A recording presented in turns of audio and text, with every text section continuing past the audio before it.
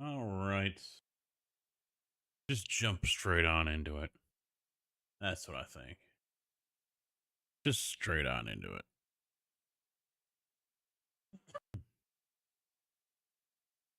That's working. That's working. Excellent. Excellent. Excellent.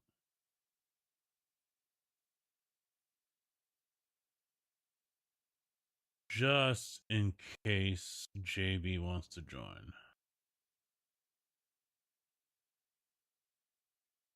Yeah. I need a day off already.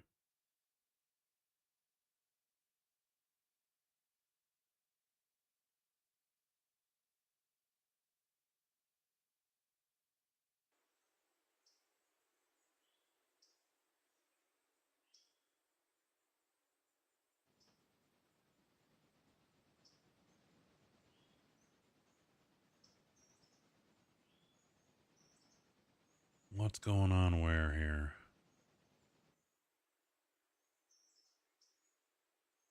Oh, whoa, whoa, whoa, whoa. We're all over the place. We're all over the damn place.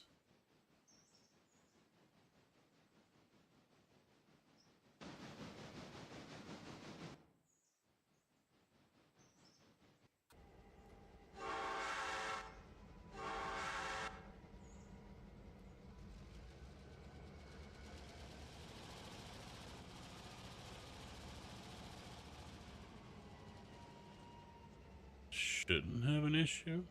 I think. I think we're okay.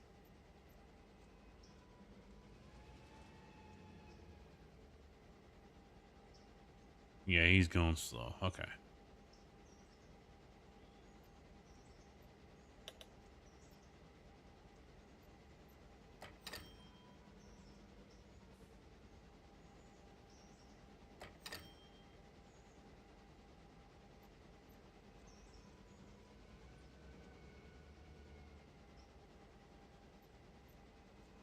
All right.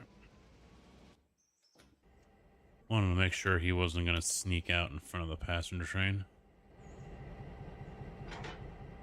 Doesn't look like that's going to happen.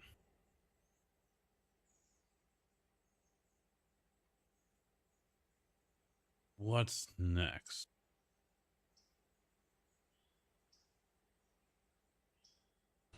Hello, motherfucker. Hi. What's up, Mr. Kojak?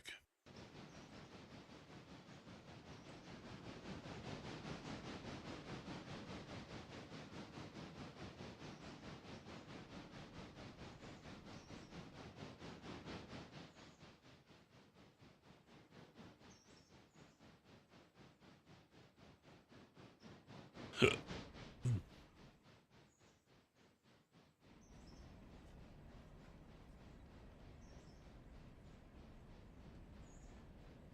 don't think that's going to work. So how about I take him instead and do that? And take this one and go there.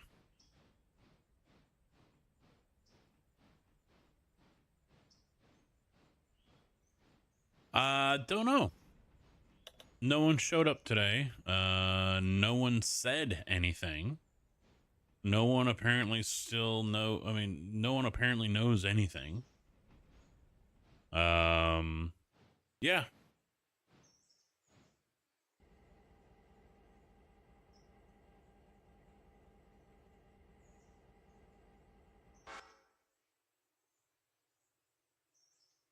So it was the same old radio silence from up north. Or at least if they're talking, the powers that be down here aren't saying anything. So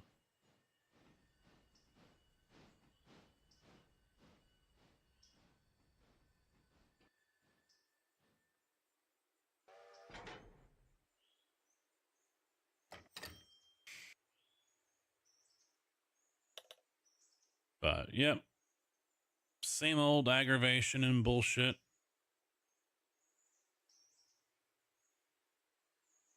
They know people are asking questions. They know people are wondering what's going on. but they can't be bothered to say anything.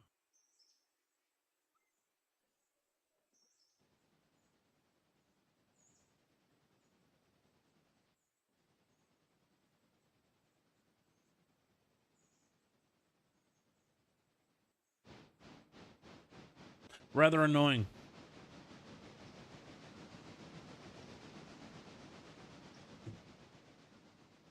I'm guessing we won't see anyone until Thursday, being the first.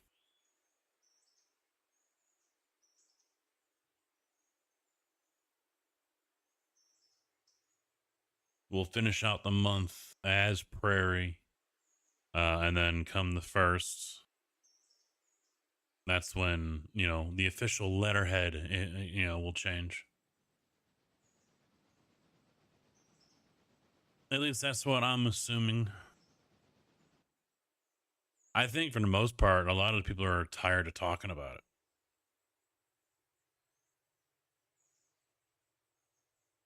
They're tired of hearing about it. They're tired of talking about it. It's just, get it done already. Get something official.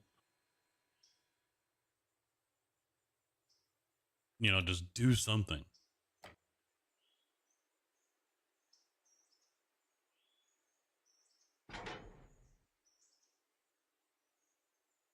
And the people that I had been talking to, they went radio silent as well.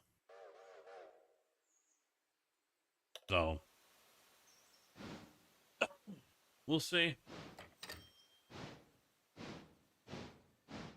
He's got everyone coming in tomorrow because, of course, the 70 to 90% chance of rain that we had went down to 15.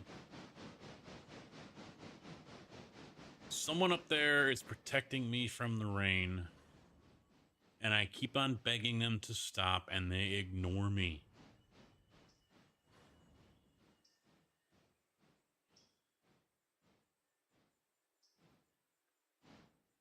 They're still calling for rain pretty much all week, except for Friday.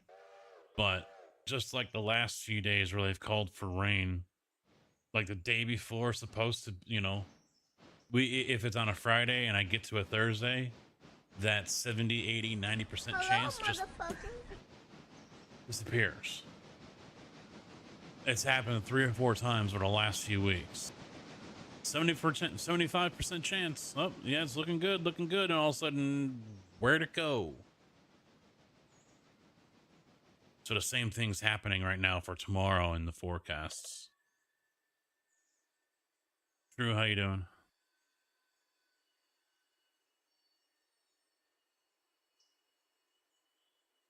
Yeah, the severe stuff, yeah, is going to Minnesota and Iowa, the Dakotas, and that area out there. Because I guess Reed Timmer is out there, and so everyone's like creaming themselves.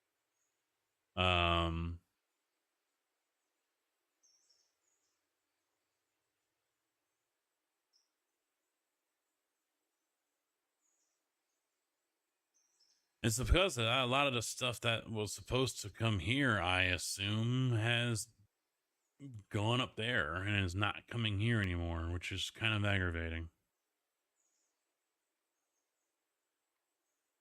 I don't think it's Mother Nature. I think it's just the fucking meteorologists can't predict, anything.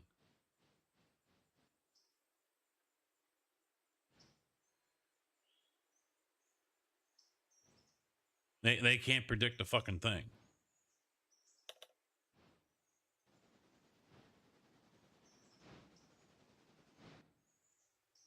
And these AI models that they've been using the last couple of years are just straight up fucking ass. I mean, I don't know how many times I've gone to the Weather Channel on their app here, and let's look at the Futurecast, and you can see the last couple hours, huge rain cell coming through, and then it gets to the Futurecast, gone. Or it's suddenly goes a different direction, and it's like, well, Futurecast is obviously not looking at what's happening because it's predicting something completely opposite of what's happening. So I all that shit is just nope, don't care. You know, you can't get it right. That's why I've resorted to using 3 different apps. If they can all get within, 20% of each other, then I believe it. If they can't, then I'm very skeptical.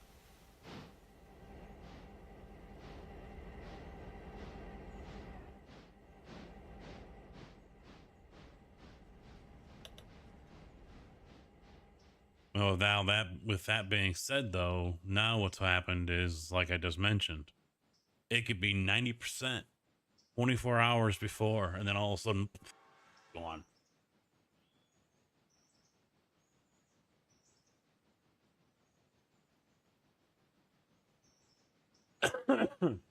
Hey, Darius, what's up, man?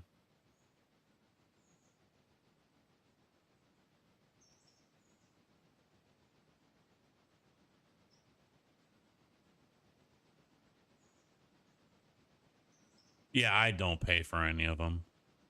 Just eating supper. There you go. And the ads are annoying on them. Some of them are getting real bad. It's, no longer does it give you the option to exit out within like 5 seconds or whatever. I've had a couple where it's just like, nope, this ad's gonna hang here right on your fucking screen. You want to get rid of it? You gotta have to close your app, asshole. It just hangs on.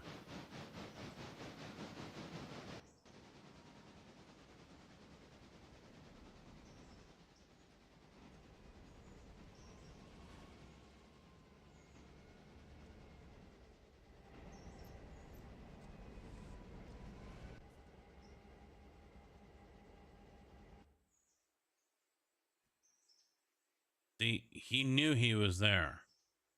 So why did he go this way?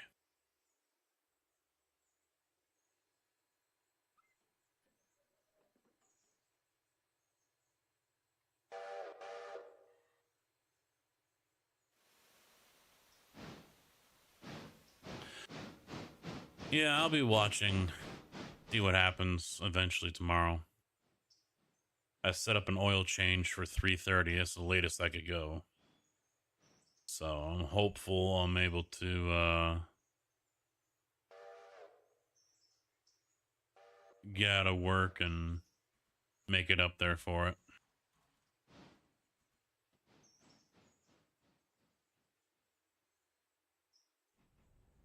But then again, at the time, everything I looked at was saying 70% or more as far as the rain chance. And then the last time I looked, Weather Channel was 16%.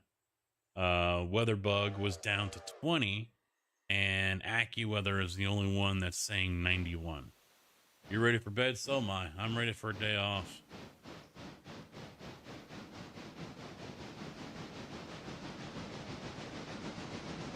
Man, I'm gonna look again right now. Everything hopefully should have updated. So Champaign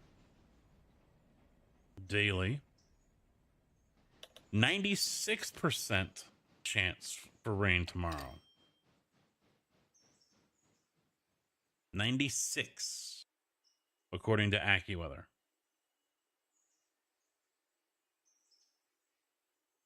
Yeah, rain probability day 96. Night is 40. All right, so let's jump over to Weather Channel. No, I haven't done anything with the interchange. It's still the Bryson Max. Although I've thought about ditching it. Weather Channel has it at 24%. That has actually gone up a little bit. Couple points, I think. A stray shower or thunderstorm is possible, it says. And then WeatherBug, which was at 70%, is now saying 50.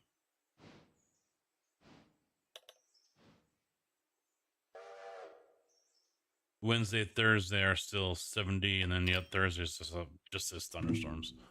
So I don't know. That will all disappear, of course, when those days approach. Oh, our bad. Did we put rain? Oh, yeah, you saw that wrong. Yeah, no rain. It's clear. This is space. They're just throwing it out there.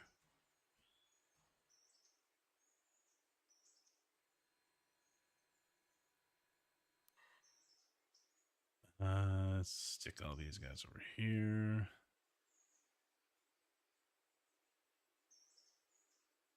How's the railroad tonight? So far, so good. Yeah. Now, keep in mind, it was 91, 70, and then WeatherBug was 80, like on Saturday. So, granted, I know that's, what, 3 days, but still. Yesterday, the numbers were still 50% or higher, and now today, suddenly, oh, nope, never mind. 24 hours.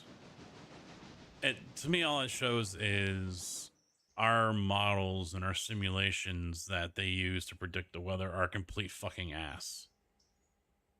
It's complete garbage. It's a waste of fucking money.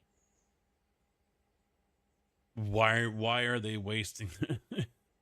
If I was the Weather Channel or these other weather networks and shit, I would be looking at these people that designed all this and I'd be probably looking for my money back. I mean, it's complete ass. They can't even get the freaking temperatures right anymore.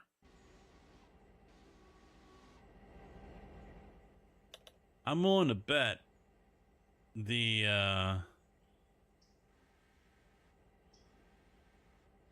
local ABC affiliate that's down in Springfield, I think they're the ones that have the contest where you have to basically you enter in and it's the temperature guarantee that it's going to be within like 1 degree or 2 degrees of what they say it's going to be that day. Official. I'm willing to bet they don't do that anymore.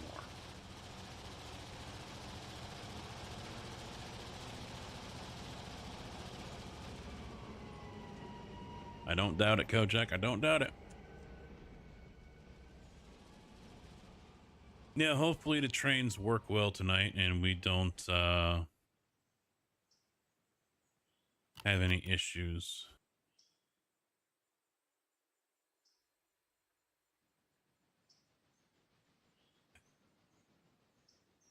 Well, there we go. There's an issue. Dumb motherfucker drove into the back of the other one.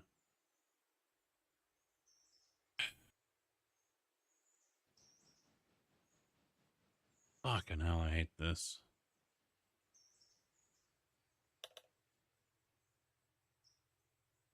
All right, can I cheat a little bit here? I did just save it, so I'm going to go back to the autosave.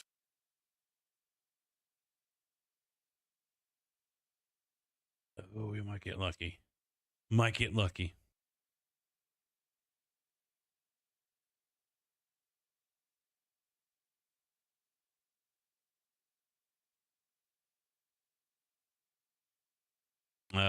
There's a couple I've been talking about.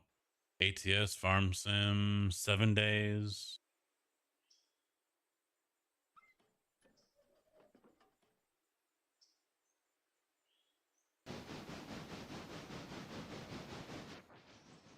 All right, I need to stop him because I know what's going to happen.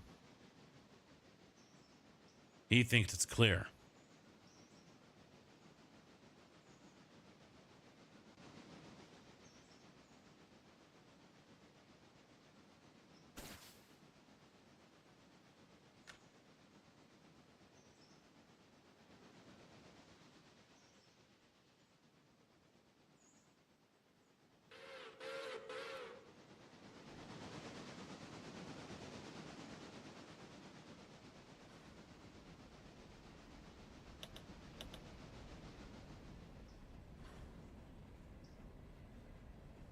Oh, Out of War? Yeah.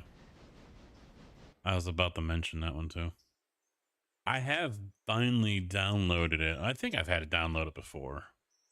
But yeah, I fired it up and was looking at some of the controls and whatnot. Um it doesn't look like I'm gonna be able to do triples. There isn't much information when I went searching for it. So that's not promising. But yeah, I don't think it has support for triples, which is kind of annoying.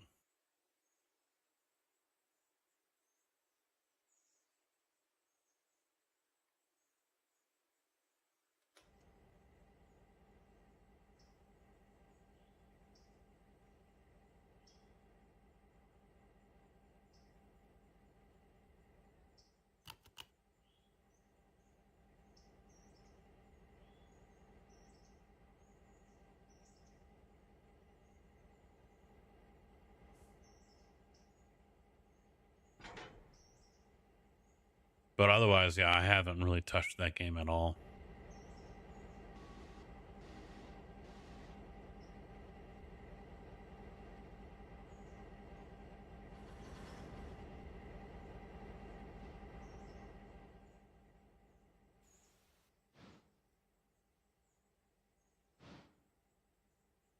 Now, where are you going? Did I select the wrong engine? Yeah, I think I did.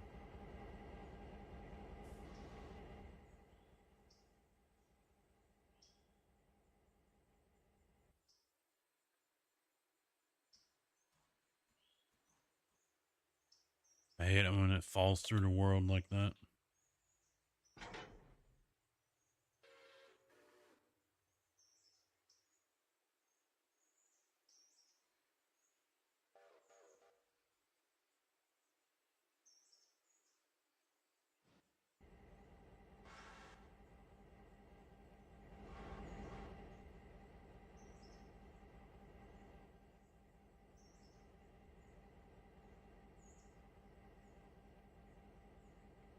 Oh, shit.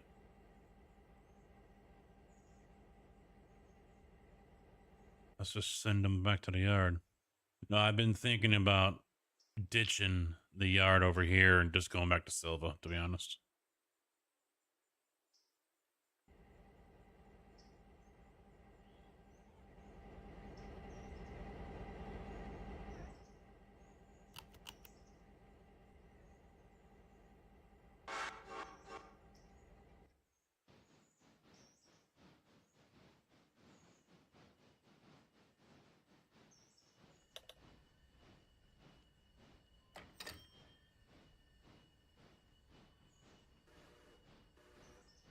No, the Silva is still there.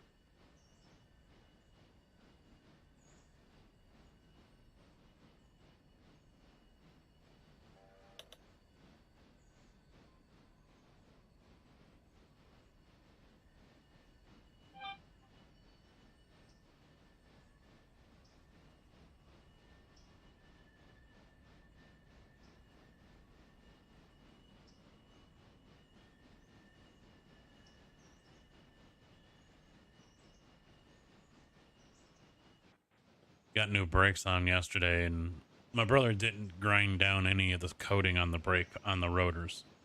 So it's basically up to me to do it as I drive along.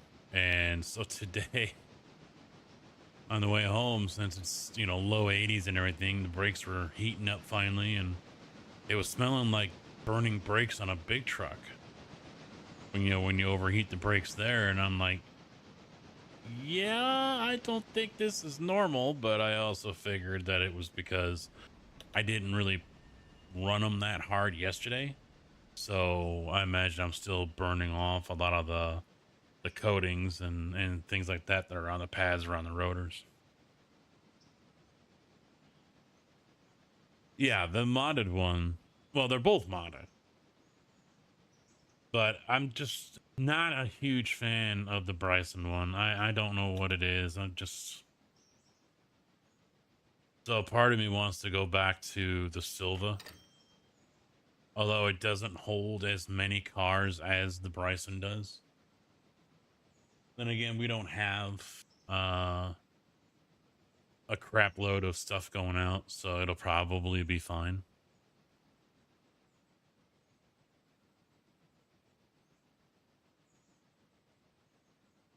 Yeah, he didn't use anything on him. He just threw him on, and that was it. Um,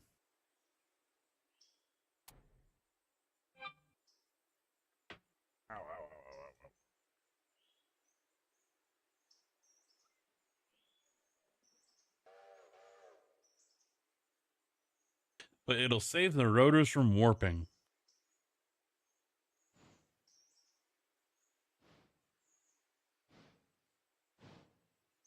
I honestly haven't had a warped brake rotor for years.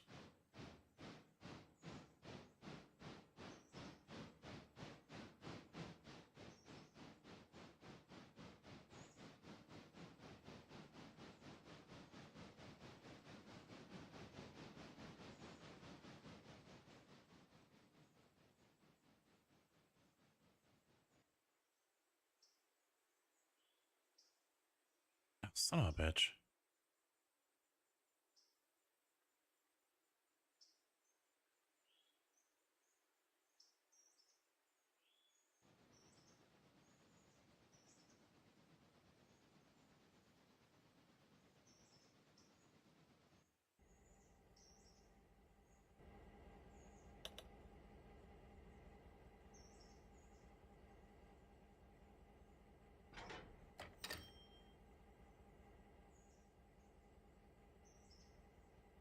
Oh, that's lovely. And he just started loading too. Son of a bitch.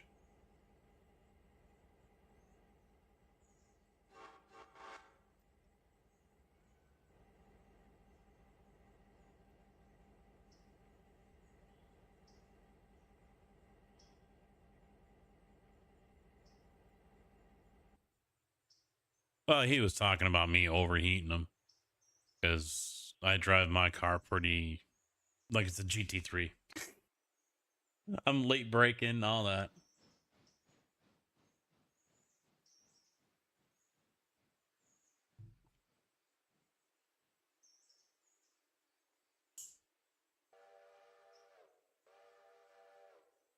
Yeah, I did on my old Dakota. You gotta get on the brakes and you got the shimmy, the shake going on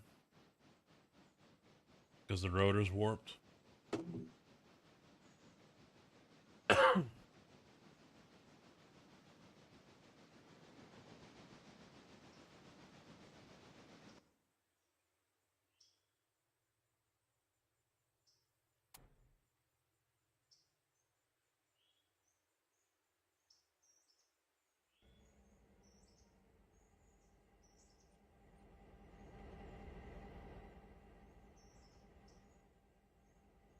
No, I could feel it.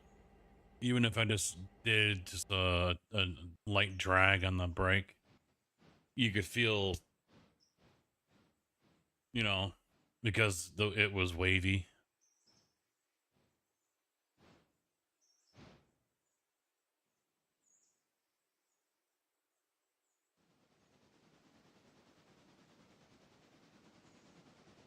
I did have a scare I mentioned yesterday about the power going out after the stream on what, Thursday was it? The I came in the next day and fired up the computers. The gaming rig one just hung, wouldn't boot up. I turned that one on first because when the power went out, before it came back on, I turned off the power to the power supplies. I hit the switch back there, turned them off.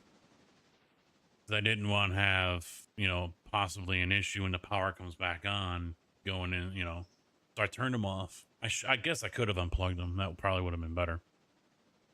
So I turned on the gaming rig first and it was just hanging there. And I could see a red light where the 24 pin power connector comes in. And I'm like, uh-oh. I thought the power outage did damage. It didn't want to boot up. And it looked like it cycled a couple of times and finally it came up.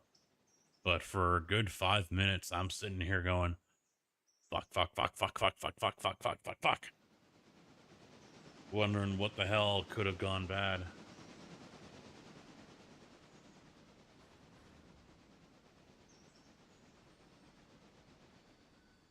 The streaming rig wasn't that bad.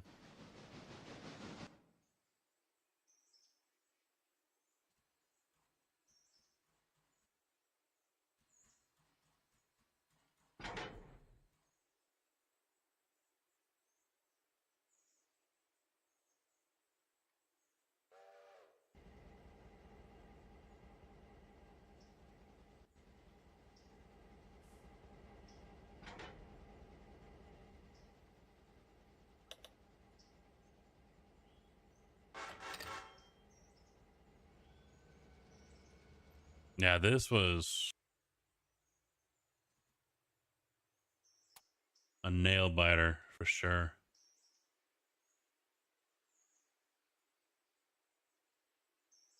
It was definitely one of those cliffhangers.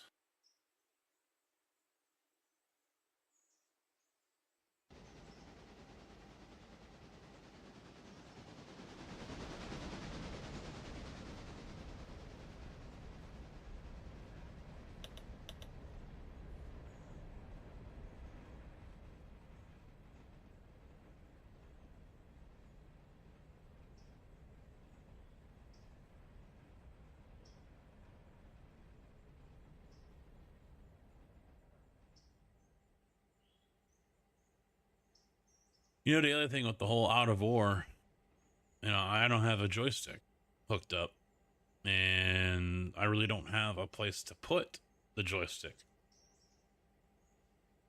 I need to get the shifter out of the way. Putting it over on the table next to me, that doesn't. It's a little too far over.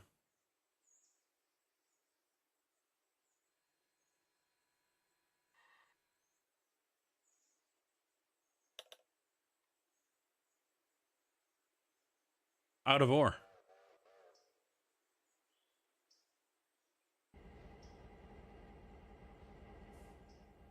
Given the position of the table, it's not really even a good spot for a mouse either. My wrist was hurting for that short time I was using it yesterday with Farm Sim.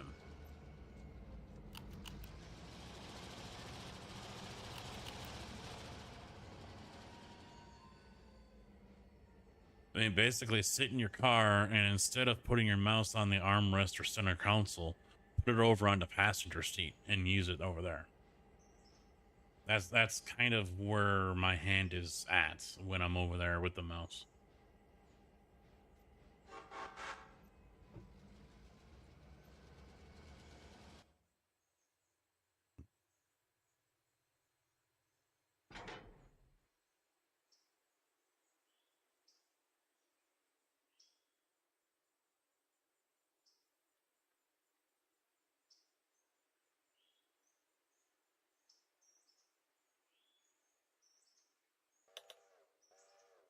I thought you could, because I think Darius has got duels just for that game. If he's still here, he can confirm that.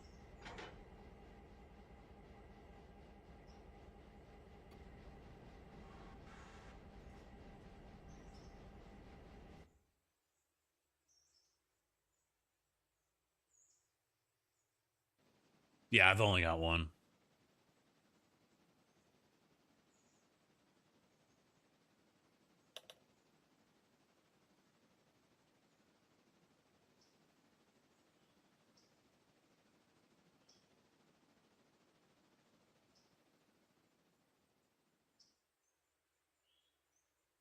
Why the hell are you over there?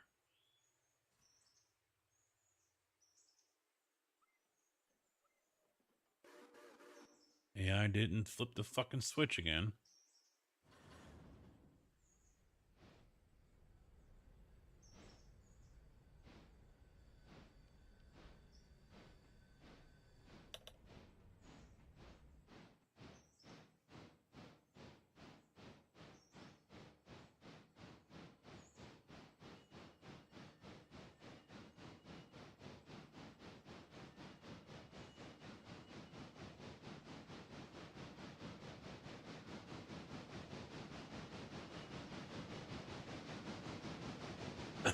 You know, the thing is that was one of the games I was kind of talking up. I was keeping an eye on. I was really interested in playing, and I haven't done a damn thing with it.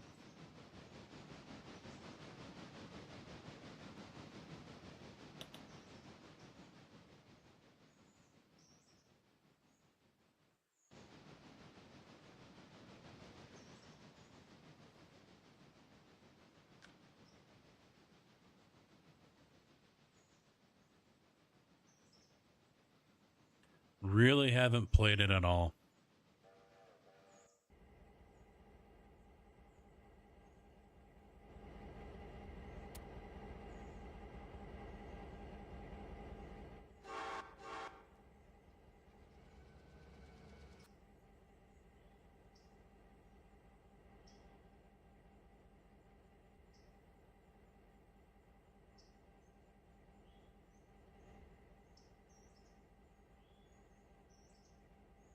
I don't even think I have an hour.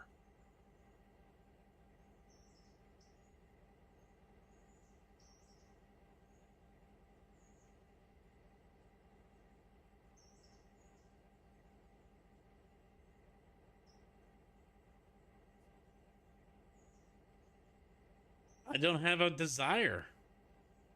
To be honest, the desire isn't there.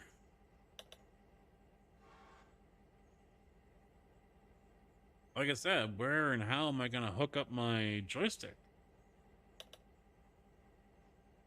Shifter's in the way, and it's not like that's an easy thing to hook up or take apart on a regular basis. Hey, Dub, how you doing? What's up?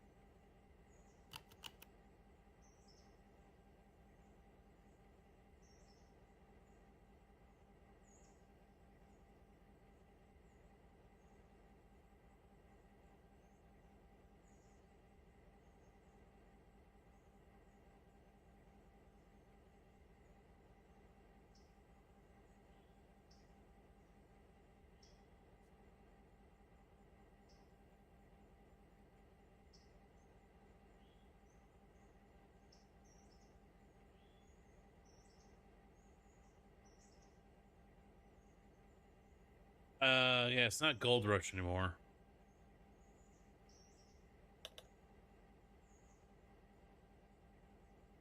Gold Mine Simulator or something like that. That game does seem like it's made some leaps and bounds. Progress has been made. I guess it's still shit, but Ryan K has been playing, and I know that I've seen that.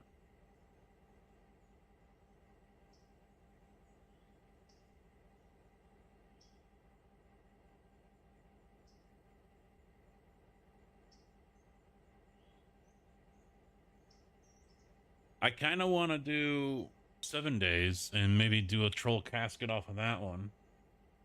But the thing is then I think about, well, what about the zombies and how it takes 18 fucking arrows into the head just to kill them? Because that's real.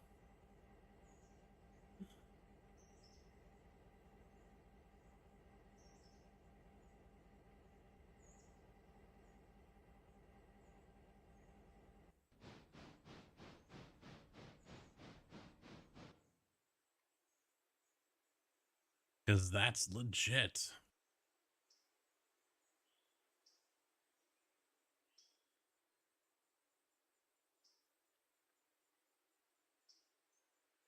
I mean, I know there's no way to test that because, well, zombies aren't real, but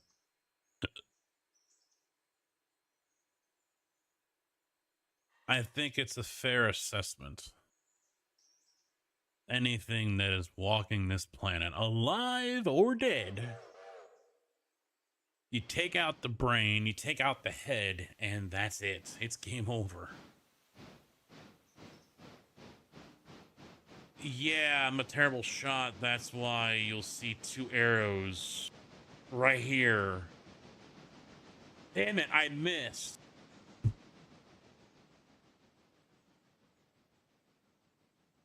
Ah!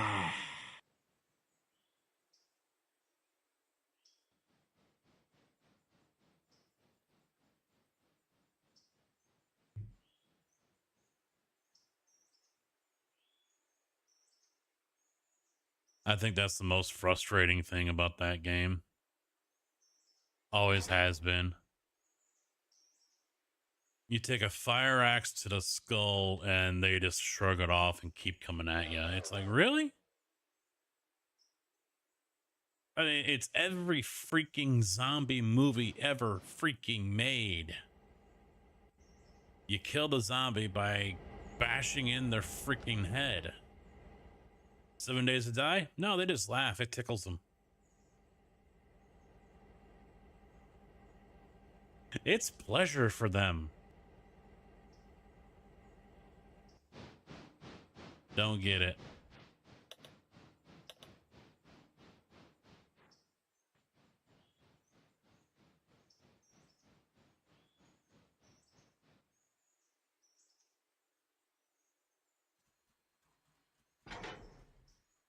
I mean, I do get it. I mean, they can't make the game super easy like that, but still.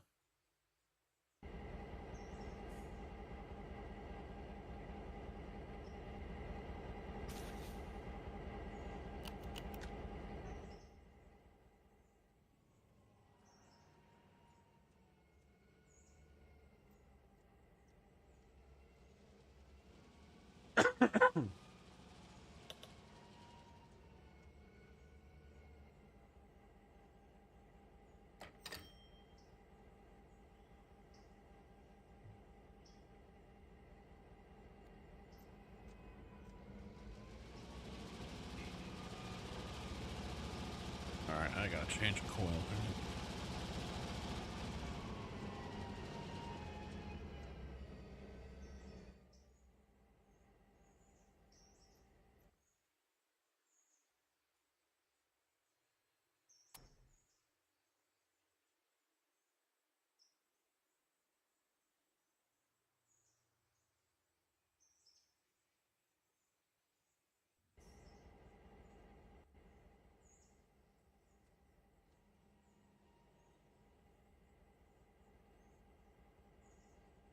I'll worry about those 2 later.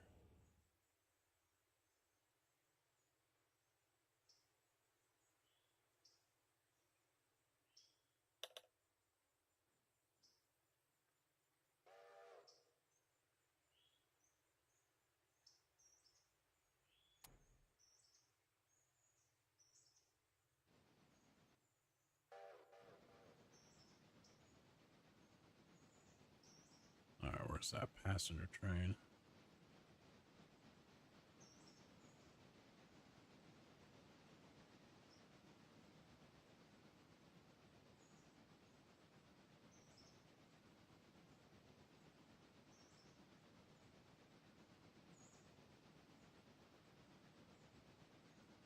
I'll be a million miles away. Well, and that's the thing. Some things with the integration are going to be turned off, like the voting. Probably going to turn that off.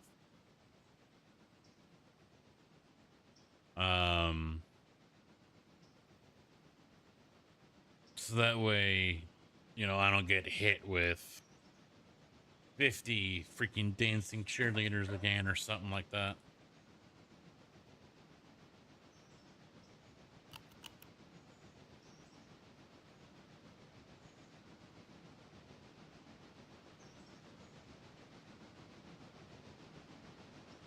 I think with that though, I'm gonna do like a week lead up to it.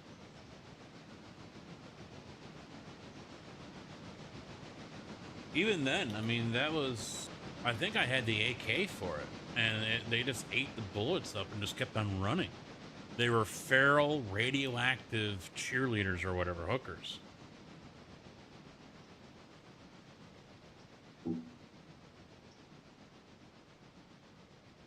and they just ate bullets like they were nothing. After that point, I was like, okay, yeah, I'm done with that.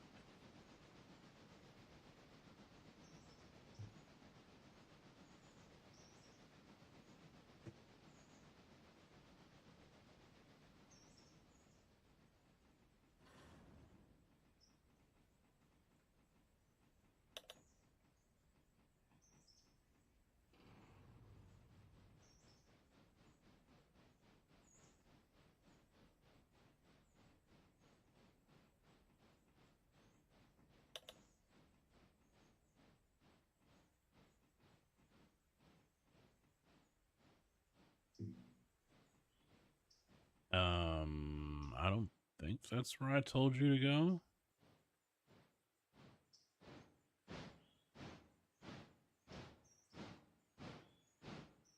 I don't know why he's slowing down and stopping. The switch is clear for him. He's got no oncoming traffic yet, so just the AI being AI and slamming on the fucking brakes that it doesn't need to slam on.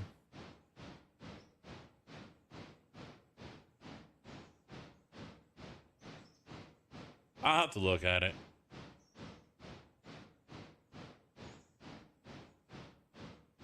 But yeah, I know one thing's for sure, regardless of what I use. Oh, now it just came up. Regardless of whatever I use, like I said, I'm gonna put like a week into it. So that way I have some time invested into it. You know, I just don't fire up the stream and say, hey, it's a troll cascade. Hey, let's go. Day one. Yep, yep, yep.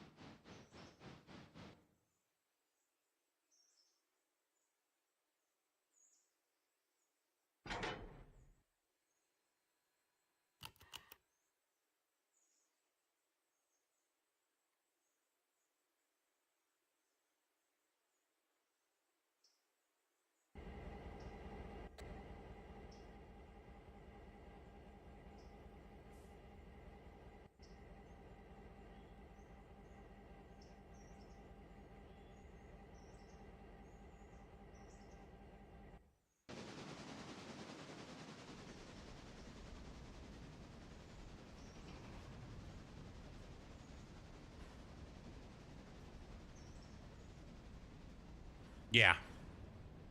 Yeah, I mean, at least probably get through the second Horde night.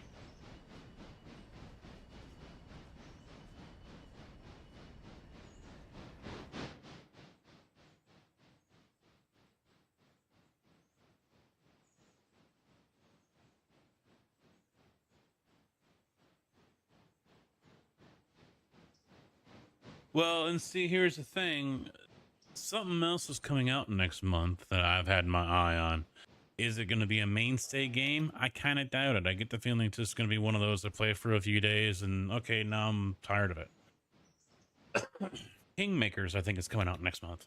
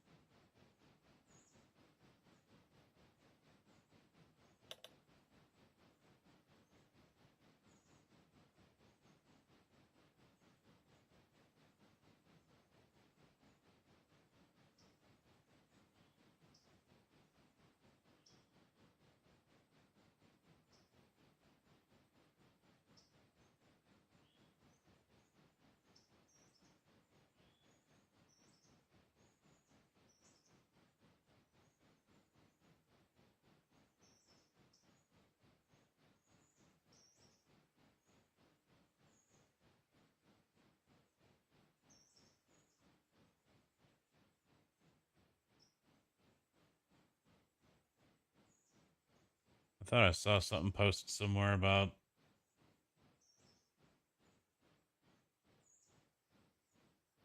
Guess not.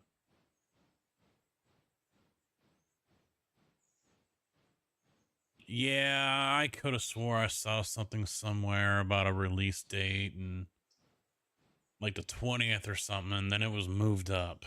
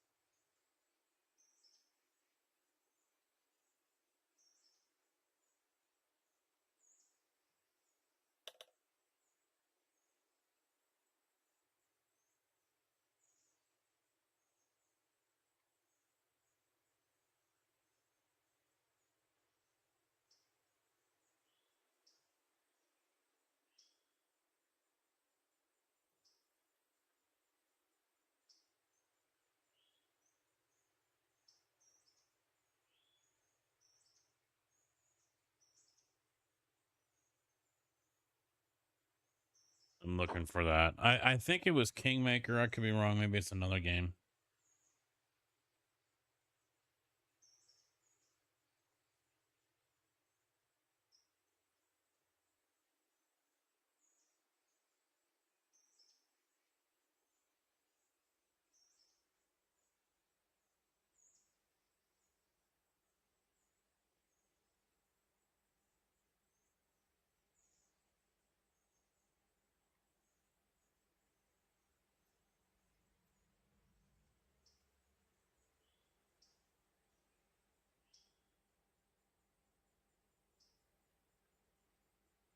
Well, they even have a Wikipedia.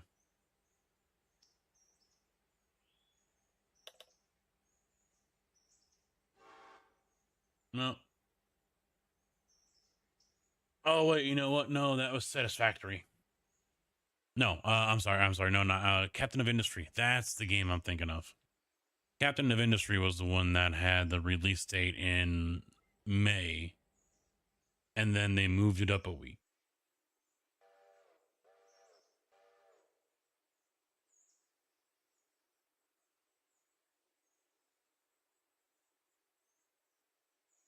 Trains and space. The space station that they're having, that they're putting in. You're gonna have to deliver supplies to and everything. And apparently, you're also gonna be able to land meteors down to Earth so you can mine them for their resources. But sometimes that can go awry.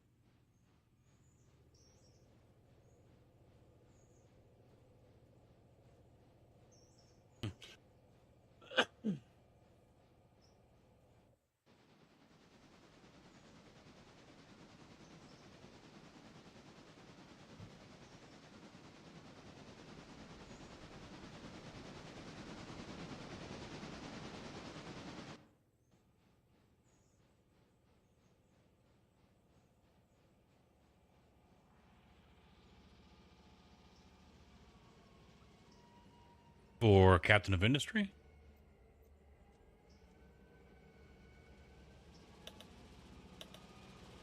I don't plan on it. No, I think that game is one of those games. It's better I just play that off camera. You know, it's kind of like City Skylines. I've been playing that one recently off camera. So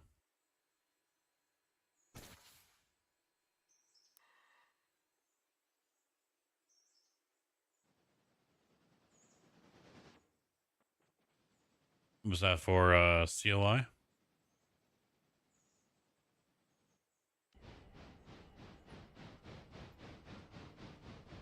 Yeah, I thought it was just trains, and then all of a sudden they tossed out that extra stuff, and it's like, oh, okay.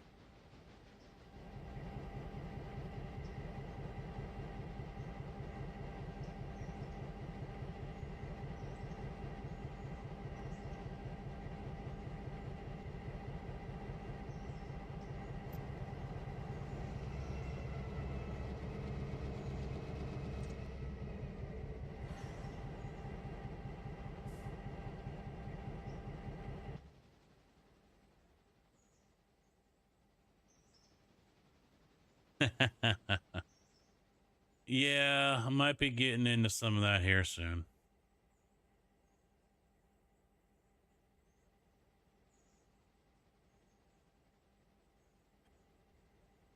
Give it a week, you know?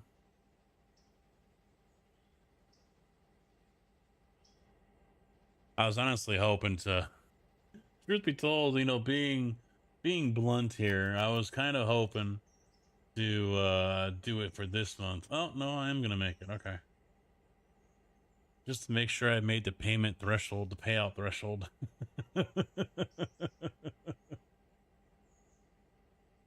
But no, I just barely made it.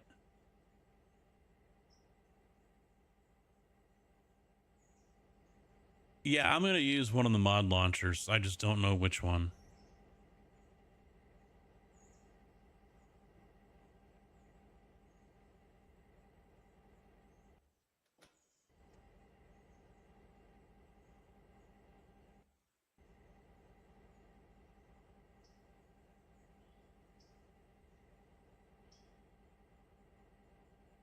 Hmm.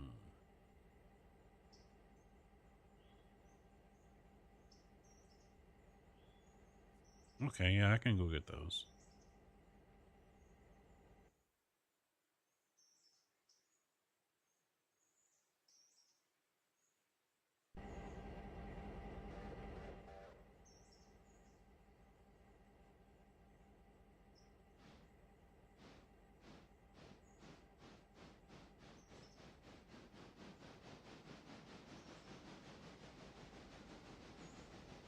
Yeah, he's going to be a minute.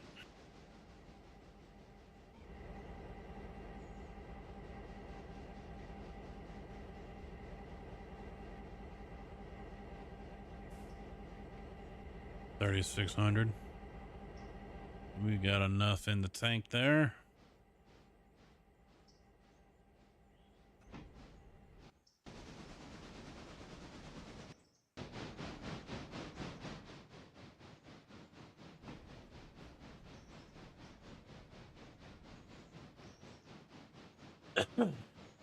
Oh.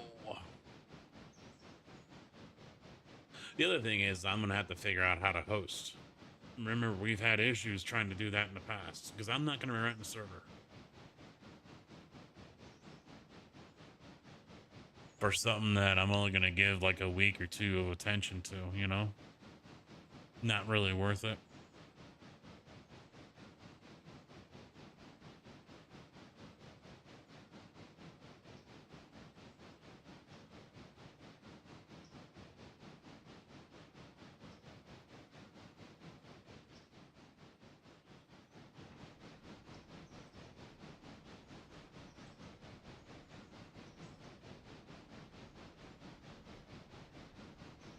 Well, I'll be on fiber by that point, but it's also not going to be a static IP, apparently. It's going to be a dynamic IP, so it's always changing.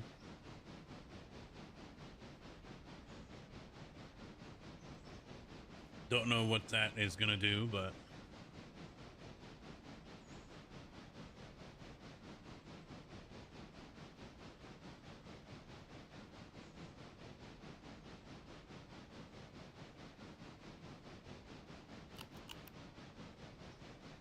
Maybe try to set something up on the streaming rig for a server.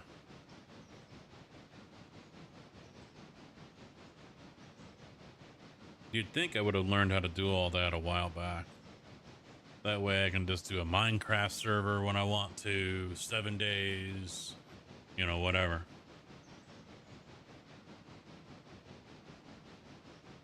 Yes and no. Mike, how you doing? What's up? We'll see. I can request a static IP, but they charge extra for that.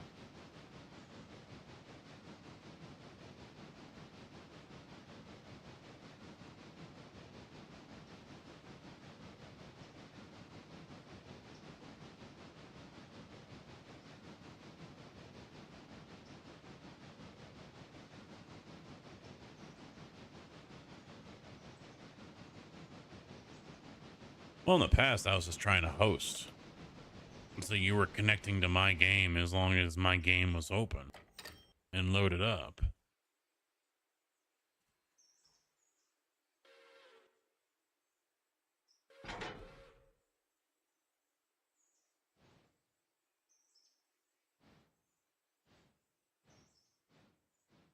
You know, I'm going to change over I'm going to do Silva instead of this one.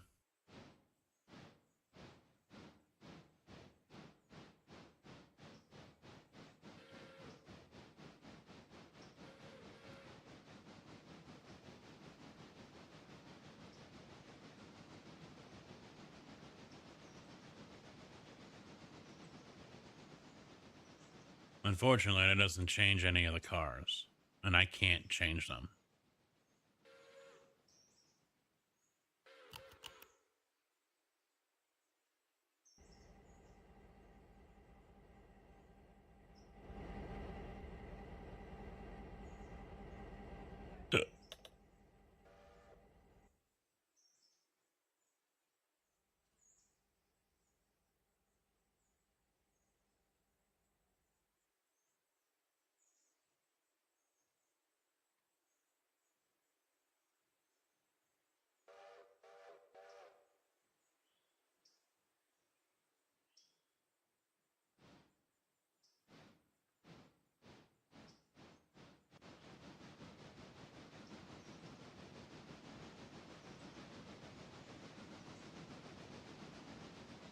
No wonder he can't reach the cars. They rolled away on him.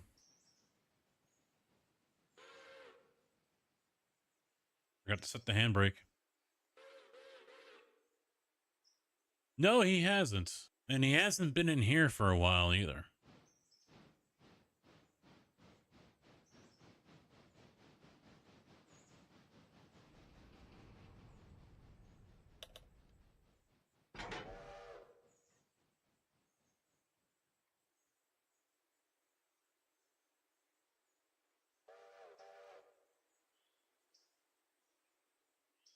He did just have a kid, though.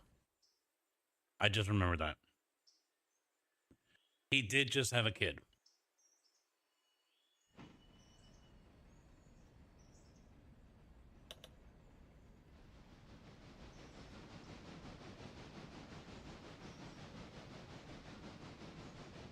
I don't know if it's his first, but yeah, it was 2 weeks ago, I think.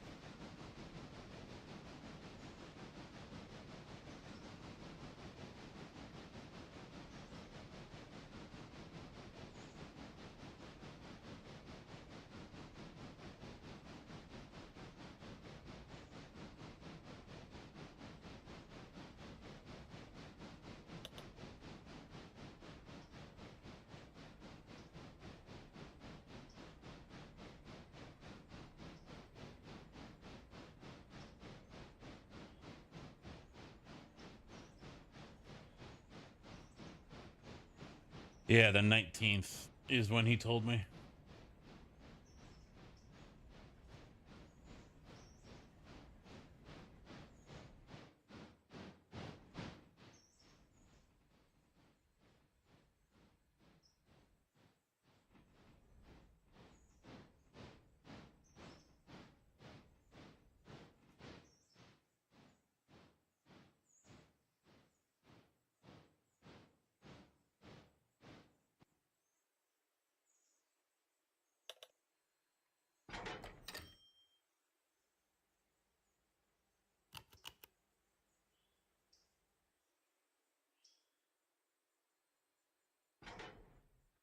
But then again, as long as the game doesn't update, shouldn't be any issues.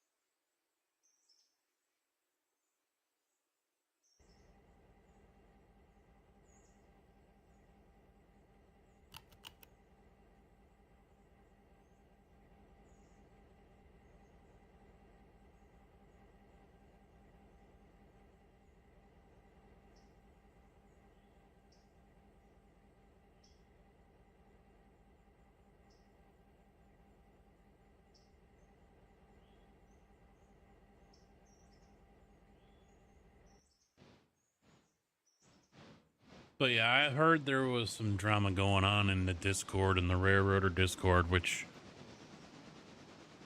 not from my understanding, is par for the course. Not uncommon. I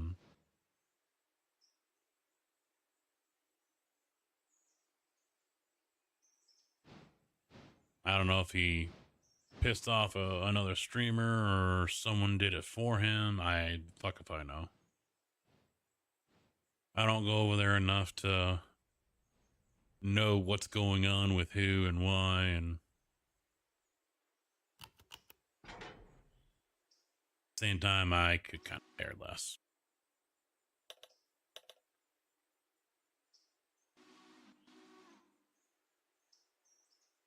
No, I don't think it is. I mean, yeah, I am pretty sure there has been division within the ranks, you know, in the railroader community, but you know, it not surprising. You know, you got, just like with any other game, between the modders, the community members, and the fans, there's always going to be people that have egos and they expect them to get stroked, to get fed, to get fueled.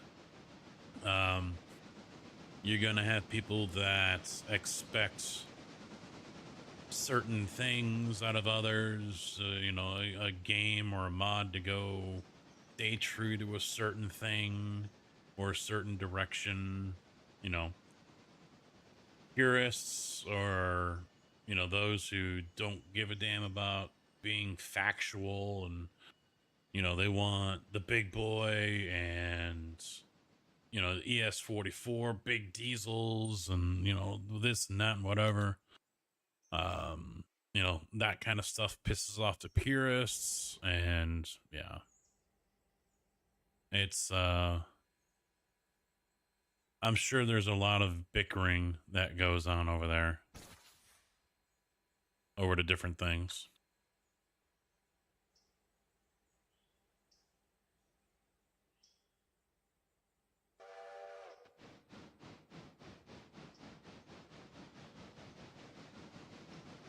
In my opinion, I think with any game, it's the purists that ruin it.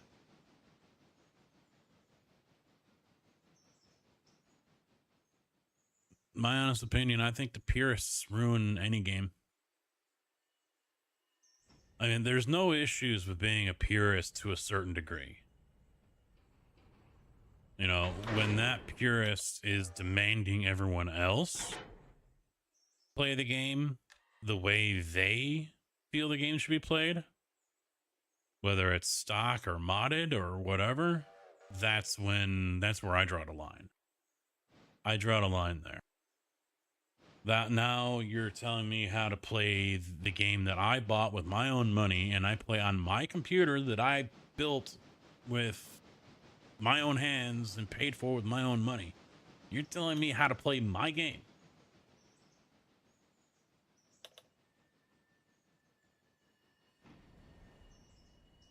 See how fast I jump on that one.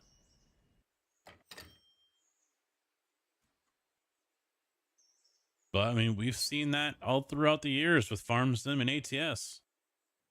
People telling me how I should drive the truck and how I should do this and how I should do that.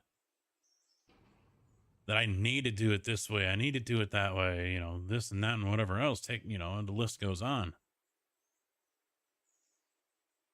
It's nothing new to those of us who have been in the community here, for years.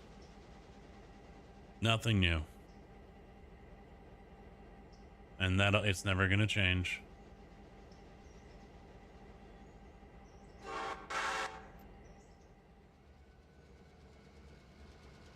Well, to each their own. They want to be a purist, fine. But, these guys and their smooth brained mentality that they have, it's just. And the thing is they can kill a community so fast and they don't see it. They're the reasons why a community will die or someone will leave said community or whatever, take your pick. They're the reason, but they refuse to see it. They refuse to accept it. It's always someone else's fault, not theirs. They had the best of intentions. And well, guess what? The road to hell is paved with best of intentions.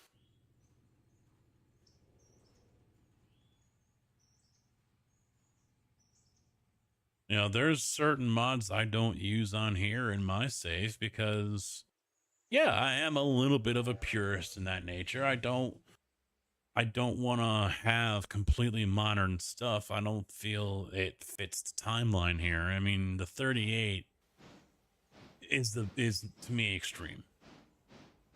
And then when I was given the ES44 or whatever the hell is EC or whatever the fuck it is, the big one, I'm like, yeah, that's, because Rick's like, why aren't you using that? No. Why I'm not using the container belly cars or the TTX, high ceiling box car that's out. There's all these different mods that are out, and I'm sure they're nicely made and everything, but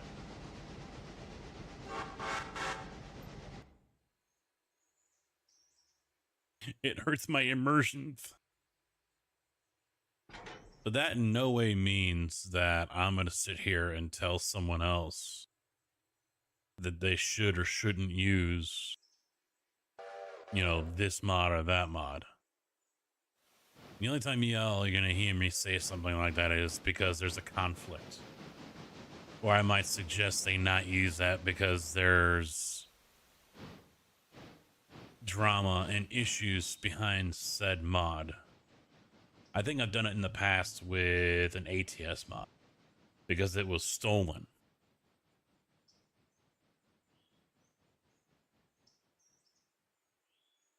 I haven't played Battlefield in years, mainly because of the way things changed. It went from actually being a strategic game in Battlefield 4 where we were holding points and defending against the other team from taking said points to now we're just going to run around and it's a death match and everything. Capture the flag, death match. I'm going to go capture this point and then I'm going to run away and go capture another point and then I'm going to run away. You just took out the whole purpose for playing capture the flag or, conquer or whatever the fuck they want to call it. So I got tired of doing that.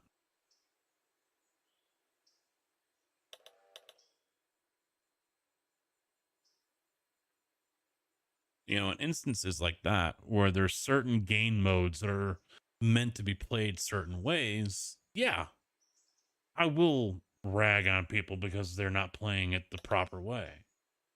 There's 5 points. All you need to hold is 3 and you've got the game, and then you just wear them down.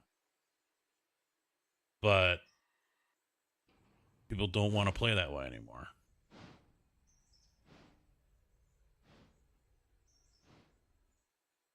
Everyone's taking off in jets, and rather than actually trying to kill motherfuckers with them and everything, they're trying to jump out of them and parachute and blow up something else and then jump back into it and trying to get the newest, hottest clip on TikTok or whatever.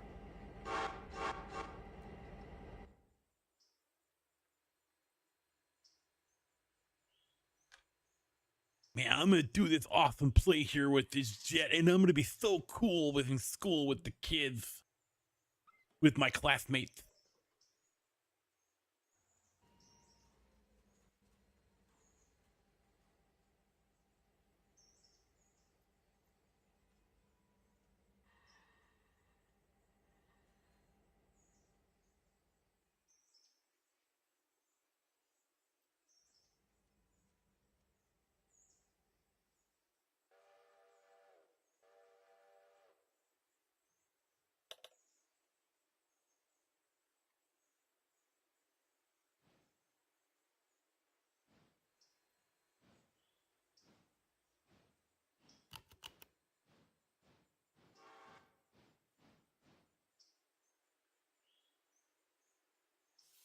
Let's get him.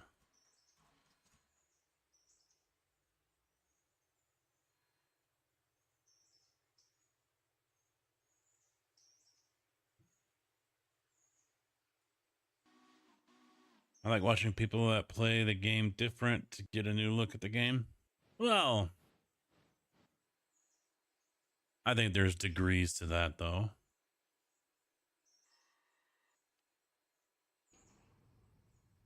I mean, you're not going to watch someone play iRacing who's just going into races to intentionally wreck people. Hi, everybody! At least that's not me. I don't care what the game is. F1, iRacing. Nah. Carcass, what's up, bud? How you doing? That's like this Carcass guy here. I mean, he just plays Tarkov so he can spawn in and team kill everyone. And then laugh like a little giddy schoolgirl.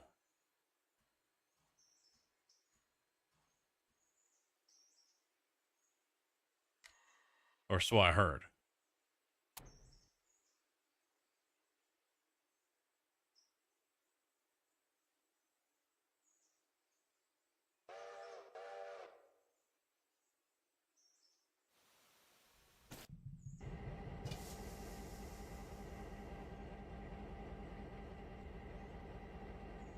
Hey, Tig, how you doing? Speaking of purists,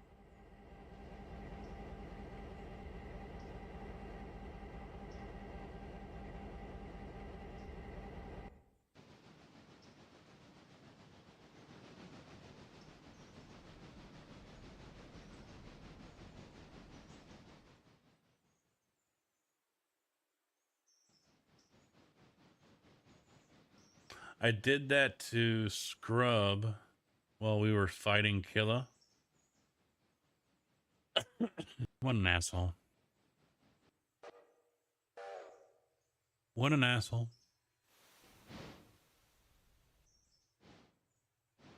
I think I might have to do PvP though at some point. If I'm going to do a troll casket, a Tarkov PvP is an option. And it would be really bad too because I'm still level 1 on PvP.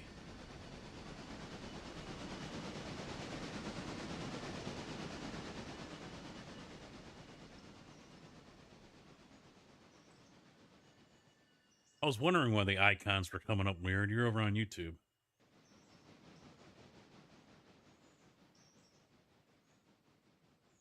I think I do. But I haven't done a single match with them. Because doing a troll casket under PvE is pointless. For the most part. You know, there's no risk of my stuff not, you know, coming back to me. So don't have to worry about that.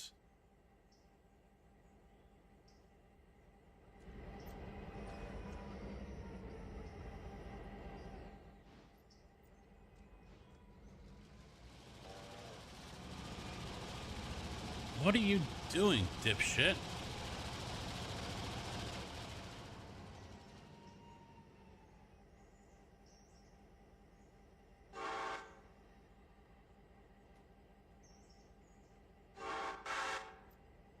Did I call you an ass? No, I didn't.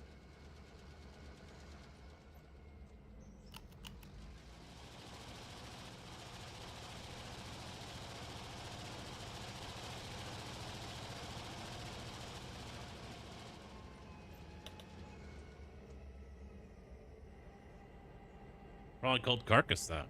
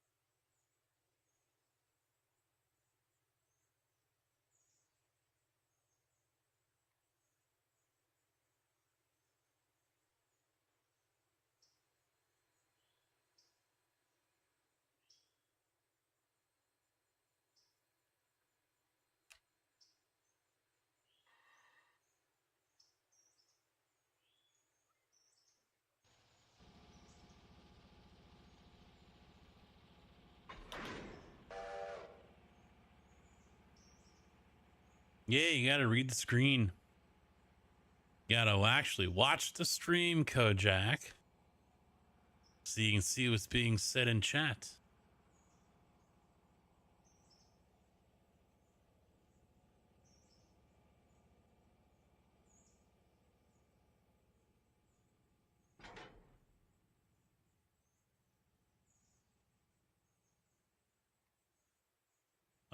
See, he came over.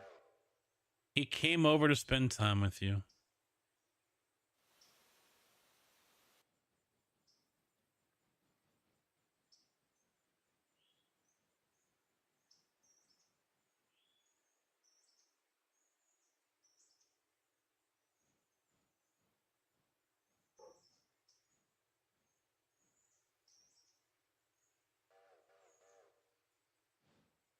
I might as well leave him right there.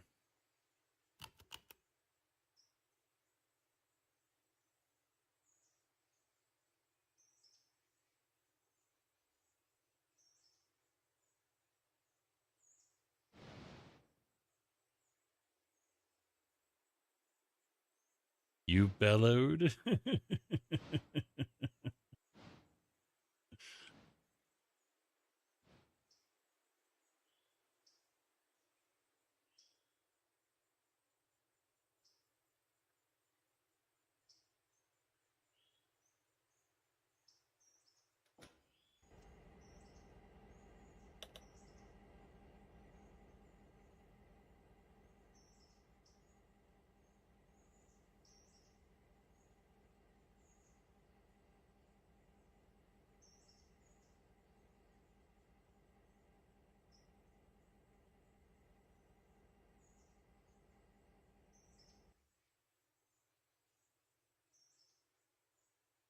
You're watching Kojak play baseball?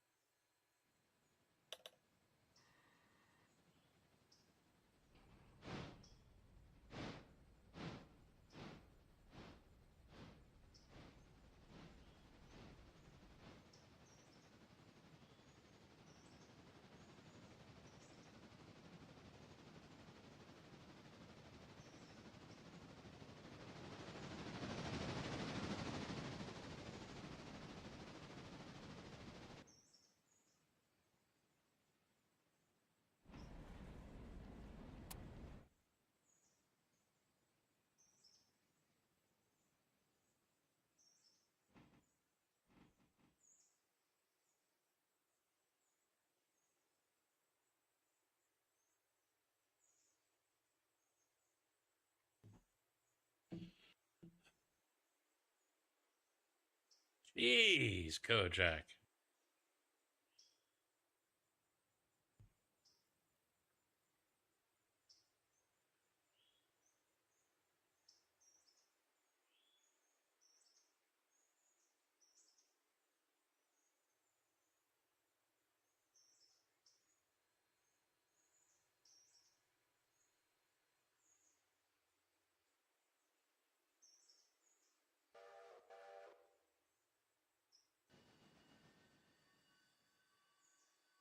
Take a break.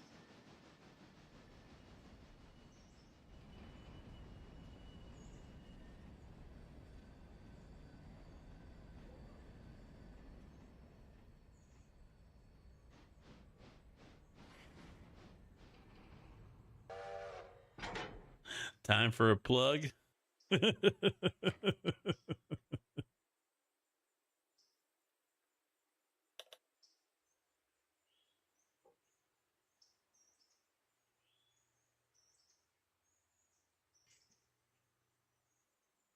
Not a good mods out, yeah.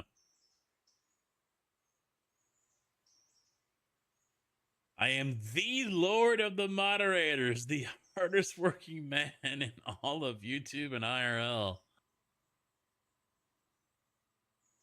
Friend, I mean this with the utmost love and respect, but I think Mr. Beast might disagree. I could be wrong. Could be wrong. Just saying.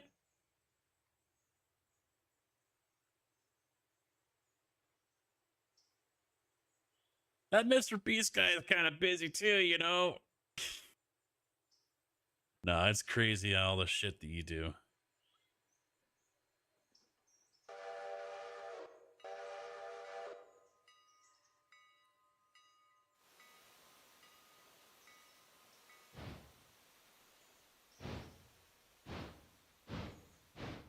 $28?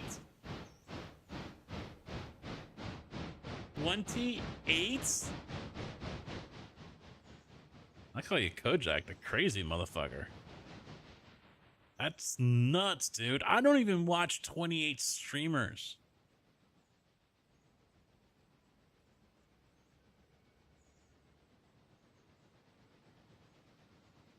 Jeez. That is your full-time job. 27 too many.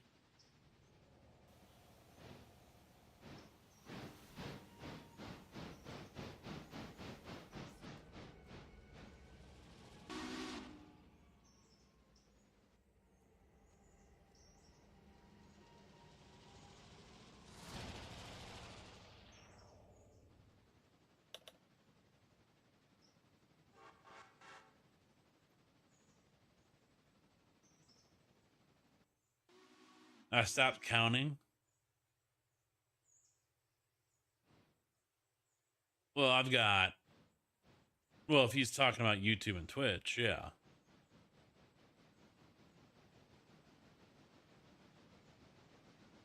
'Cause I'm live on both of them. Hi, YouTube.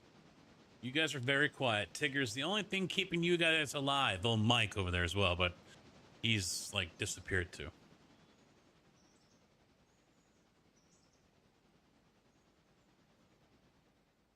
Yeah, there is the CM20 Golf, which I don't do anything on. So I don't think you can really count that one. Ah. Playing with tanks.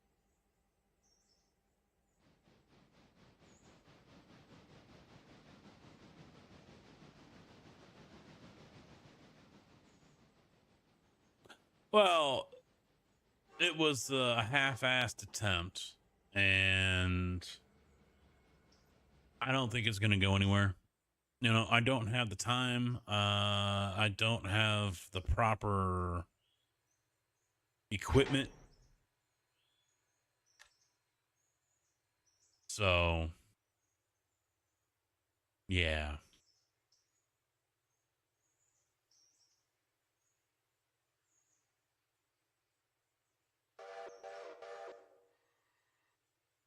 I haven't even bought it.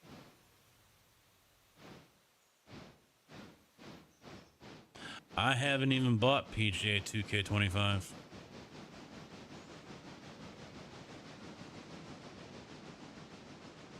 No, that's the 2K one, not the PGA.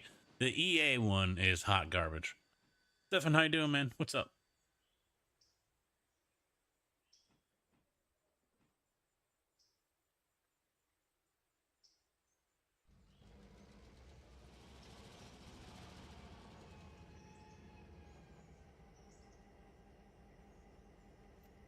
I hear nothing but bad things about the EA Golf one. Because that's the one that officially has the Masters.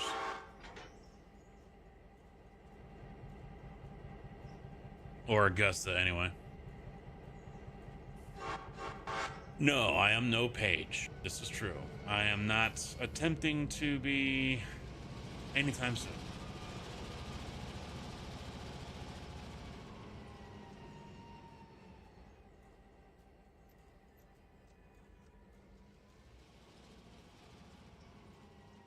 Playing with Choo Choo Trains, talking about what to do with Troll Casket coming up here soon. Probably 7 Days to Die. JB is already scoping out mods.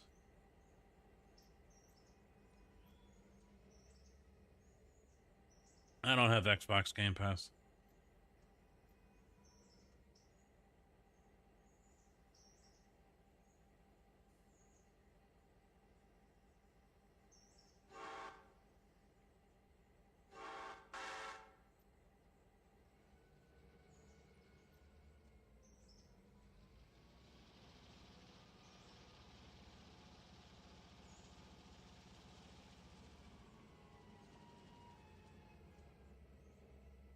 Yeah, you're telling me to do the Tarkov mod.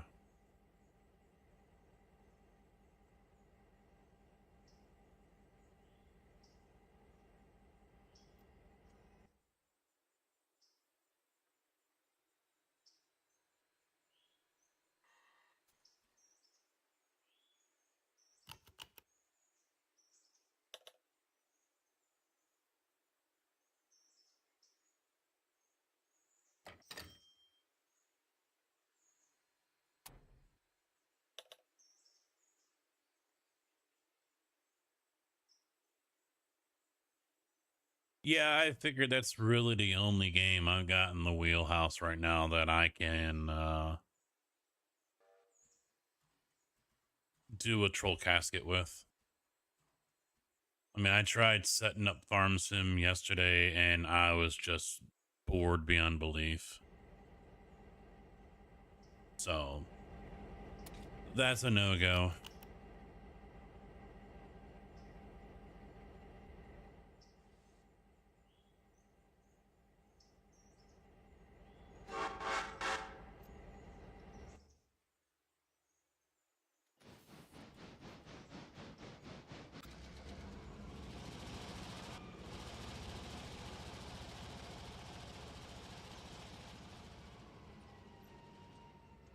Yeah, probably me as well. ATS since February.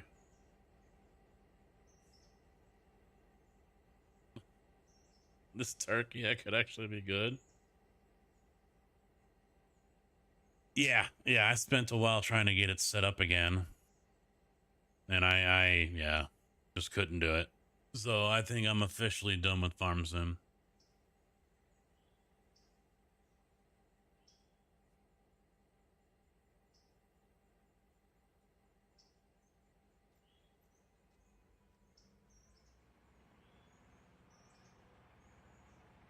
Oh, it's nice to see I'm holding 5 or 6 people on YouTube.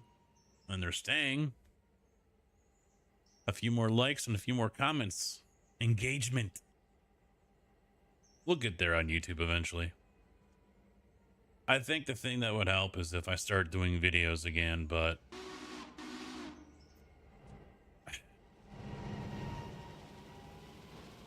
I feel Railroader takes too long to do a video.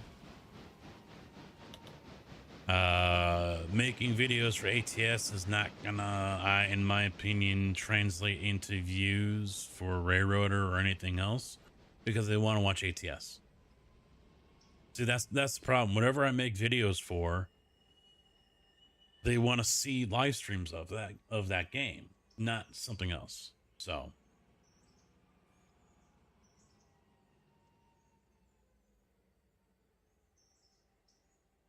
no, I don't think COI either. No, or even Satisfactory. You know it.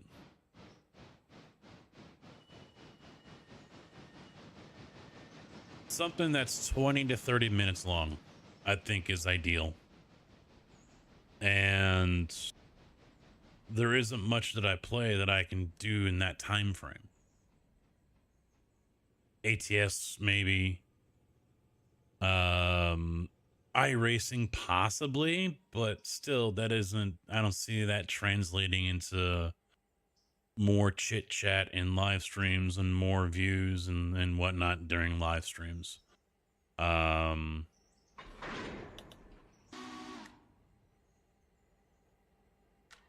yeah, there's nothing else that I play that I think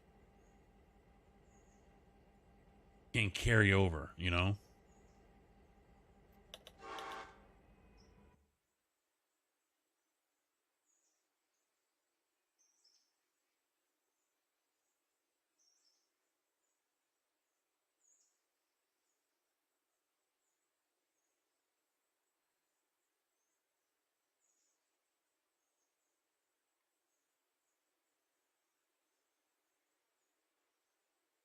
Oh, you know what? No, screw that. I can get him the Cowie.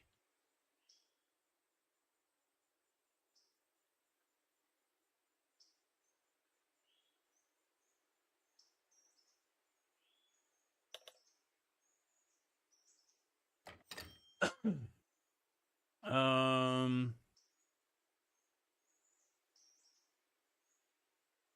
if I set up a save game or a server with a bunch of crops.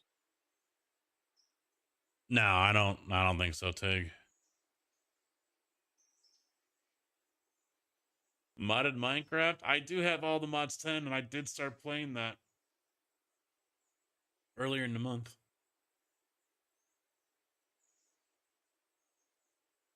But the desire to play it isn't really strong.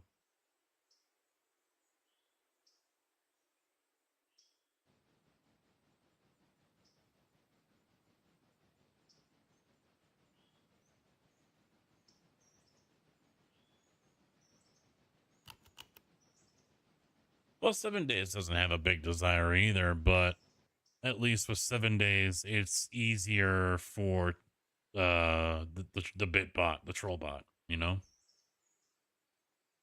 Plus, there's integration with Twitch there as well, so.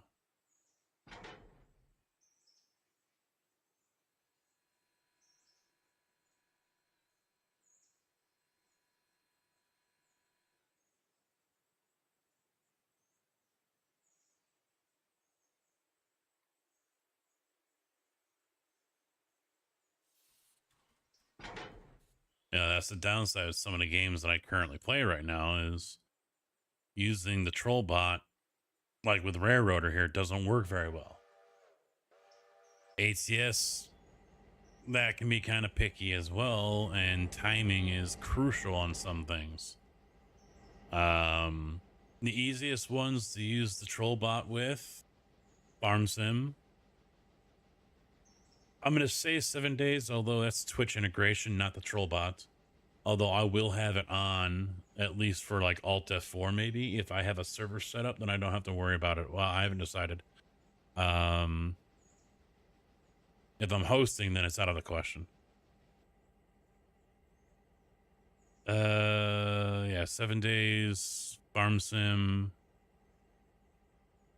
Tarkov is definitely easier with the instruct bot, with the bit bot, but then again, the original guy that designed the program had Tarkov in mind when he designed it, when he made it up. So it's kind of a a no brainer that it would work well with Tarkov.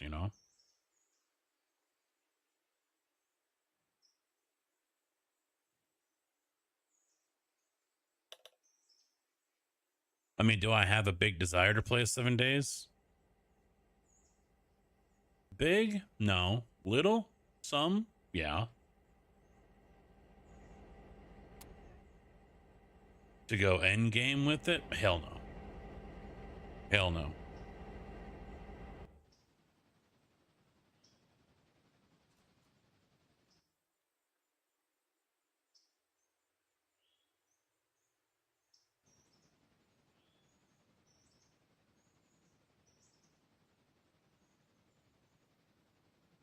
No, I can't remember the last time I played ETS. Let alone even had it installed on the computer.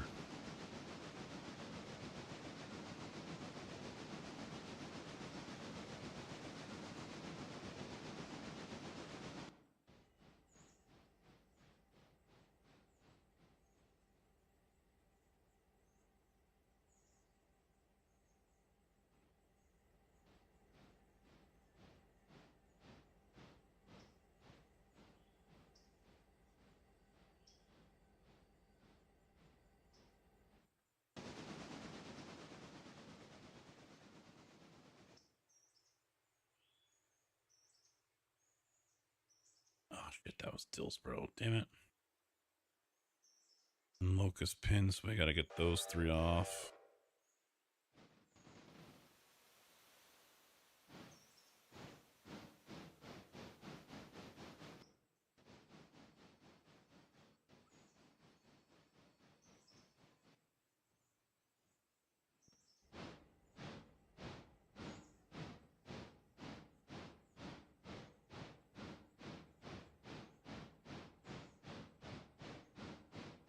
Schedule 1, Railroader, iRacing.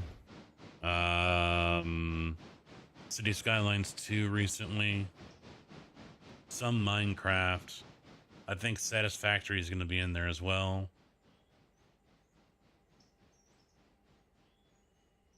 Yeah, right after the update, actually. But I can't, the creative juices aren't flowing. I can't really get into it, you know? Same with Minecraft. The creative juices just aren't, you know, I can't get the interest going.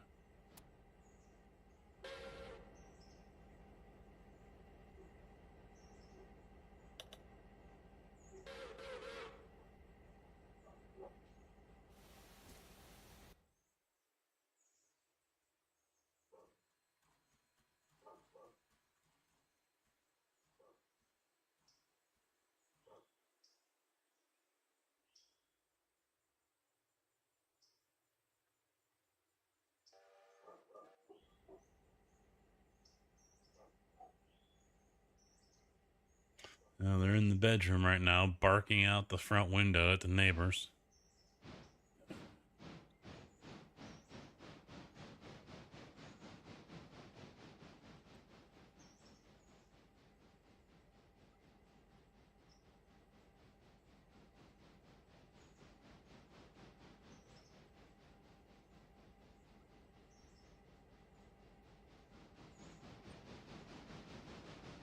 Ah, shit. That ain't gonna work.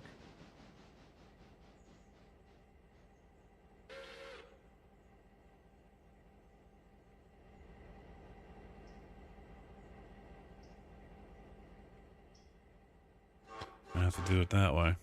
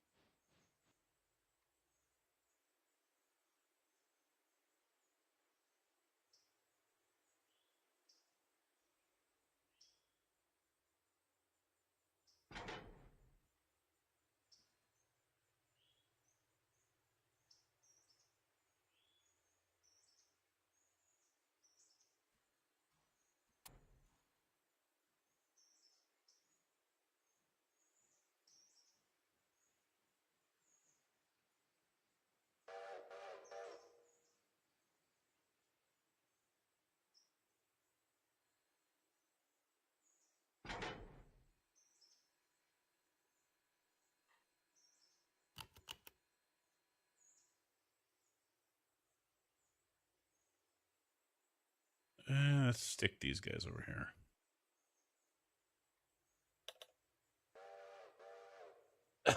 Careful. I know I won't be building anything. Oh.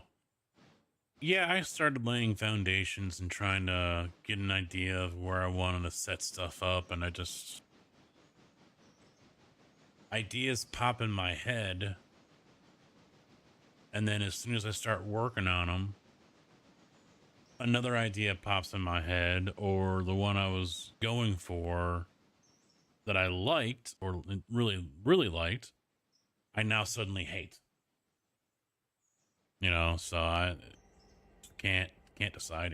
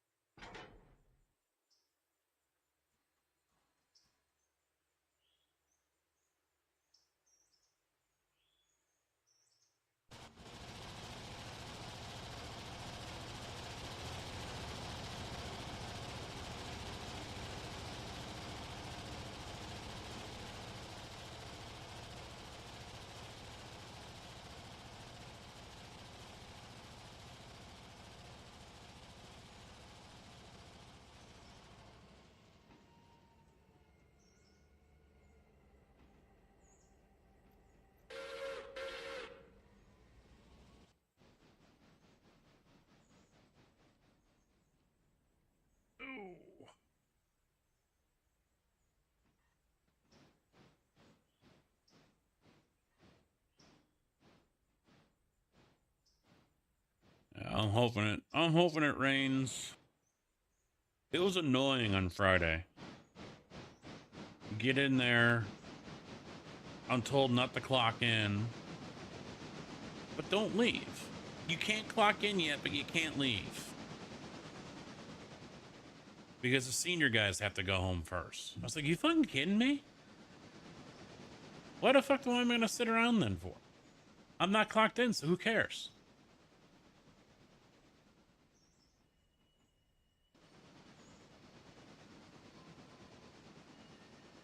Should have just wrote down my 2 hours and left. I sat around for 30 minutes. Some of the senior guys are like, well, fuck, I would have clocked in anyway.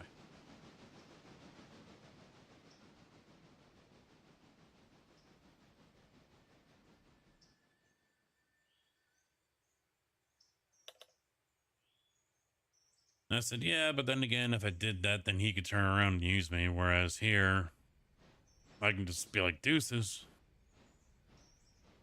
And take off if I think he's going to load someone.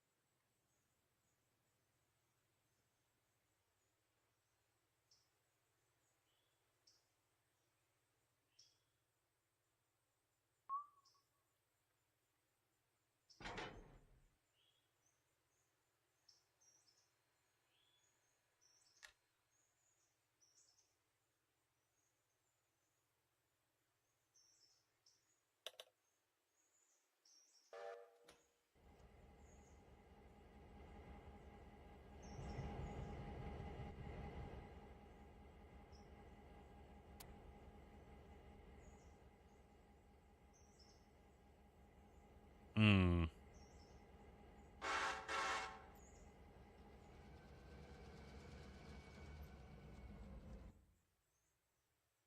That one's going to be interesting because I got that one car that's ready in the middle.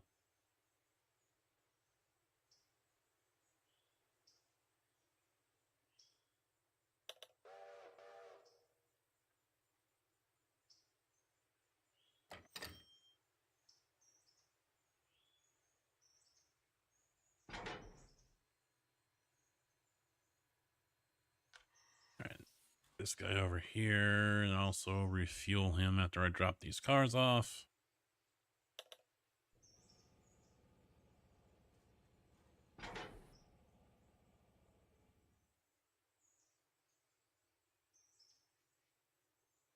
Oh, all right, 12 is done.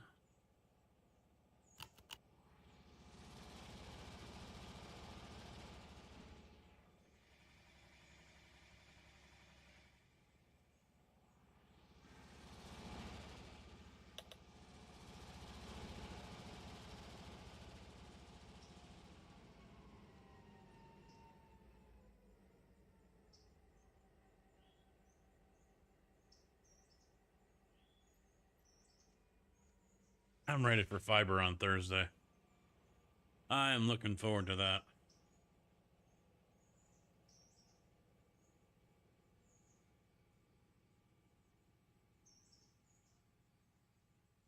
I'm honestly not expecting anything different performance-wise.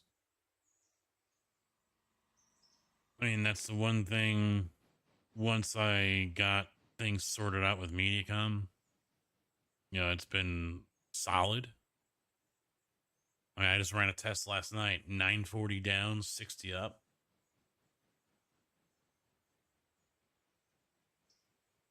Comcast 5G internet. That's Wi-Fi though. No, that's data. Isn't it? Whereas I'm not familiar with what Comcast offers. We don't have it in this area. They continue to send the, occasional offers and shit, but I don't know why. Can't get them here. Wouldn't want them anyway. I always call them com crap.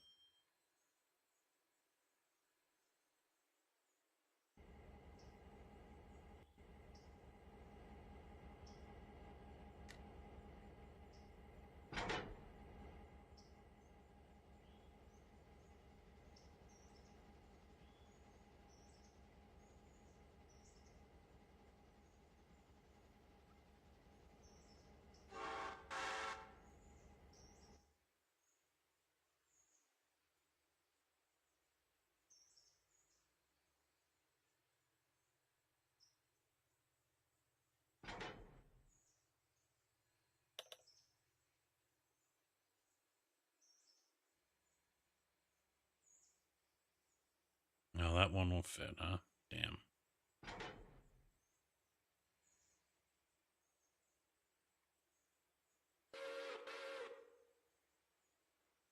We'll dump the one in there.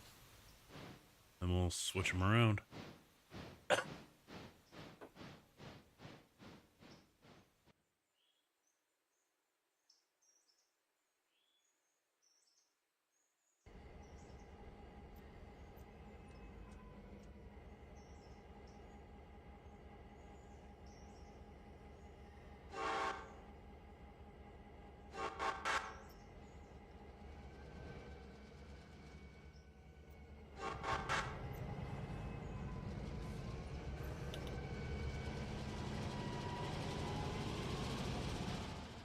Oh yeah, he does have to back up. No, he doesn't. Let's go straight.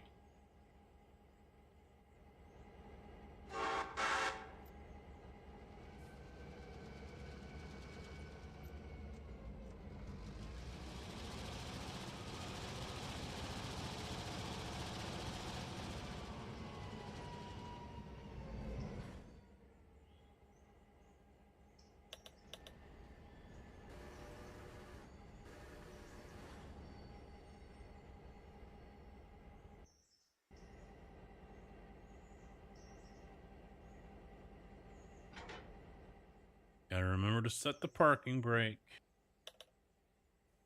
so it doesn't roll away from me again.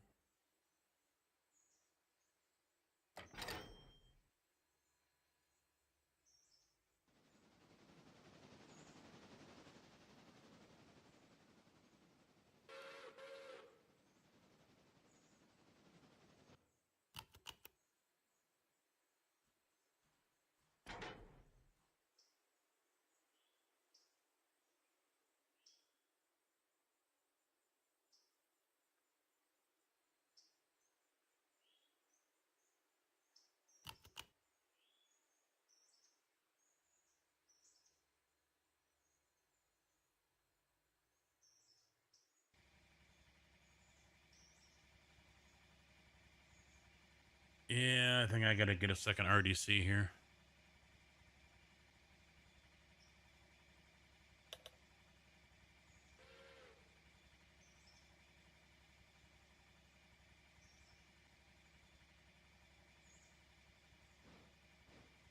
I don't want to. I'm not a fan of it.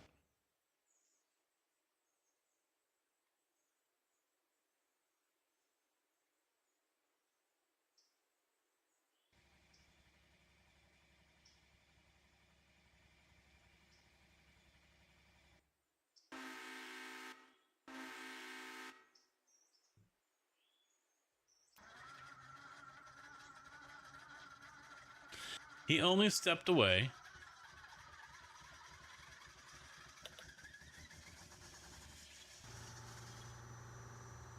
Oh shit, I thought, all right, yeah, I forgot to change my interchange.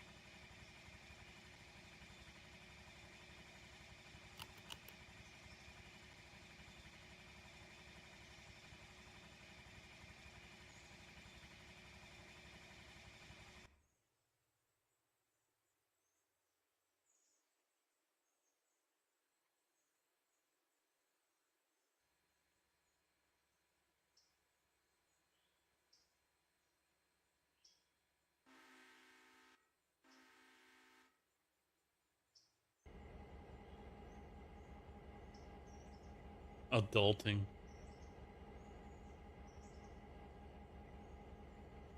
Gotta stay away from certain elements. What?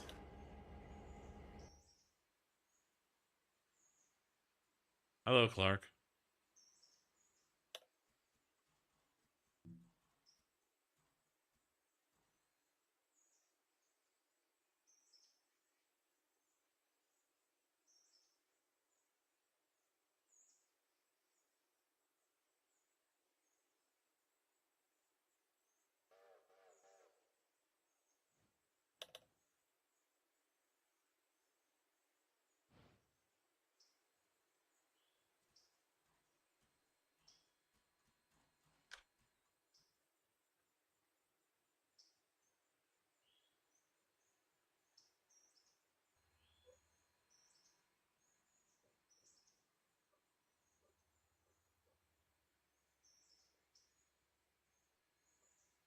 Adulting is overrated.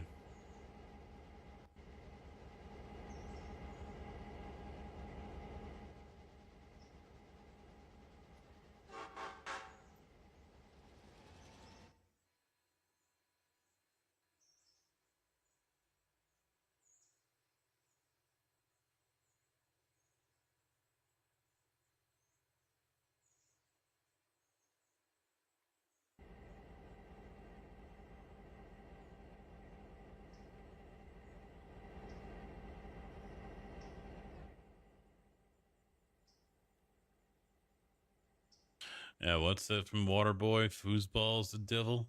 Adulting is the devil. That's what that is. It's evil. It's a sin.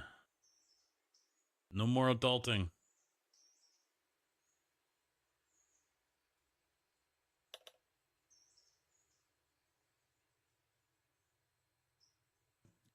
Maybe he is, maybe he isn't. I don't think there's a thing on YouTube, is it? I never looked. I haven't heard. I think that's just a Twitch and Kick thing, isn't it?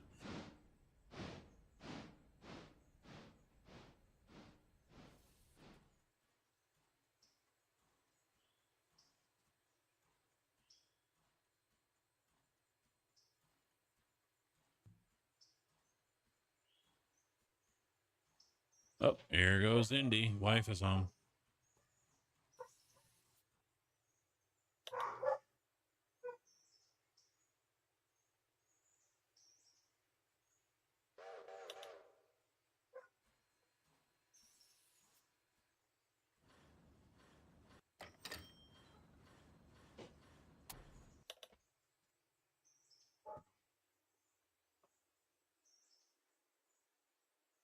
Pretty warm upstairs, and I'm surprised Indy hasn't figured out he can come down here and be cool.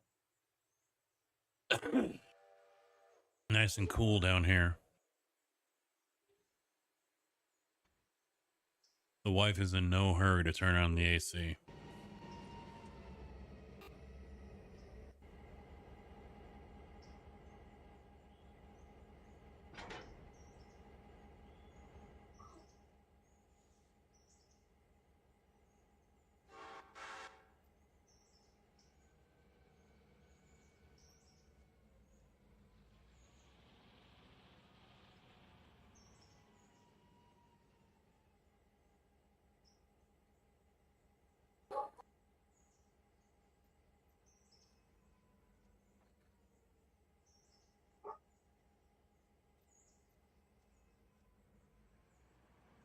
That voice travels, doesn't it? That voice travels. Yeah, but it's lower 80s right now. It was a little higher. I think it got to like 84 or something today.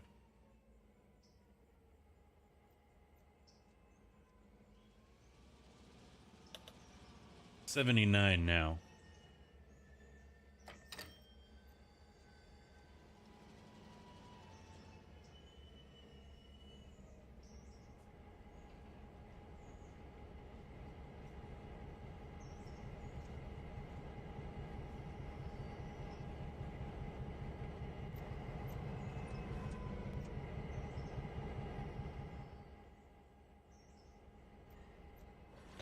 Plus, the wind is out of the south, and the house really isn't situated to catch that breeze.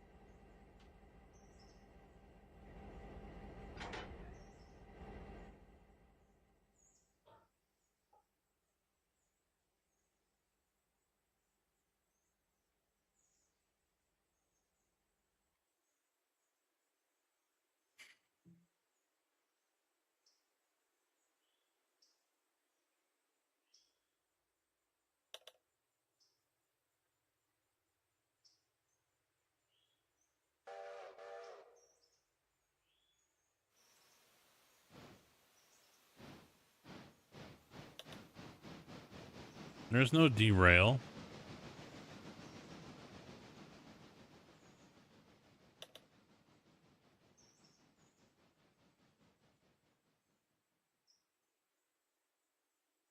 Nothing is derailed.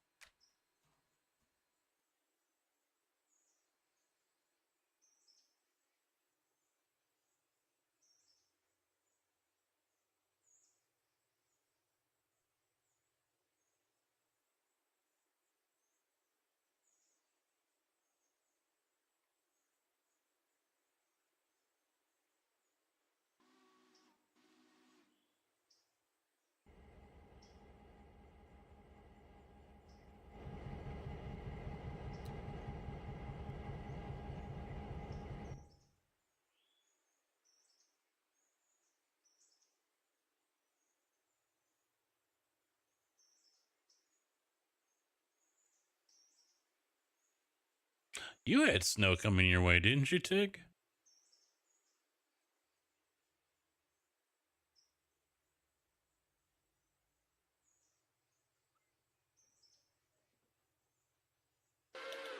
Or is it going to stay to the north of you?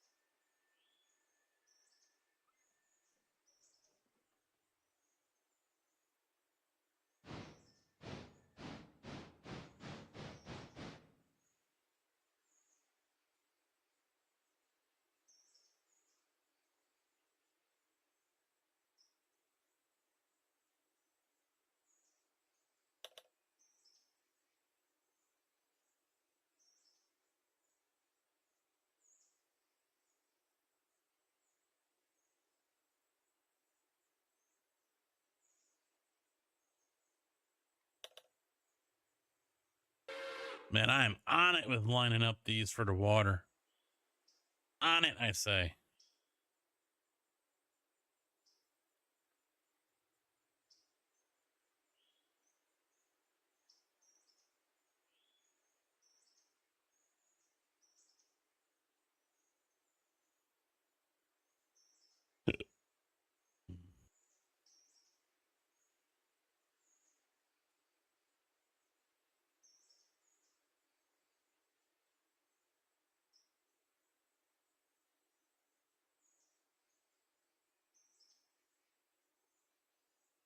Yeah, well, right now all eyes are on Minnesota.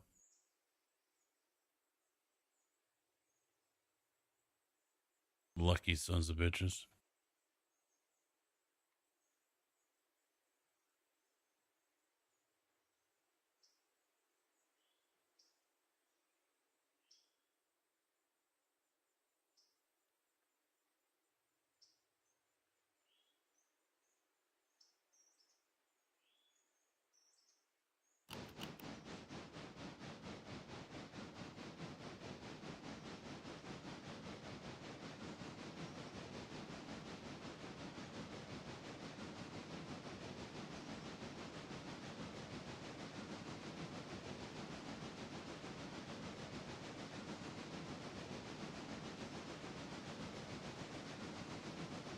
Time to ship them off to the north.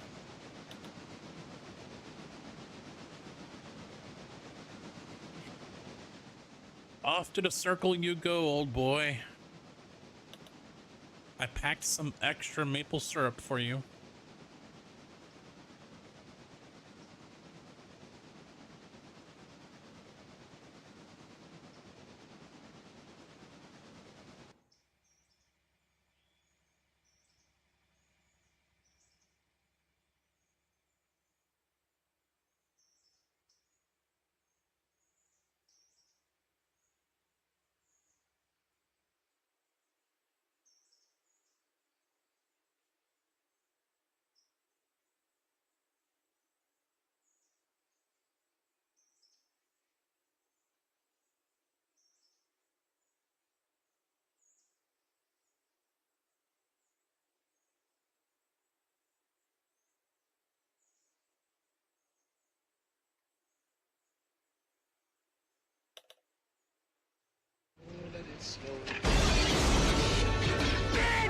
Losers always grind about their best. Welcome to the party. Winners go home and clean. Brandon Cole Alexander 22 just followed. Brandon, thank you for the follow and welcome to the channel, bud. How you doing?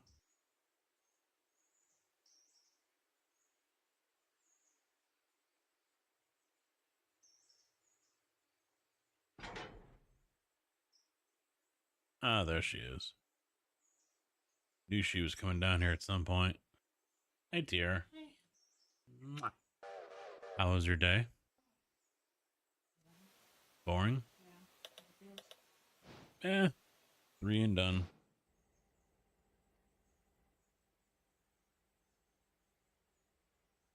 Why didn't you have your brother change your oil? I didn't even think about it at the time, and I don't even know if he would want to do it in the first place. So I've got it set for 3:30 tomorrow. Hopefully I can get out of work in time. Yeah, I see that. Right in the camera. No, just Oh, the camera. From the boobs on down. Yeah, hopefully I can get out at 3:30. Hopefully it rains like they keep on saying it will. So no IMI stuff today. It was business as usual. So the theory was last week they're gonna wait until the 1st. Well, no one knew if they were I gonna know, but come in today or wait until Thursday, so yeah.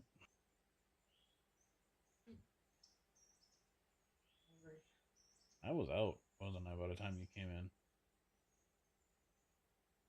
probably. Yeah, I 'cause mean, I didn't come in that much longer. I don't remember you coming in, and next thing I know, I wake up and Indy's like right alongside me. I tried to get moved my little bit further, so Andy could, but they were like butt to butt.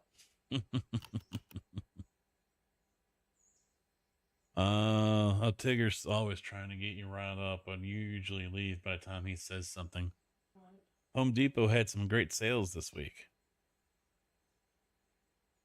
I don't know. It's the only way they can get people in is if they put stuff on sale.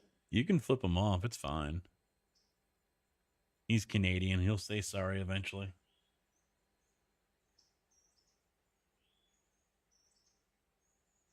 He's not biting, Tig. Of course they have to have sales. That's the only way they can get people in there. You didn't get picked up by the microphone, so I had to repeat it. Oh, I thought I also might have picked you up, but I don't know if it did the first time. Okay.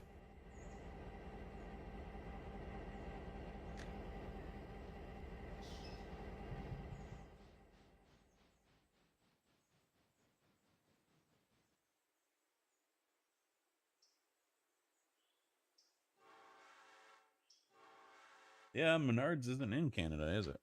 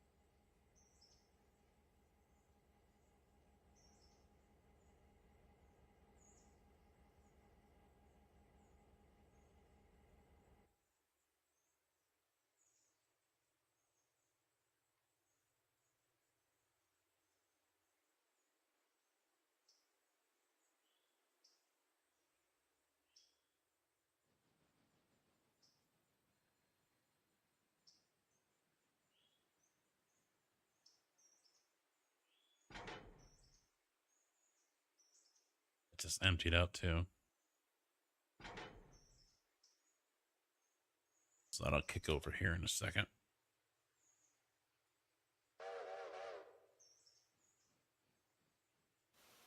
There it is.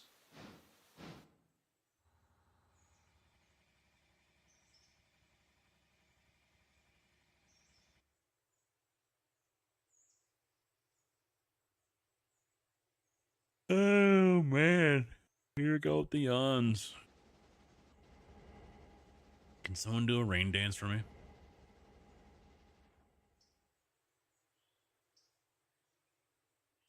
I'll be eternally grateful.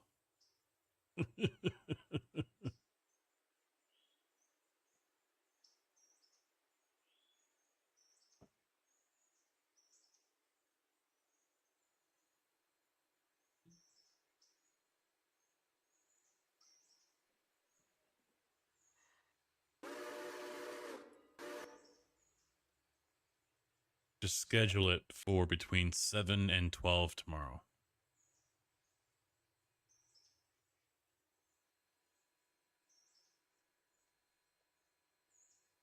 Oh yeah, what'd you buy from Horizon? I'm hoping they show up at the expo.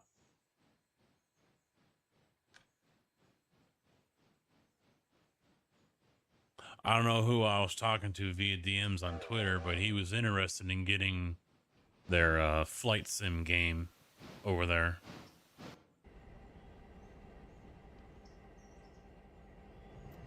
I sent the information to one of the guys at Horizon because he lives not too far from here and has an RC track.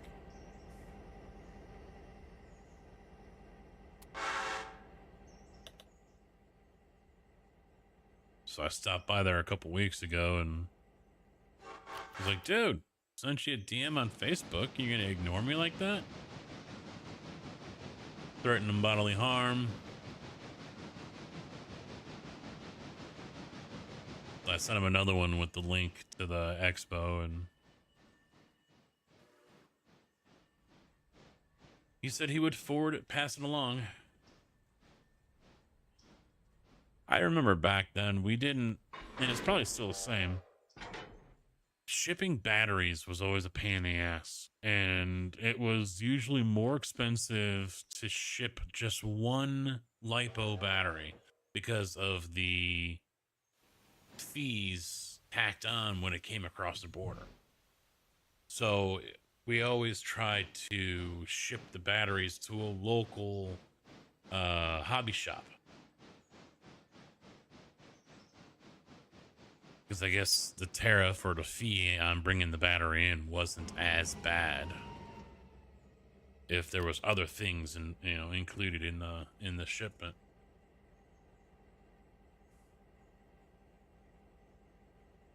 Canada will mine all the shit all day long to produce batteries, but they don't want them in their country.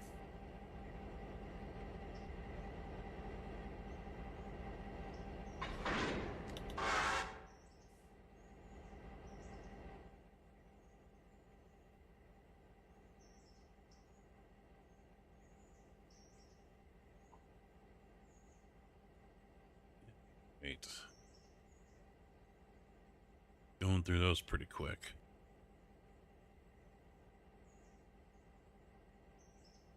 Oh, tanker trailer and a tow truck. All right.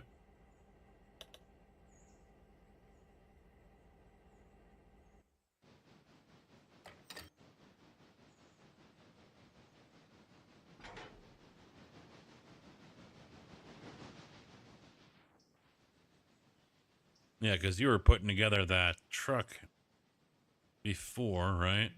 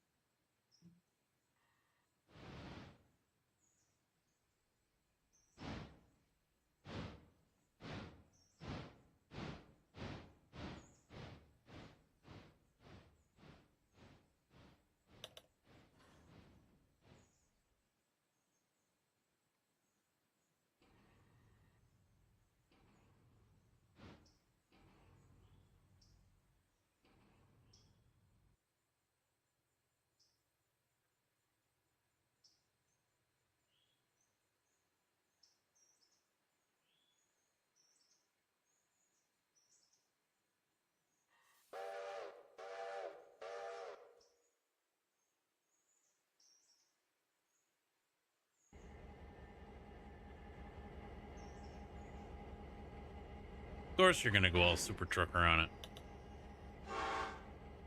Of course you are.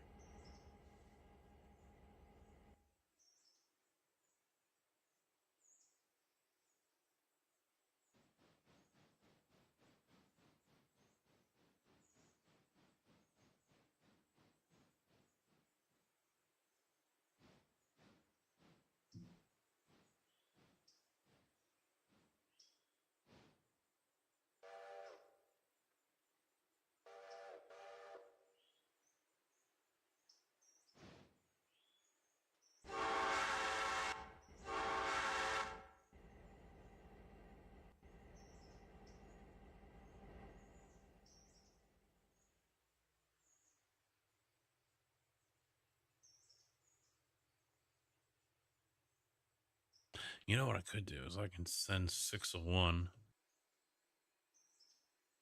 He's on his way down. Yeah, I can send him up here to grab all these right now. At least the blue ones, I can get him out of there.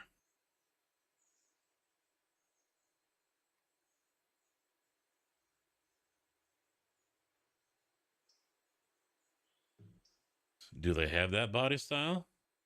Or is that something you're going to have to make?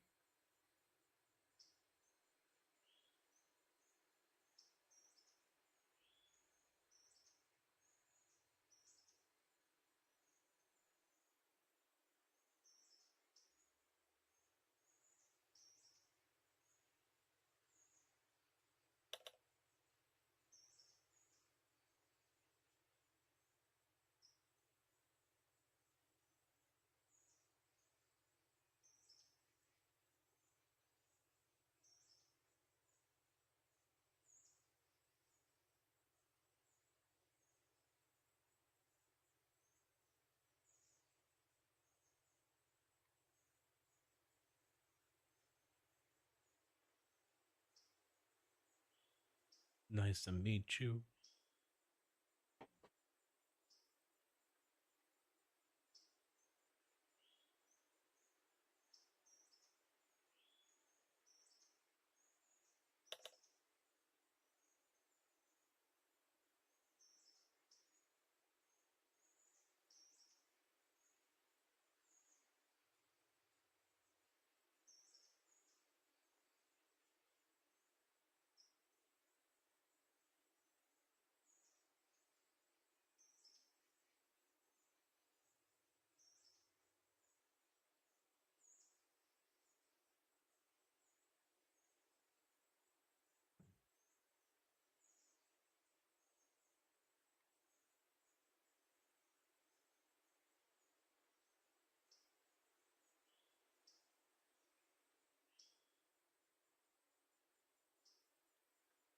Just waiting on 1,000 to come down the hill.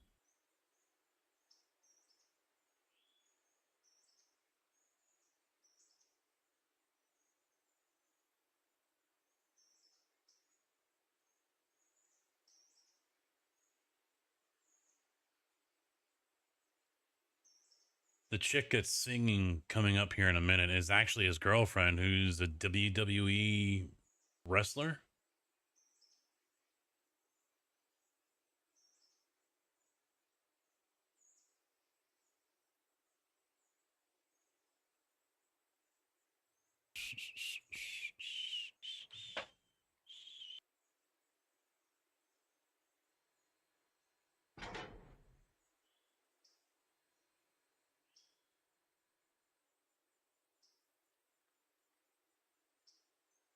Some British chick. Bad thoughts. I got bad vibes.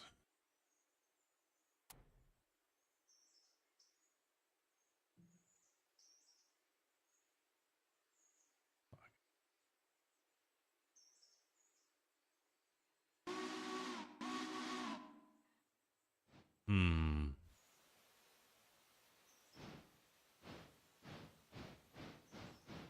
How about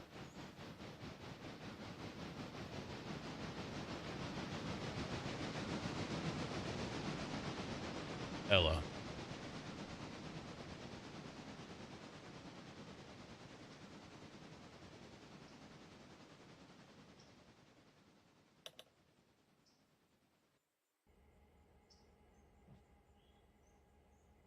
No time to start make something. Might just grab the Globe Liner cab over and try to make it look like a 9800 cab over.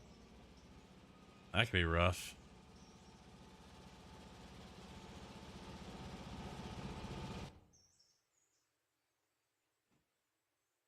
You'd have to probably 3D print something.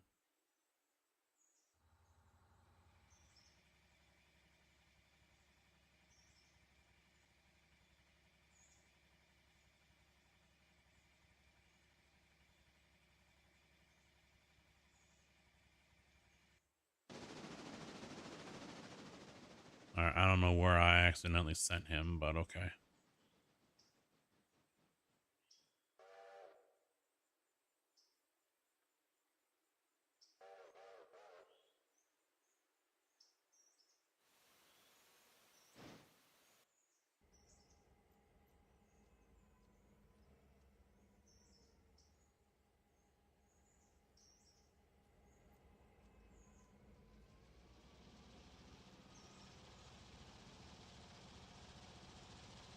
That reminds me, I was going to buy a switcher for over there in Silva.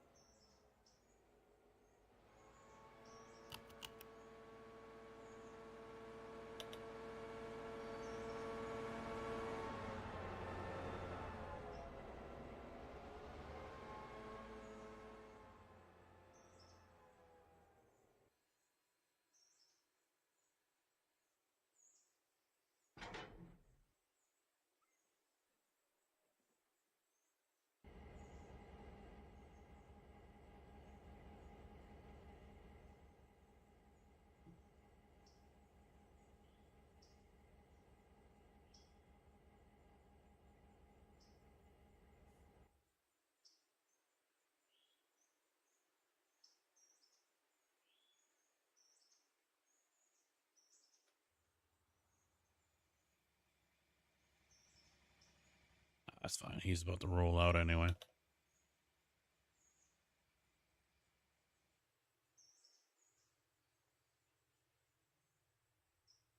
Oh, nailed it again. And the coal. Holy shit.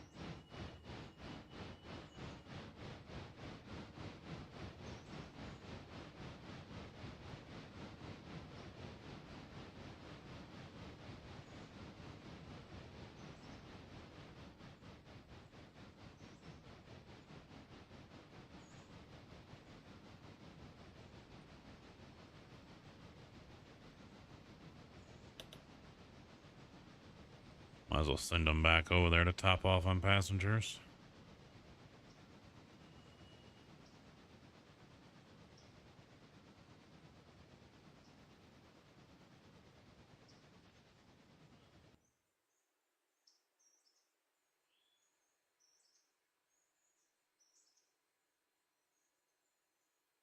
Well, I mean, if you got access to a 3D printer, that might be the way to go, but I don't know how well it would look.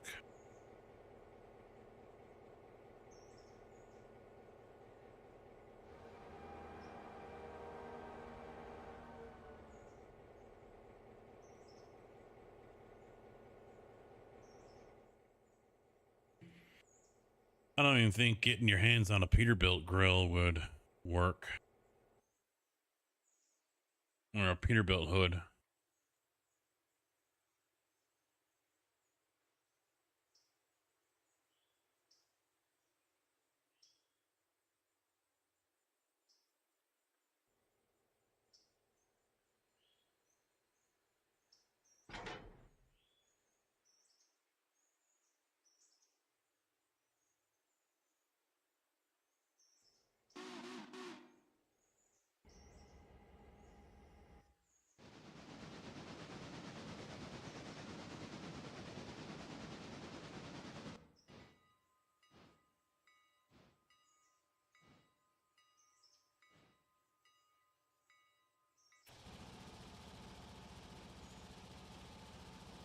You know what? Screw it. I might as well just send him all the way into town.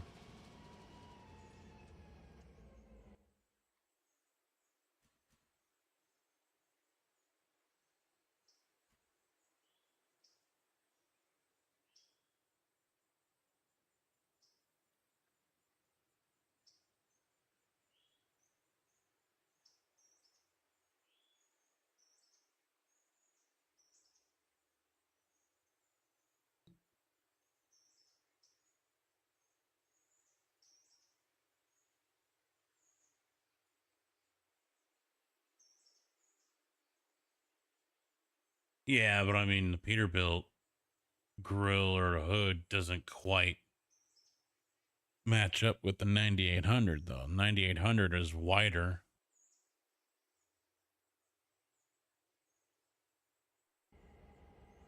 I mean, you're going to have to put in some time there to try to get the right hood, you know?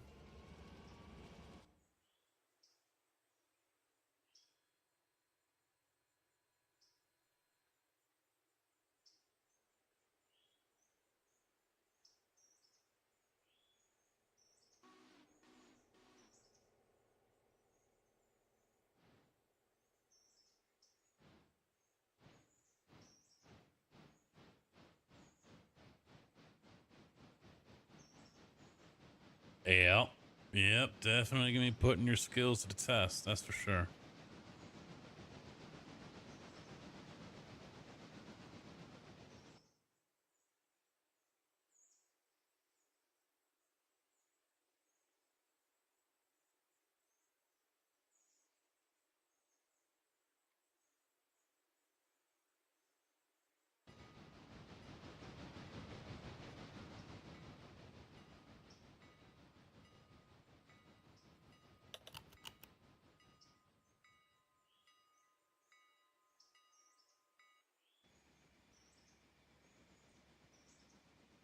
All right, how far are we going with this one?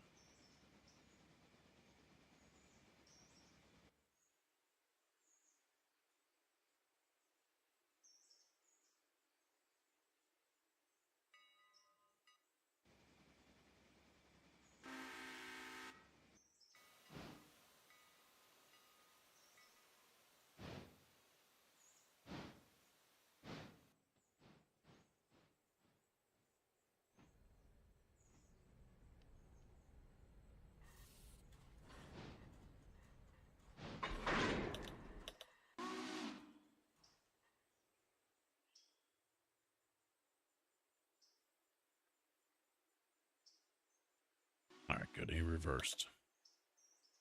Excellent.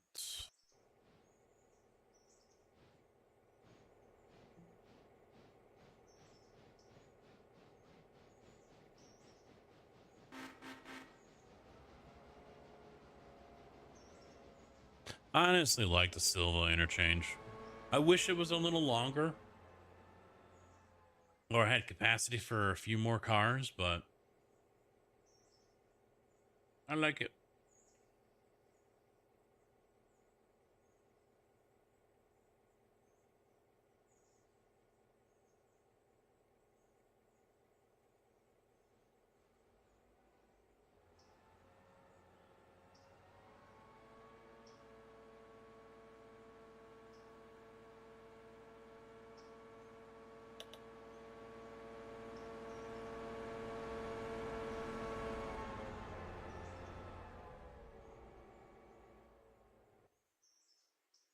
Oh, his prom queen comment.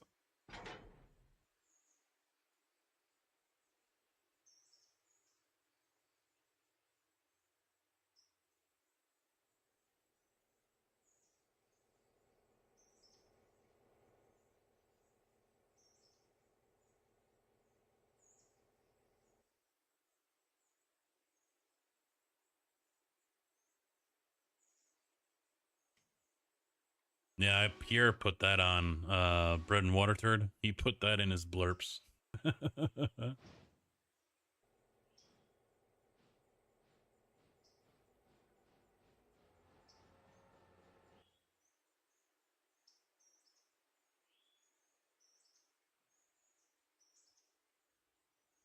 The Whiners one.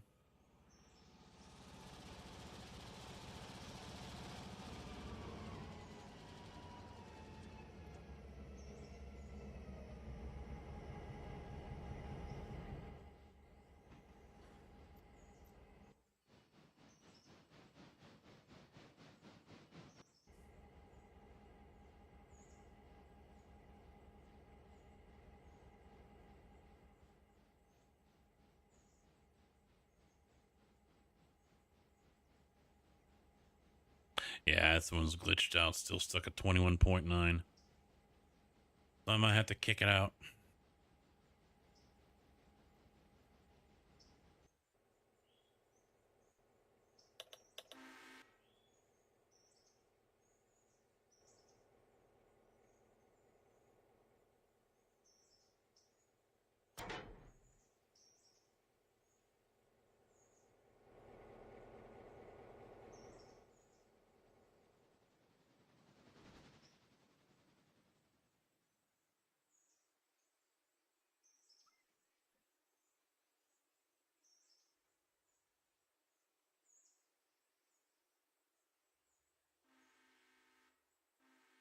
I don't go to Canadian Tire, Kojak. It's changing to a female-friendly store. What the hell does that mean?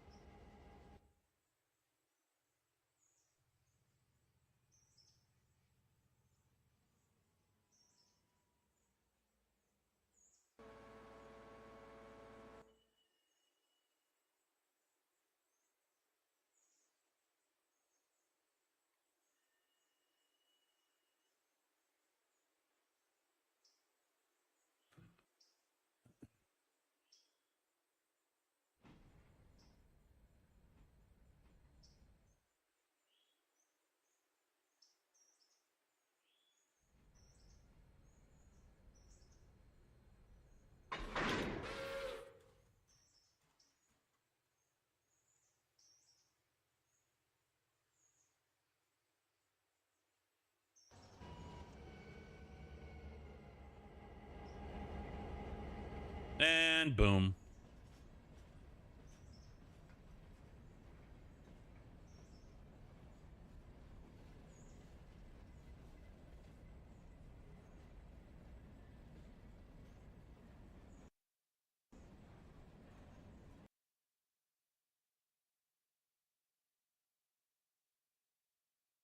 Store smells like flowers and pots and pans going away from the automotive smells of oil and rubber.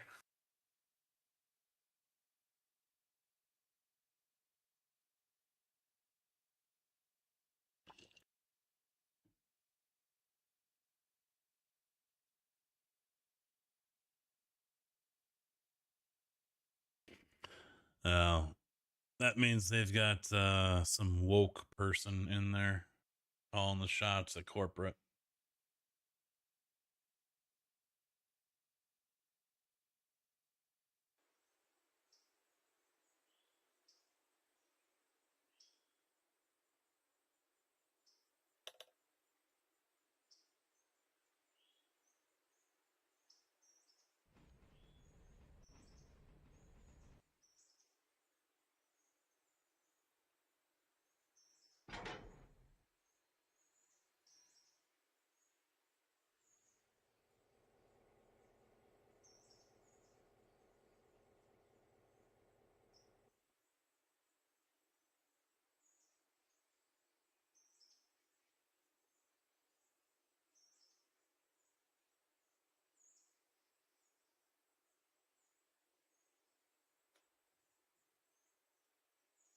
You know, one thing I always hated about the place where I used to get my oil change back in the day,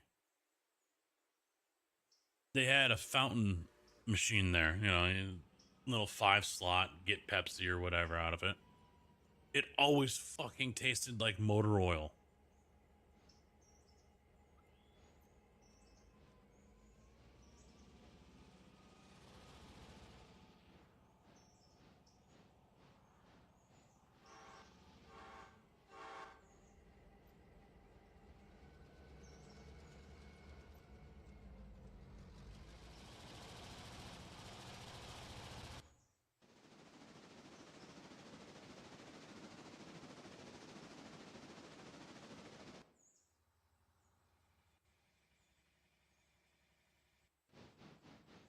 Wonder if there's a memory leak. That's why it crashes like that on me.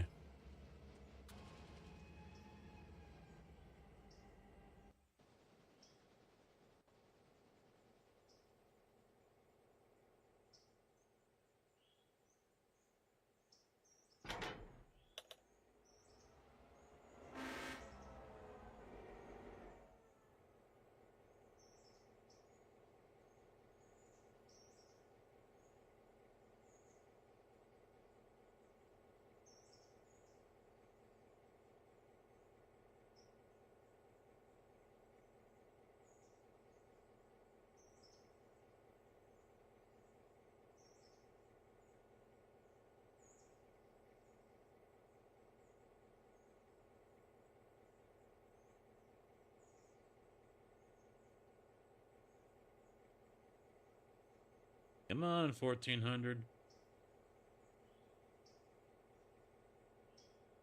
You decided to go the dumbass way.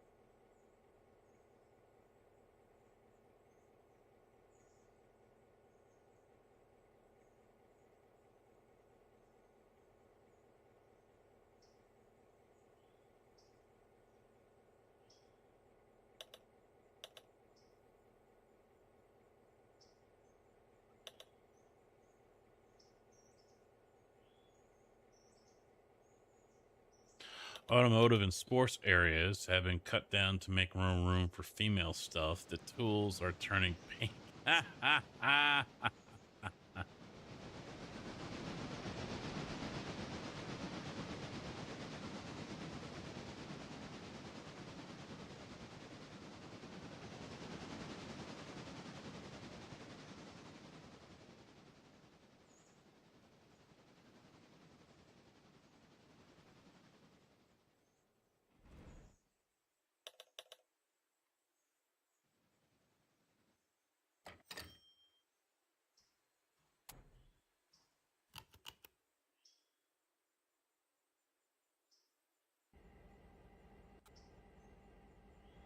Tigger's upset because he's losing the last bastion of maleness in Canada, apparently.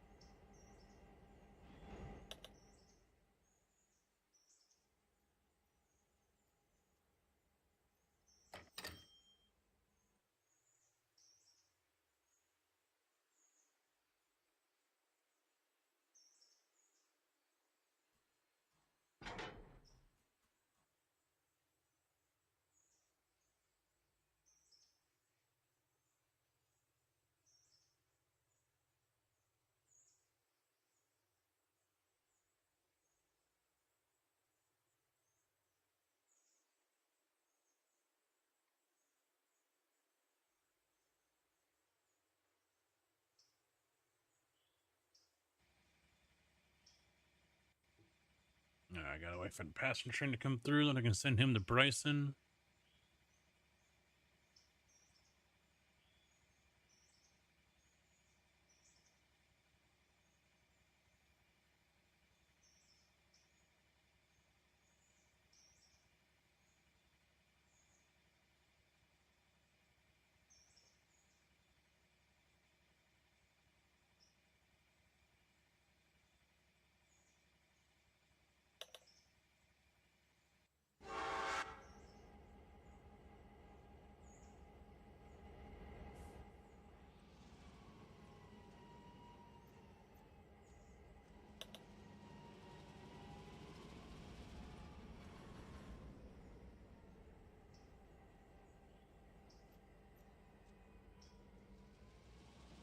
finally got the car washed on Saturday. First time in like months.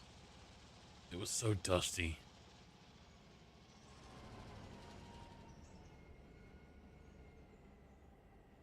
Now I gotta spend a weekend so I can clean up the inside of it. Very dusty, very ugly in there.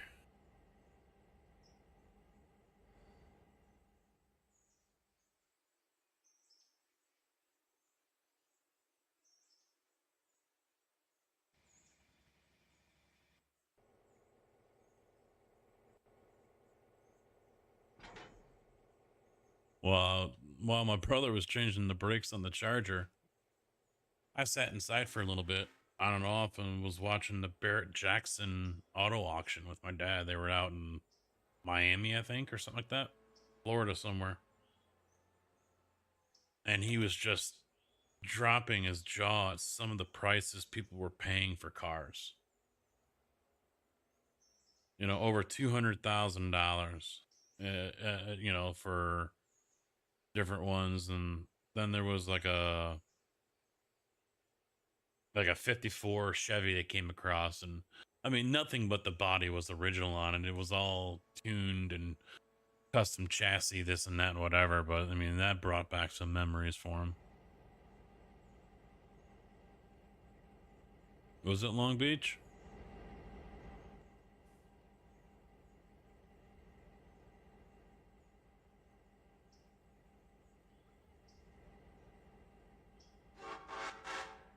I know Miami this weekend is where F1's at.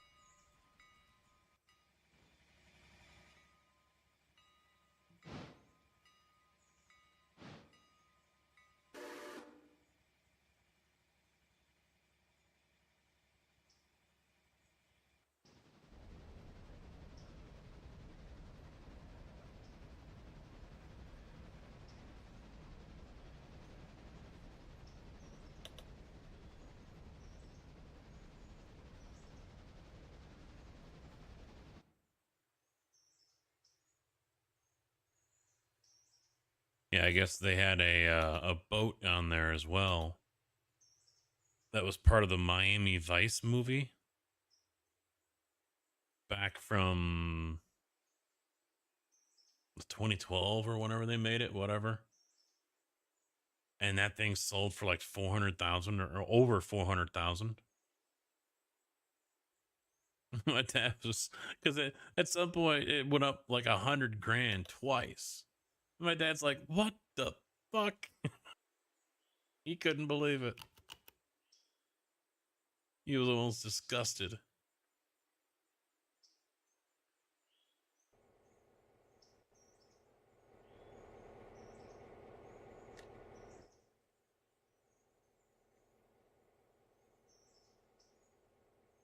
And it wasn't like all the buyers were like 65-year-old guys or whatever. Some of them, you know, in their 30s and 40s. But to have that kind of disposable income, but they do have financing. There is financing available.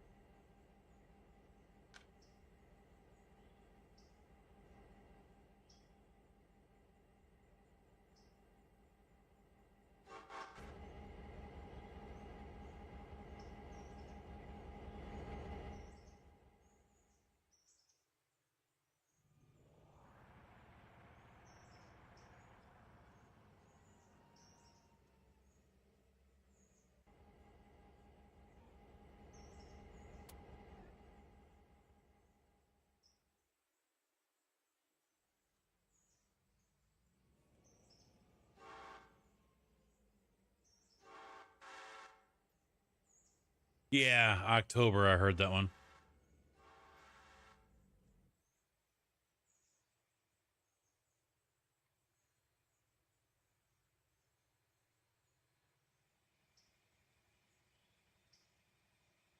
They mentioned Bob Varsha mentioned that.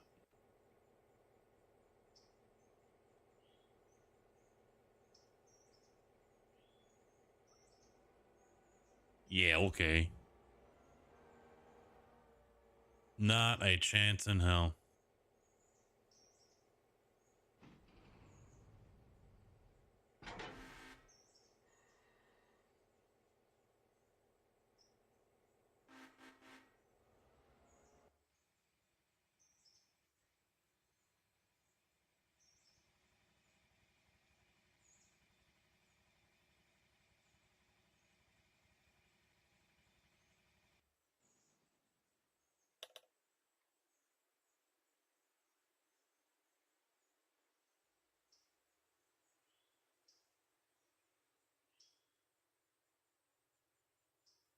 Yeah, who is it? I think it was Nicole Kidman and Keith Urban.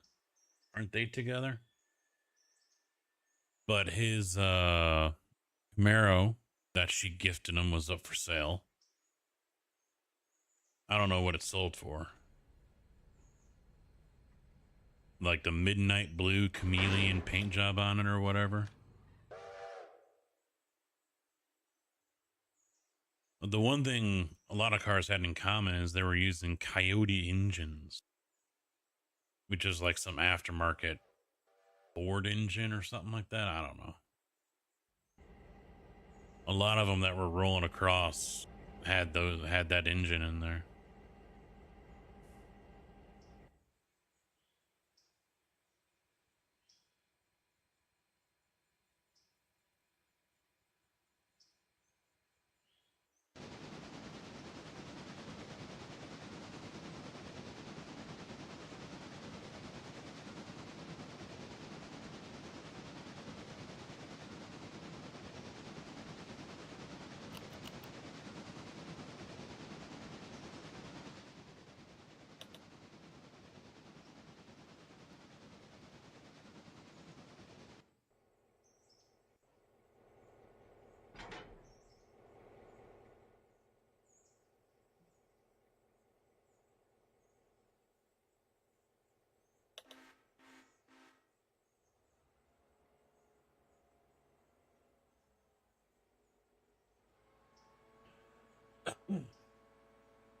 When I worked at the oil company, the owner, I guess they had a Barrett Jackson around Chicago.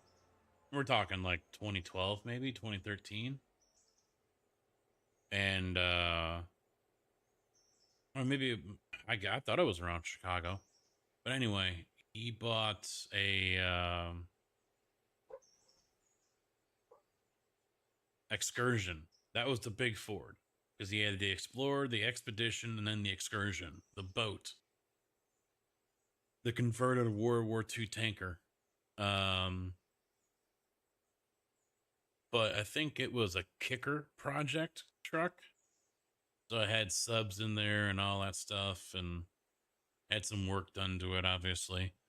But it was one of their vehicles originally, and I think he said he bought it for like 20 grand, 25 grand, or something like that. Which I was surprised. I mean, it was a nicely kept vehicle, low miles, and had all this work done to it. And, you know, he gets it for probably the same amount of money that they put into it.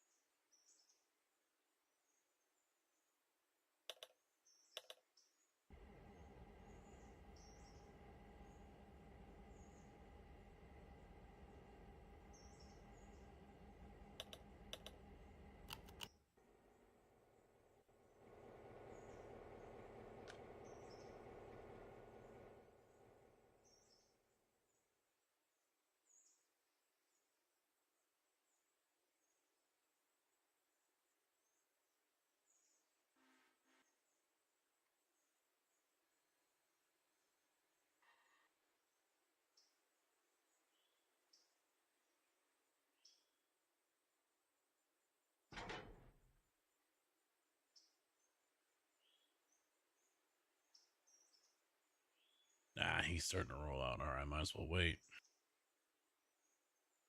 Might as well wait.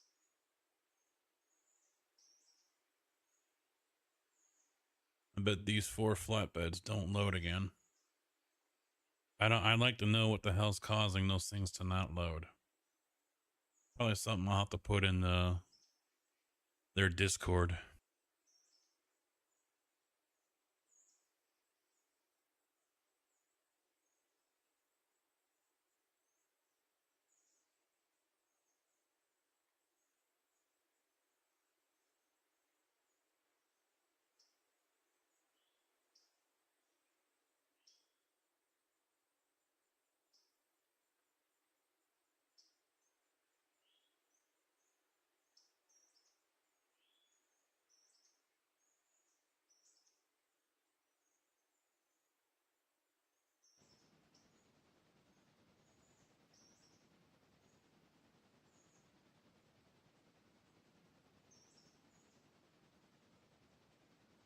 Palm Beach. That sounds about yeah.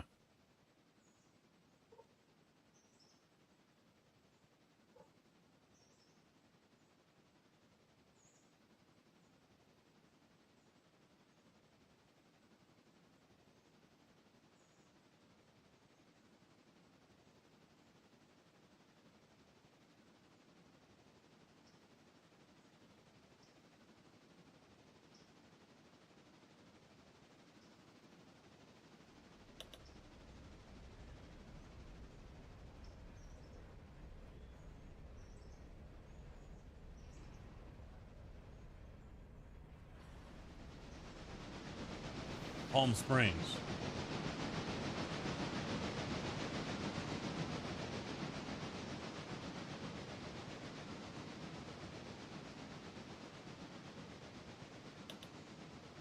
That was Palm Beach.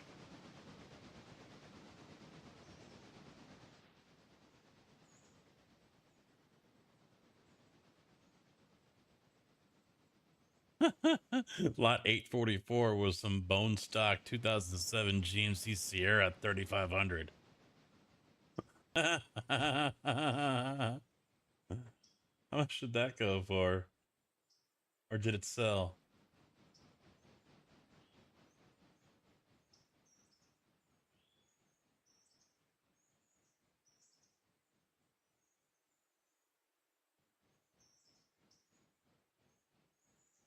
It says sold,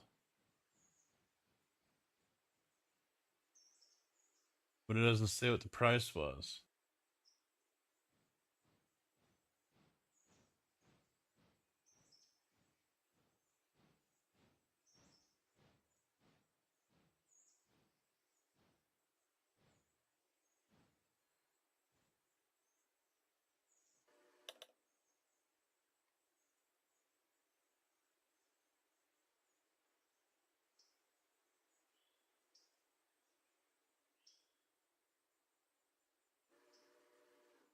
An Aventador? Holy shit. You kidding me? Look at this thing. Look at this thing. And it's sold.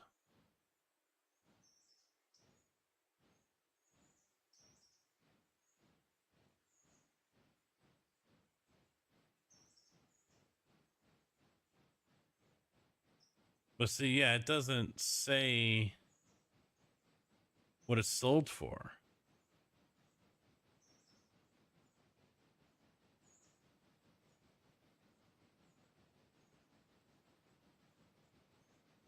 Register to view price. Son of a bitch.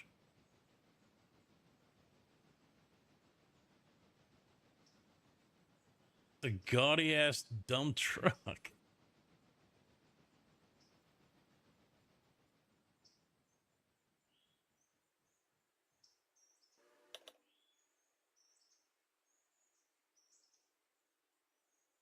The 2002 Ferrari 360 Spider. That's a sexy car.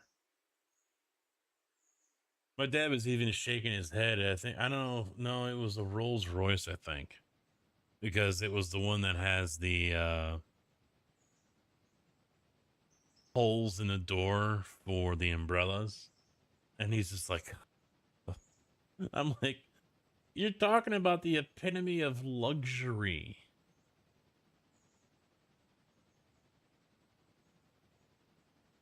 Oh, he would have lost it with this 70 Plymouth Barracuda convertible, 70 Dodge Challenger convertible. He would have lost his shit with that one.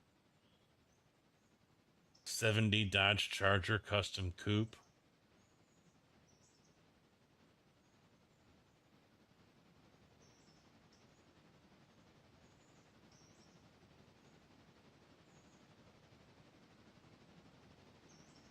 There were a few Broncos that came through, classic ones like 72s and shit. There's a 92 Dodge Viper.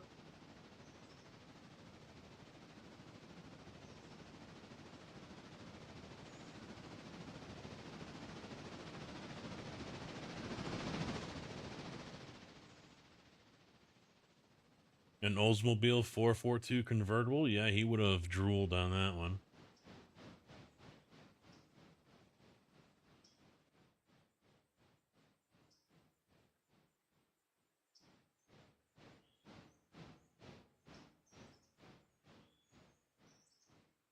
Son of a bitch, another one's coming.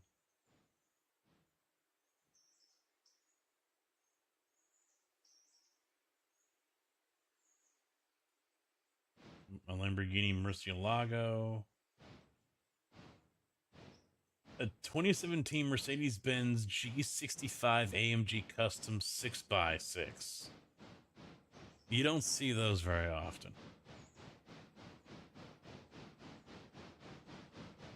Mojo, that was the one. A 2004 Heritage boat with trailer. Mojo.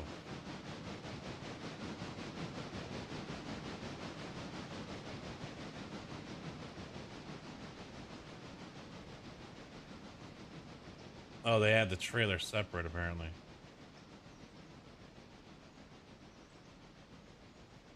That one was well north of 400,000. That one's the one that was going bonkers real quick.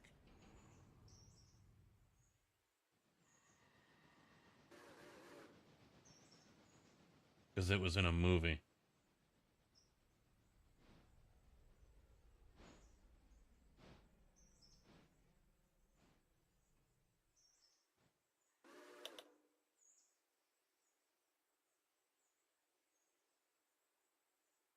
Some of these I did see coming across, like this one right here.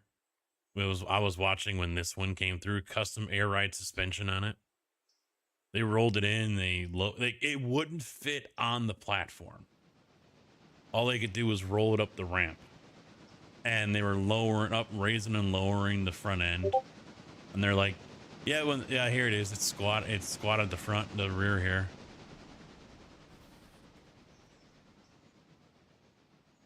F450.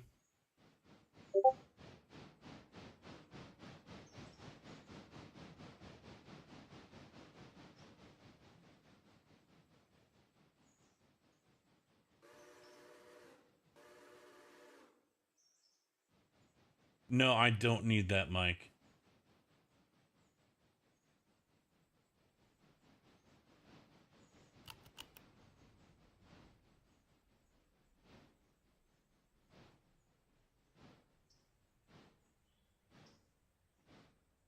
He sent me a link to a Ducati that his friend is selling.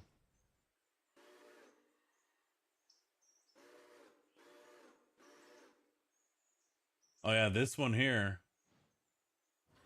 It's a replica. It was actually not a Cadillac. It was something else. I forget the car brand. Yeah, Miller and Meteor. That's what it was. And they converted it over to Ecto 1. I forget what it sold for. I think it was north of 100,000.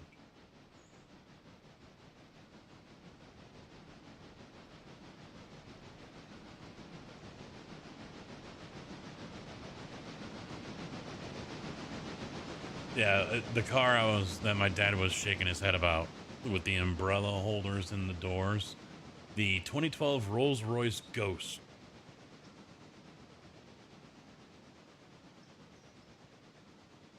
That's what it was. He was just like, that's stupid. He was shaking his head so much about that one, he missed the part where the center hubs are on spinners. So the R is always facing the right way up.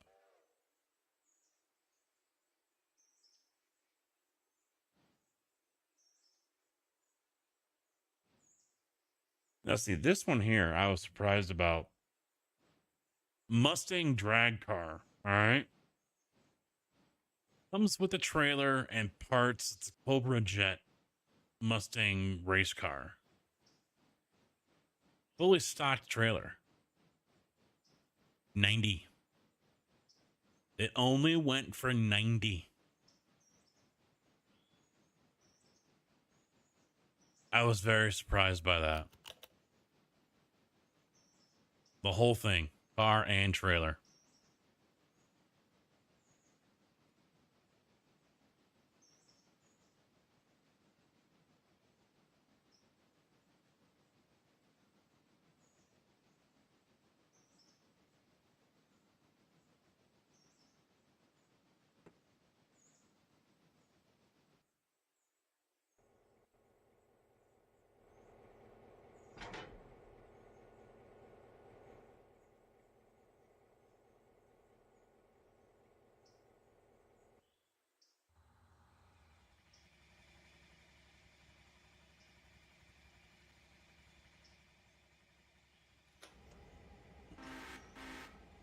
It's a Ford.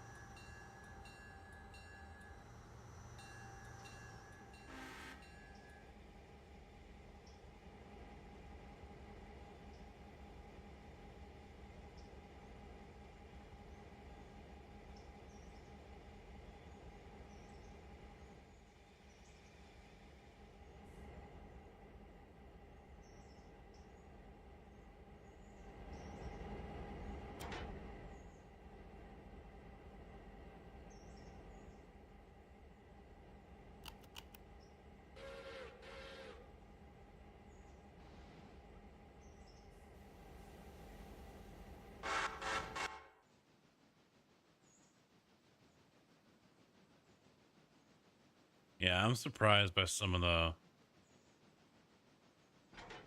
prices on things. See, I don't know. I mean, there was a couple of times where the guys that were bidding on something were standing right next to each other. But I'm thinking to myself, yeah, that wouldn't fly with Kojak.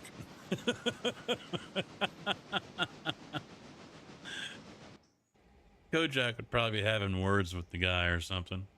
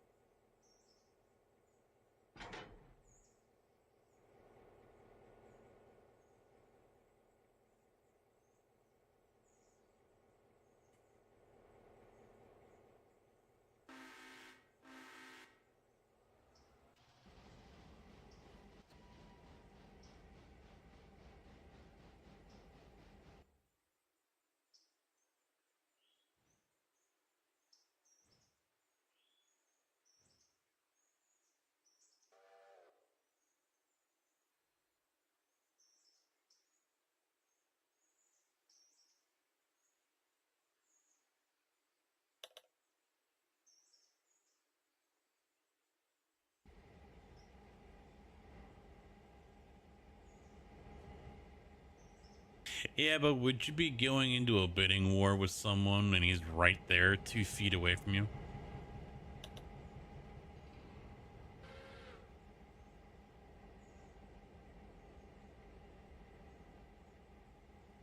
Something tells me no.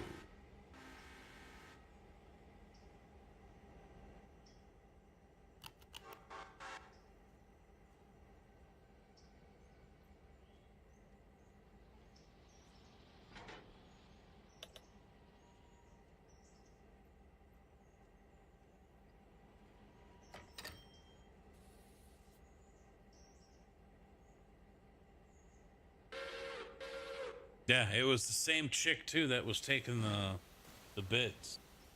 Just going back and forth, back and forth.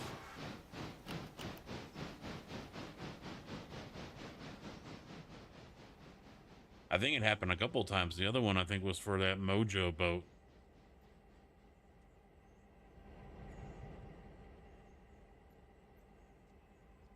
I mean, every time the other guy, gave the go ahead to go up, the other guy I think who ended up getting it was just like right away. Up, yeah, he was gonna have that boat come hell or high water.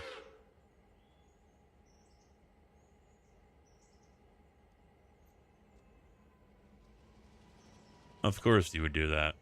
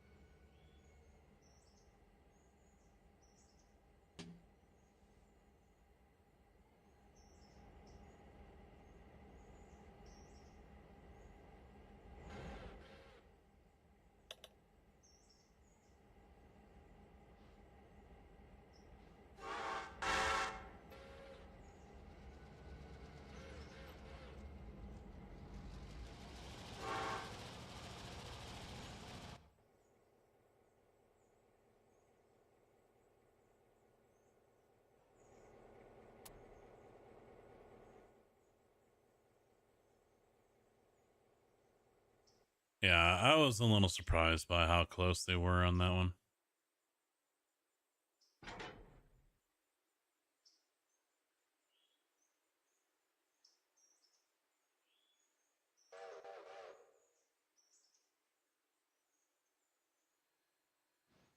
I mean, all the one dude could do was smile.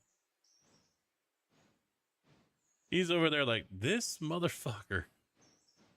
Because as soon as he put in his bid, the other guy's like, yep, do it.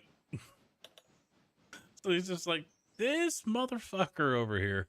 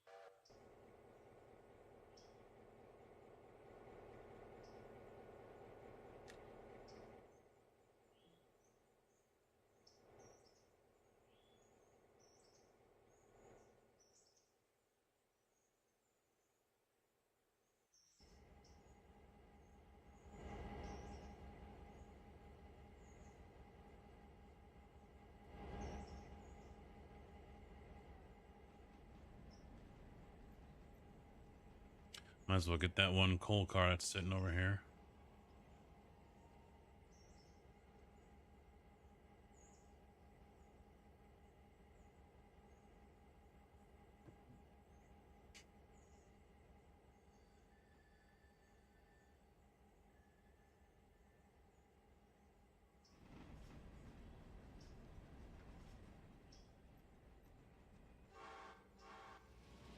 I really couldn't take too much stock in, because on the main screen when they're showing the photos and everything of the cars, it's showing the financing amount as well. And one of them, I don't remember the price. It wasn't quite 100,000, but it was like $777 a month. And I'm thinking that has got to be like rock bottom freaking interest on that loan. I mean, no fucking way a schlub like myself or most of you guys who are watching could get interest like that.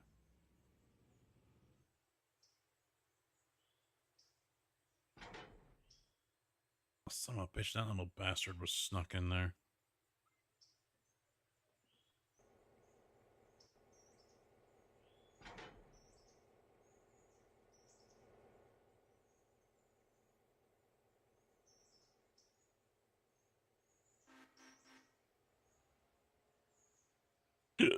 Hmm.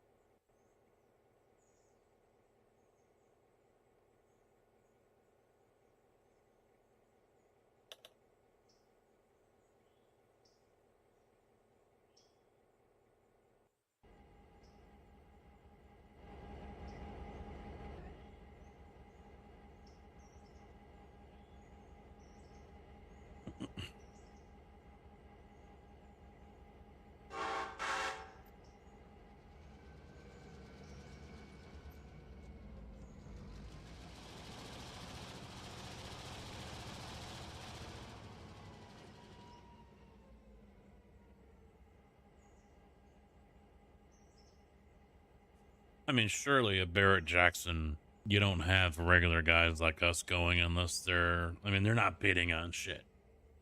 People who are bidding on that stuff, they're business owners. Small, medium, large. They're executives.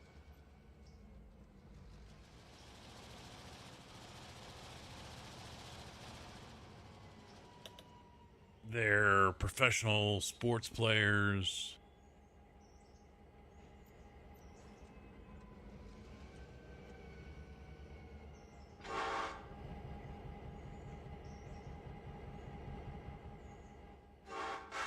Probably people who are there on behalf of other people who don't want to be seen in public or whatever, buying that kind of stuff. So they're buying it for them, via them, or whatever.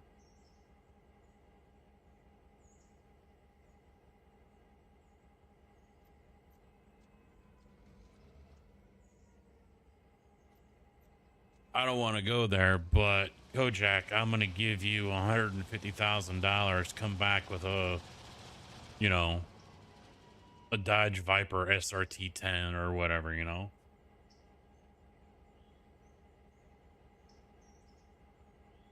I don't think credit scores go to 900 though. I think they only go to 8.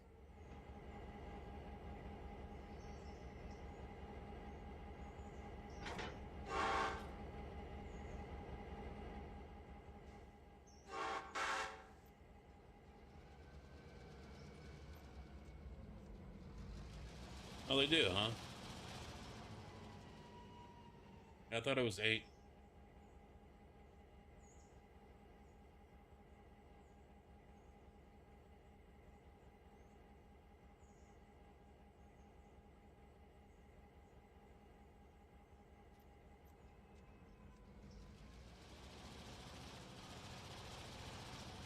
I'm hoping to get mine up at least 50 points by the time I go shopping for this truck in August.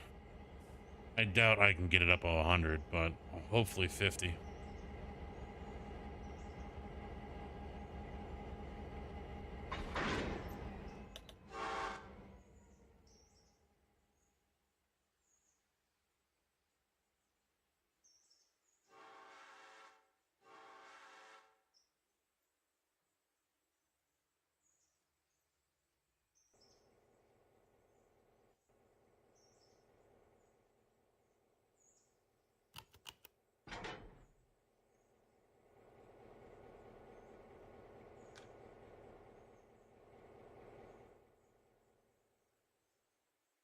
$886, jeez. See, given this day and age with identity theft and everything, I'd almost rather have something that's in the 5s or 500 range. I should like tank my credit a little bit because it's almost pointless for them to steal my information and take out a whole bunch of shit because they won't be able to.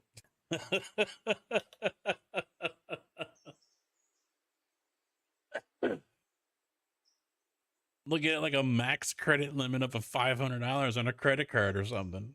They won't be able to do anything.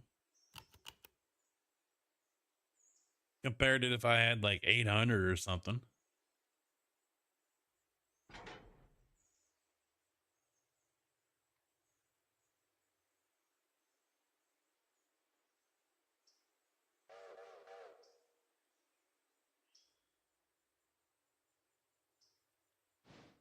I did just pick up a new credit card recently. And they have this credit monitoring thing in-house that they use. But it showed me all these alerts for going back like 7-8 years or whatever of information that's on the dark web. And I mean, my number's out there, my addresses are out there. I mean, the information's all jumbled up though. You know, they might have the address right, but they got other stuff wrong. You know, vice, you know, whatever. And you know, I got to thinking about today because it's out there so often. I'm wondering if there are certain things that they're considering dark web, but they're not. You know?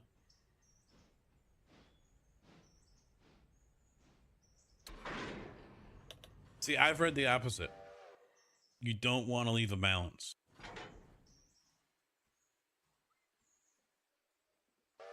You don't want to leave a balance on your card. Pay it off every month, but use it. You have to use it. That's the key.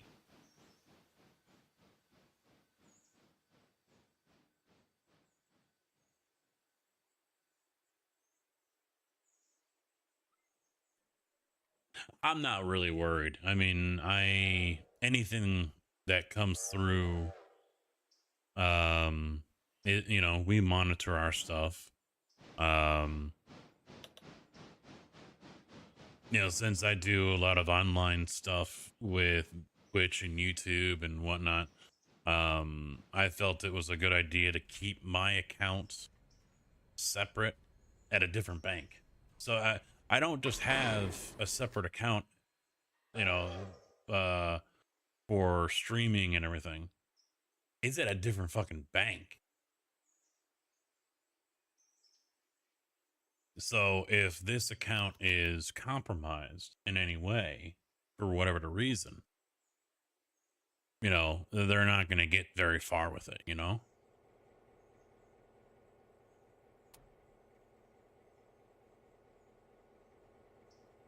I think even Matt Malone said that was a good idea.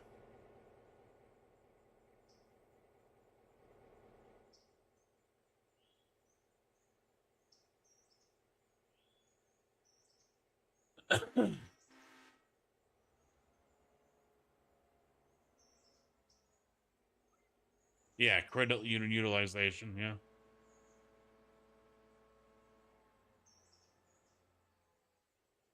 Yeah, I could see that, Mike. I mean, it's not like I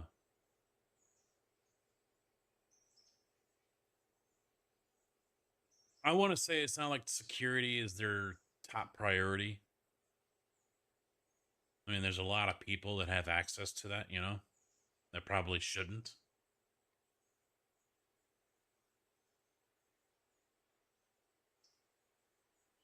I don't think I've ever had it that low, Kojak, in the 300s. I'm not in the 800s. I know that.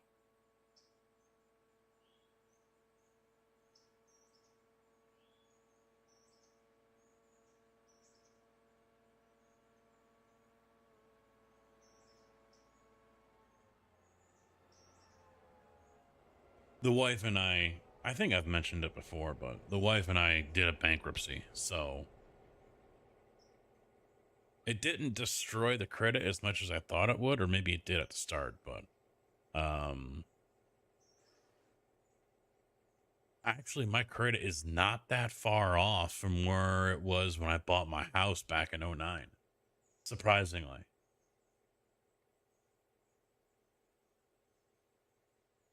Yeah, I've got a couple different ways to check the reports. I get to see 2 of them, not all 3. But I know the third one isn't going to be that far off. You know, if 2 of them are reporting 630 and 650, it's not like the third one's going to be like 705 or 585. You know, it's not like it's going to be way out there in left field, you know?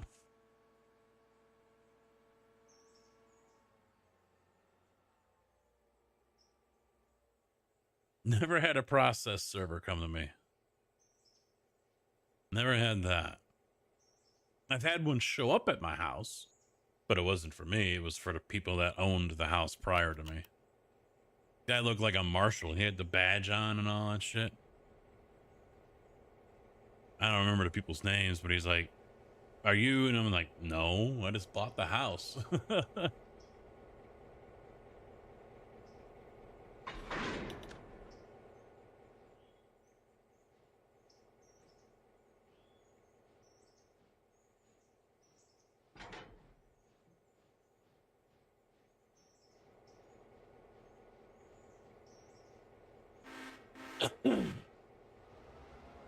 Yeah, I forget which ones I have access to.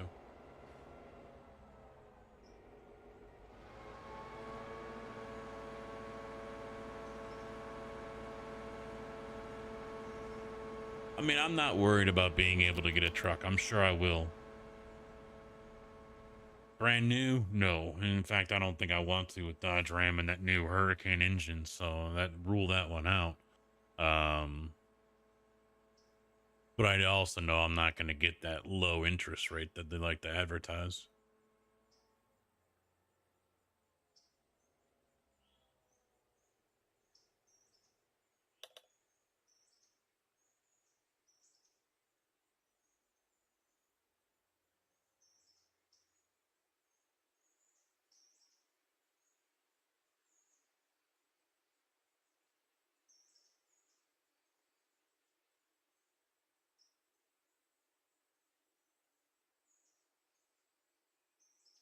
I say, hopefully they don't do that with me, seeing my grandfather's dead. We've got the same name. Our local bank doesn't even know us. We don't go in any, you know, we have no reason to go in.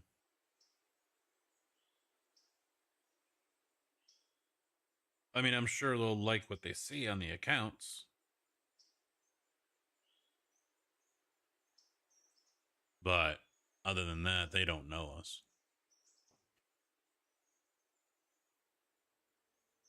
But the accounts are clean.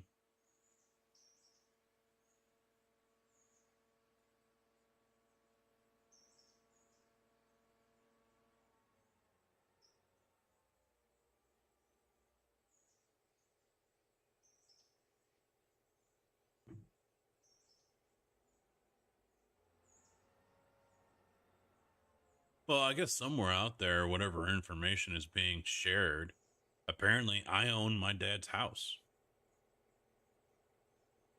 Because I'll get telemarketer robot calls trying to sell me stuff on the house that I I didn't grow up in, but I mean that my dad is in right now, that I lived in when I went to high school.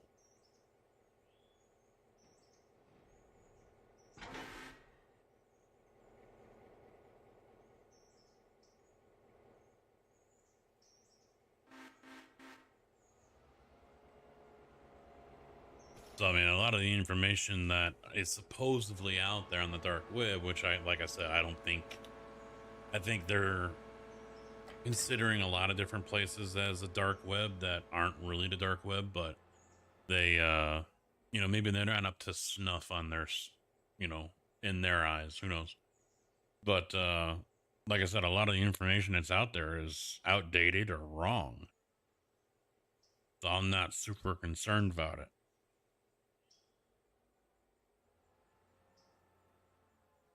I don't think they're going to get very far,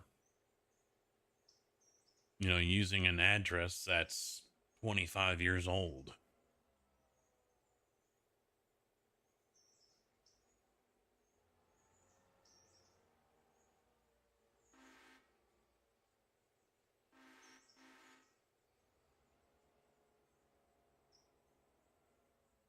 See, that's where I got lucky with my house. And I think that's because I battled with Chase for a long time when they were doing that whole remodification program shit. And Chase kept on telling me, yep, we can do it, we can do it, we can do it. And then they turn around and say, no, we can't. It's over there, isn't it? Oh, son of a bitch, yeah, I went the wrong way. So basically, long story short, we made a deal, and Chase said they weren't going to pursue me for the house. I was able to walk away from my house, and Chase just, ate it. And my tax guy at the time was amazed by it. He couldn't believe it. And I said, I think it's because they fucked me over so bad with the remodification plan that I got to the point that it was pointless to even do it anymore.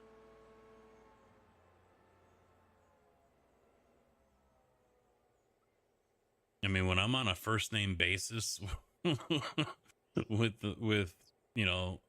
one of the people in the department, yeah.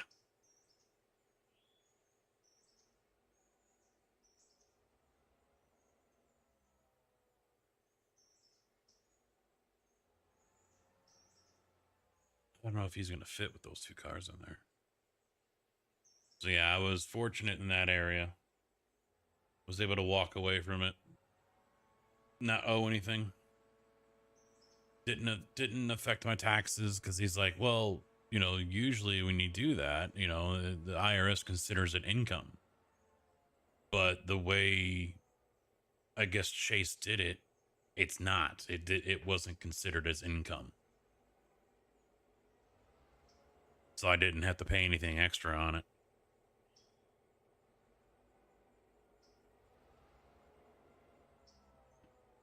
So I got lucky.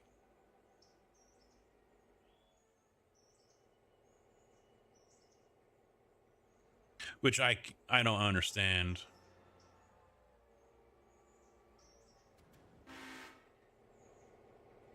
You were in a major lawsuit against Wells Fargo over a car loan? I mean, I don't understand what were like you named in it or you had to sue him.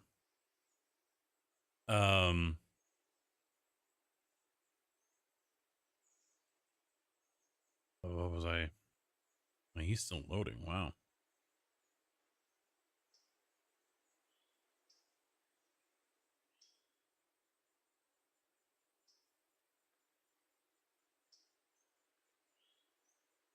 I forgot where I was going.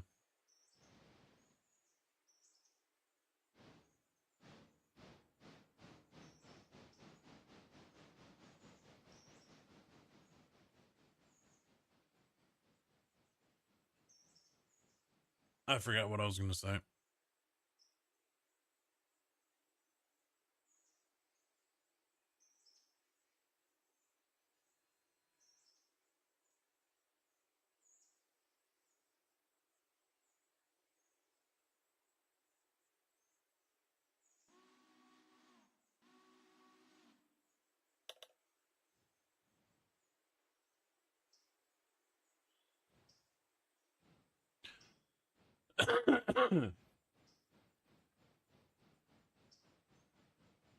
Had to fake your death? Jeez.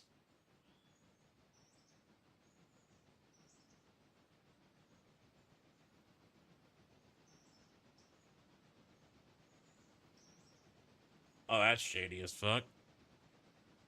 Tear up your car and then want to claim it on your insurance? No. No, no, no.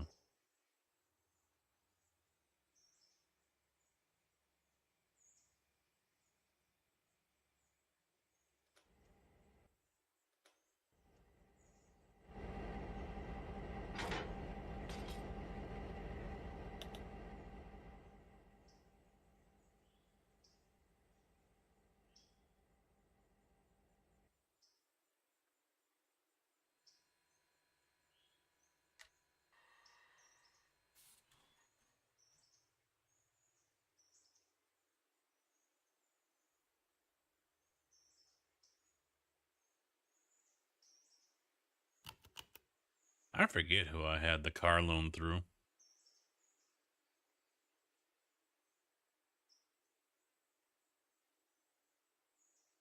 Well, Chase was the one that had the house. And the wife was so disgusted in Chase and how they handled and botched my home loan. Through the years that I was there, she even closed all of her accounts and told them, what you've done, you know, this is bullshit. She closed all of her accounts and walked away.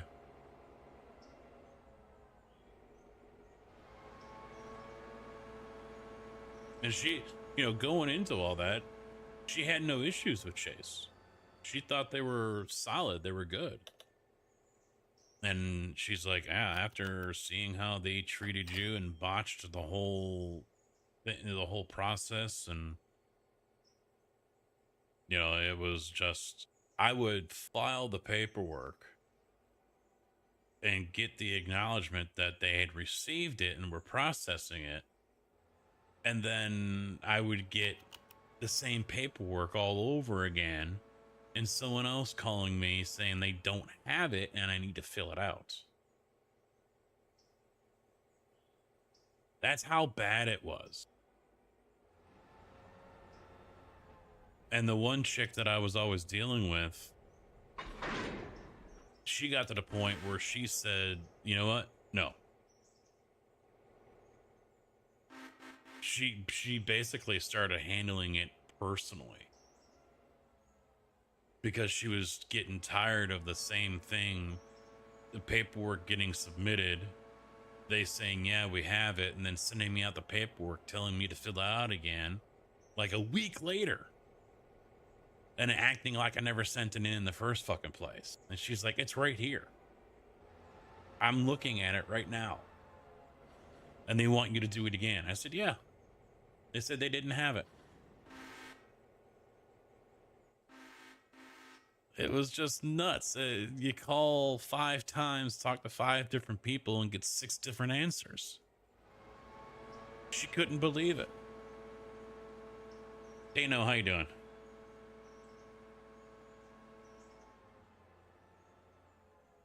Well, the thing that made it difficult with my home loan was it was a rural development loan.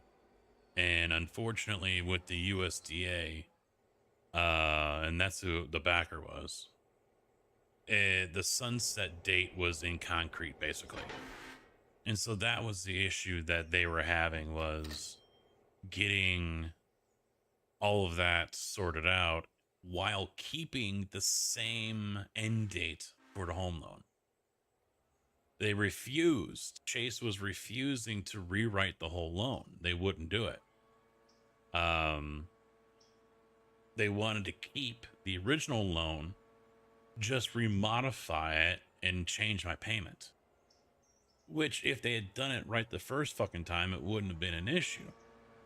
I mean, the whole reason why things got screwed up was a little bit on my end, and then it was Chase after that that screwed it up even worse. Long story short, I thought I could get away with sending in half payment. So I sent them first half, middle of the month, and then I sent the final half at end of the month. Well, what they did was they took that first half, applied that to the principal, and then accepted the other half. And then a month later, we're like, yeah, you haven't made a payment yet. I was like, wait, what? That was a month and a half of them trying to sort all that out and then get it reapplied. Meanwhile, I'm trying to get my loan redone because I was locked in at the wrong interest rate. So I was told, don't make a payment. So guess what? I didn't. Next thing I know, I'm 2 months behind and I can't get a loan now. Because of course, Chase is reporting it. And just when I get caught back up, I'm like half a month off. I sent in the payment early thinking, okay, I'm going to get caught up now. Chase turns around and sends that payment back minus fees and says I overpaid. Wait a minute. I owe you for April. And here it is, the middle of April, 2 weeks late. I'm sending you the payment. And then May, you send it back to me saying I overpaid. What? I told my mom because I was talking to her in the morning. It's like, I just got a check from Chase. And I read it off to her and she goes, those dumb fucks. She couldn't believe it. Even though I just gotten a letter in the mail saying I was behind on my payment for the month. I sent you my payment and you sent it back.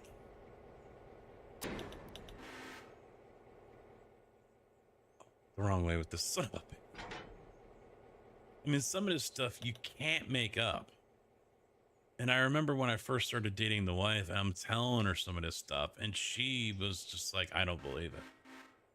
Chase can't be that stupid. I'm like, no, and it didn't take her long to finally realize, yeah, he's telling the truth, and Chase is that stupid. It was just a complete shit show.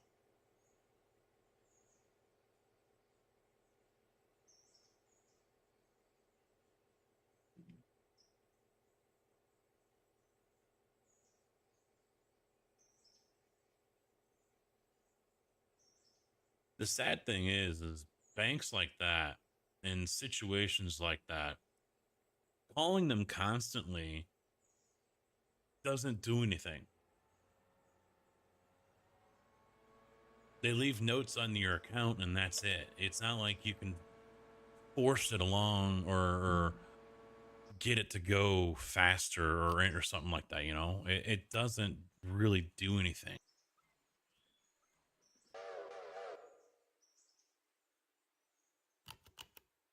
Which we also learned the hard way.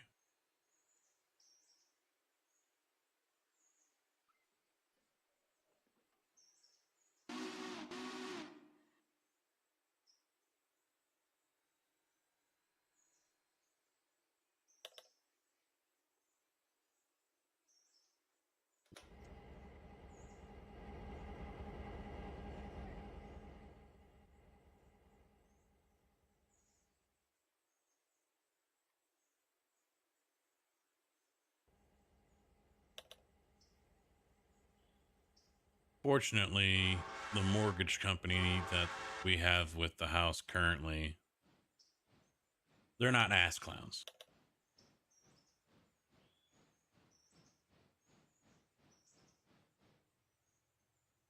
They've been pretty solid.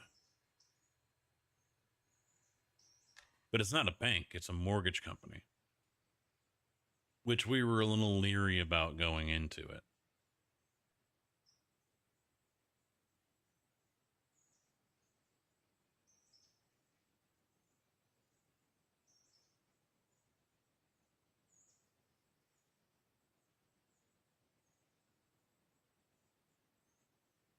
You know what, let's change it up. Let's move these over to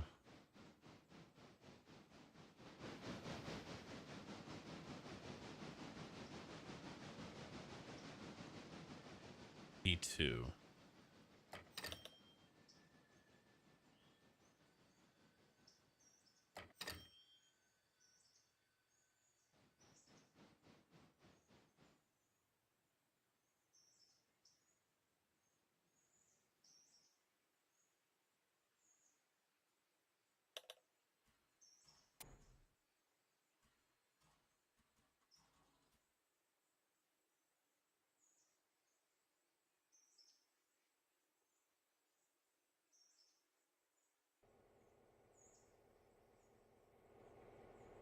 All right, now we can get these the right way.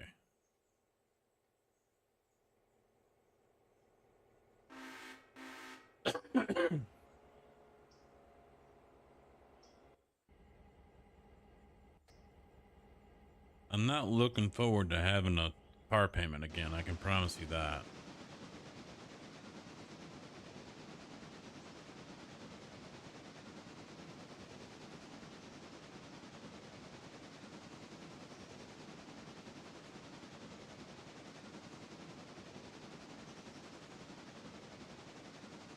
But basically only having one vehicle available for me to use as it hits 300,000 miles. Not a very comfortable situation.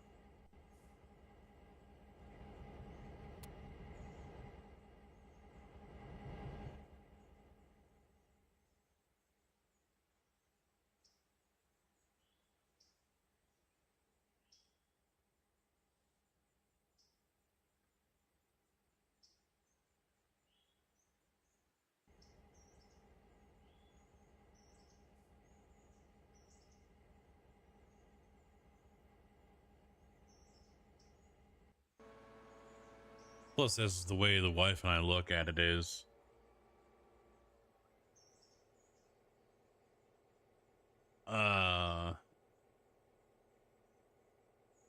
if something were to happen to the Charger and I don't have another vehicle to fall back on, i.e. the new truck,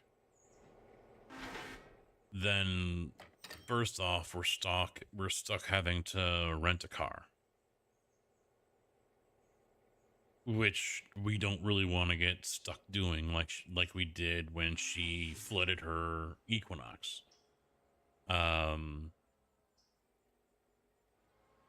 In turn, we could also get stuck with a payment for, one of those buy here, pay here places like she's gone to the last few times. I'm stuck driving a car with high mileage that I'm not really wanting to drive in the first place, and we're stuck making payments on that. So, well, and back then she didn't have rental insurance, or she did and she took it off, but I don't remember. But either way, when she flooded the Equinox, yeah, we didn't have rental insurance. So now we do. It's on there now. But she was pissed off with State Farm after the last time when the Accord got wrecked. Because basically as soon as State Farm made up their mind, they're like, okay, you got 4 days to return your rental. Yeah, she was pissed.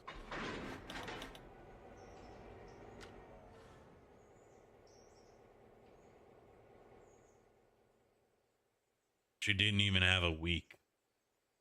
and didn't even have the payout check either. And that was late getting here too.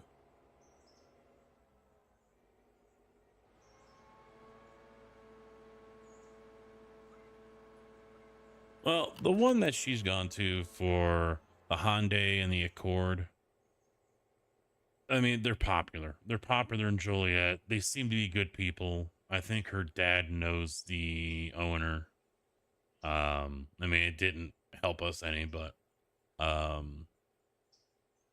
because they're also aligned with one of the major dealerships in the area, Darcy.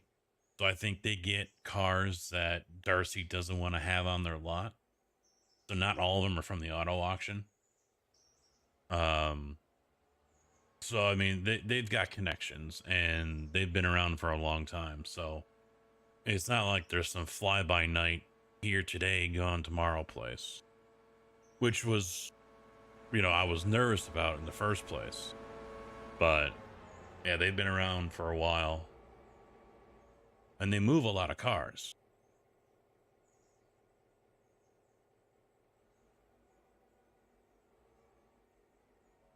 But they also normally don't have newer stuff, you know? So even if we wanted to go that route, I mean, I don't think I could get anything newer than like an 18, for example. I don't even know what they have on the lot right now. She checks once in a while. I don't know why.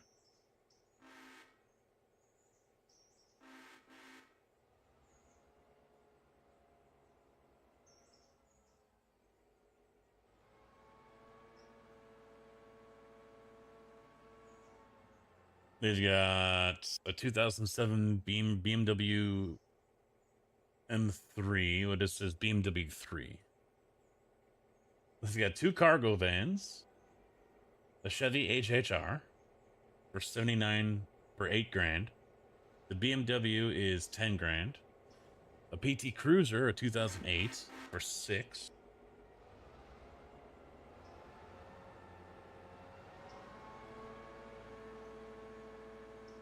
Yeah, no trucks.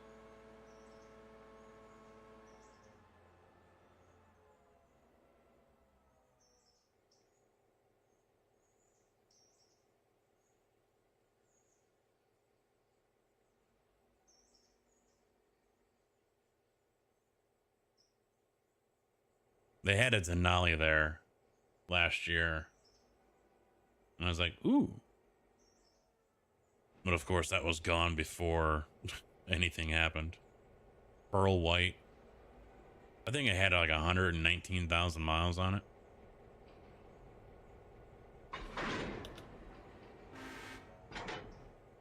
But that's another reason we're not going to be going that route. She doesn't want to go from a really high mileage car into a high mileage car.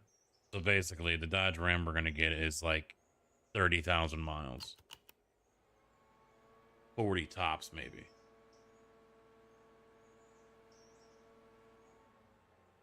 Basically a lease truck.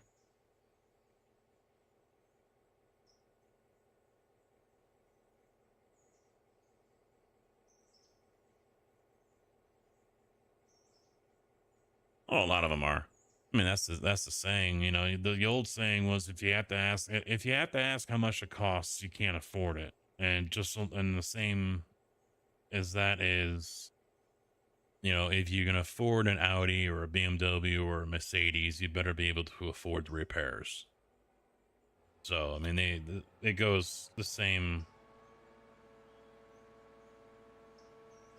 I wouldn't buy an Audi, but I'm not worried about it because my friend's an Audi tech.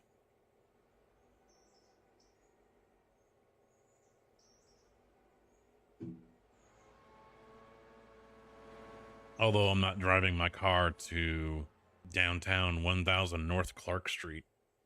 I'm not going all the way up there to Fletcher. Not happening.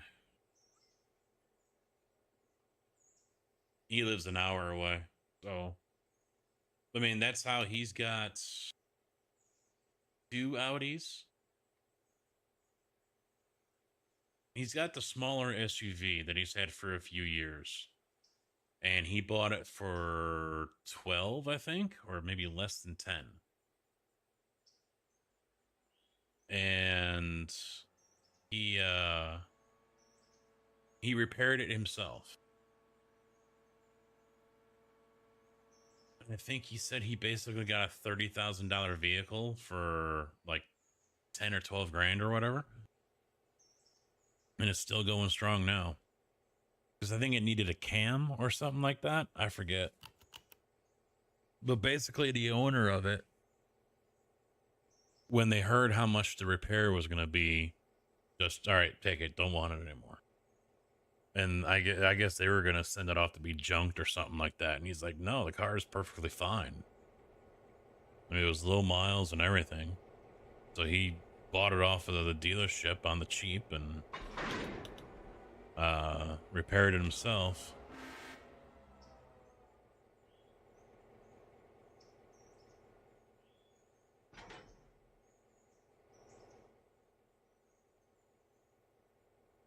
I mean, that's the way to do it if you're a mechanic, right?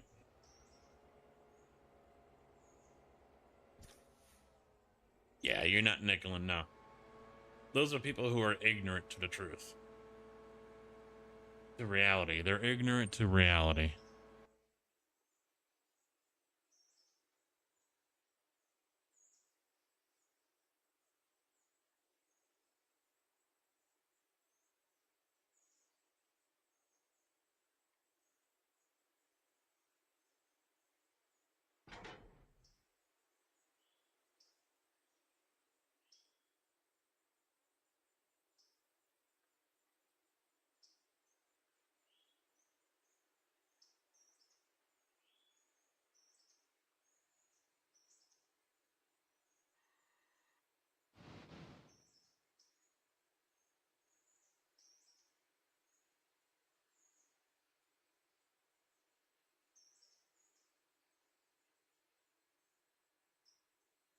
That's like buying a vehicle that has 20-inch rims and then getting pissed off and trying to go cheap when you find out how much it's going to cost to put new rubber on them.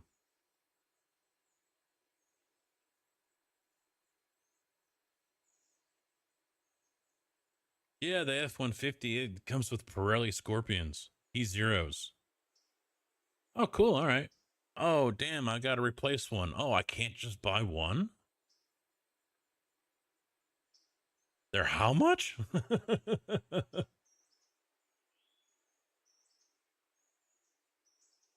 Yeah. It isn't like driving some steel rim freaking Chevy or Ford car.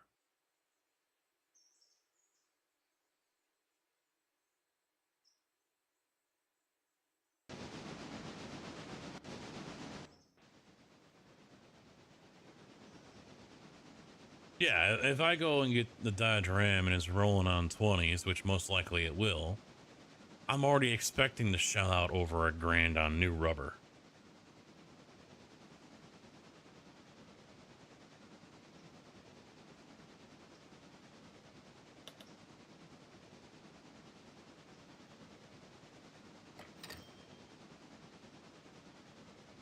All right, Mike. Have a good evening, dude. I will see you sometime this week. Wednesday, I'm live again.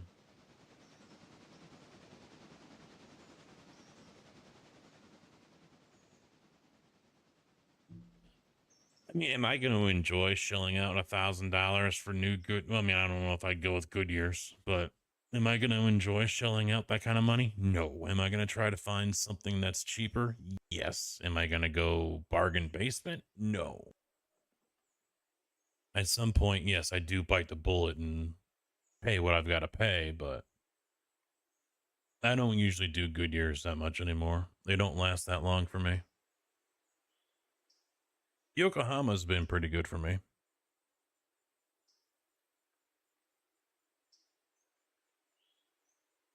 Oh, yeah.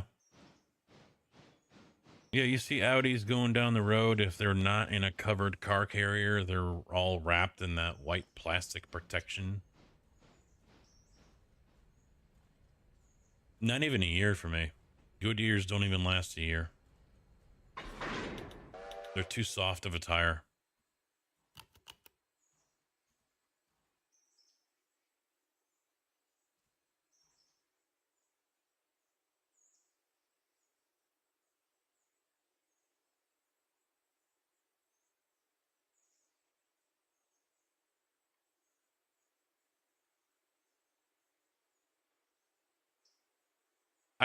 The last couple tires we've bought were off of oh, what's the online one? Is it Discount Tire Online or something like that? I forget the name of the one. Tire Tracks.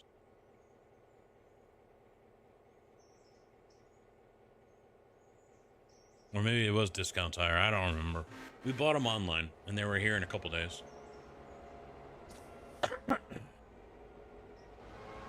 I've got one Kumo on the Charger right now because one of my other tires lost the plug that was in there. So I ended up going to CarX and they had a Kumo and I put that on. Tire Rack, that's what it is, yeah. That's where I bought the Yokohamas from, and that's I forget what tire the wife is on right now, but she just bought those two.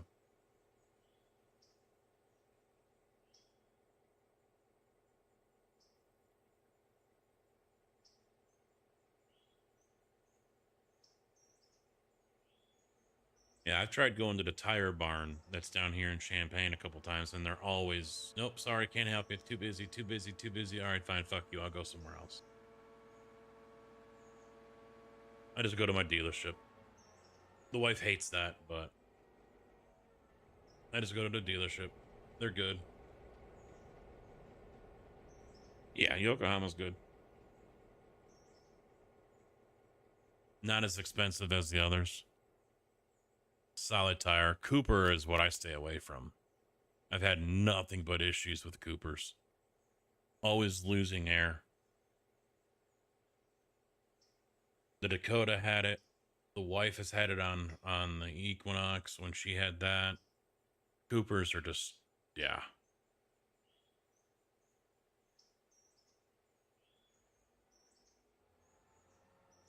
I've had Michelin in the past, and I found them to be the same as the Goodyears. I don't feel like I was replacing tires more often than I was with like BF Goodwrench or something like that when I had my Dakota. So I ended up not going with the Michelins anymore.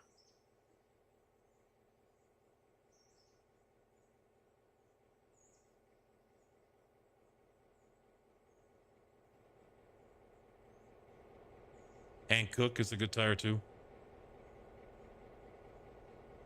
I think that's what was on the Charger before the Yokohamas. I couldn't get the Hankooks anymore. I forget.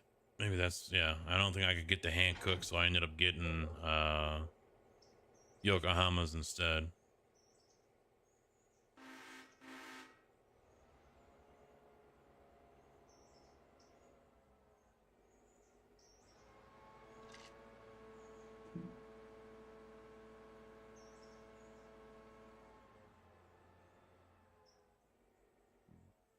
Yeah, Kelly is another one. I've never used Kelly. I've seen him on like GMC pickups in the over the years as a counter brand to the Goodwrenches.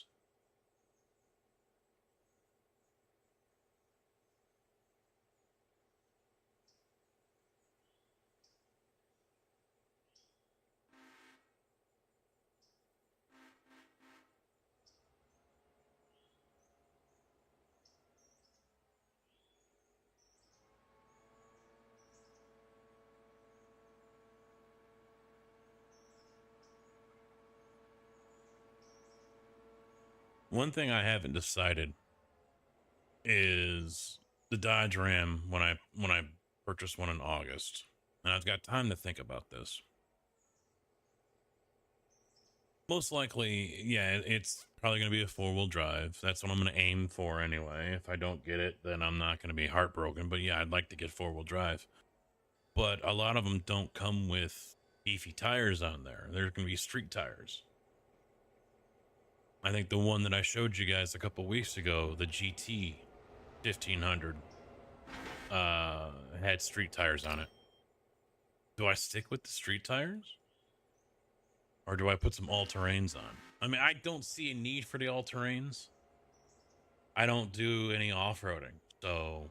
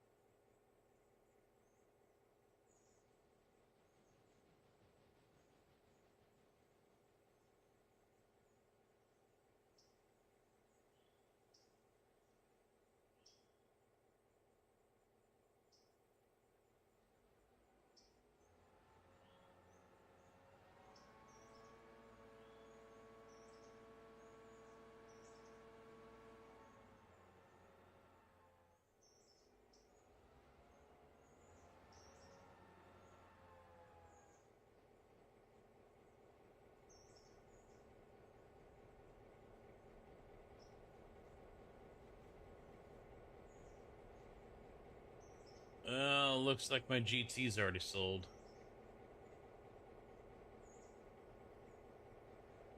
I'm not seeing it.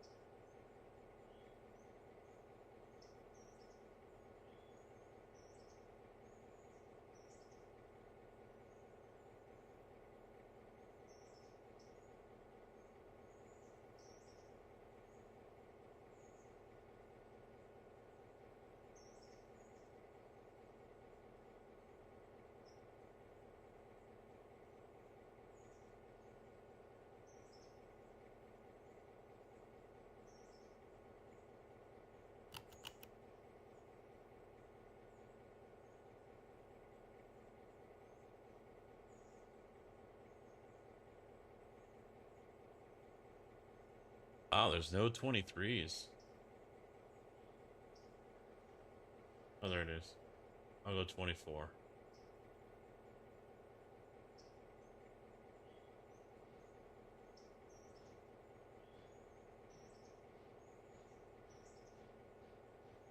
See, one thing I know I'm not going to do is get one with this nose on it. I don't like that grill. I'm not a fan.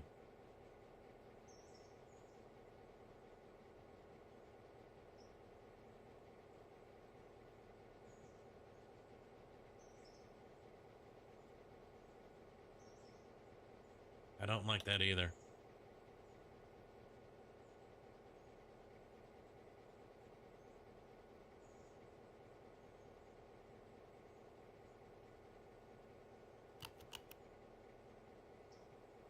That's a 24.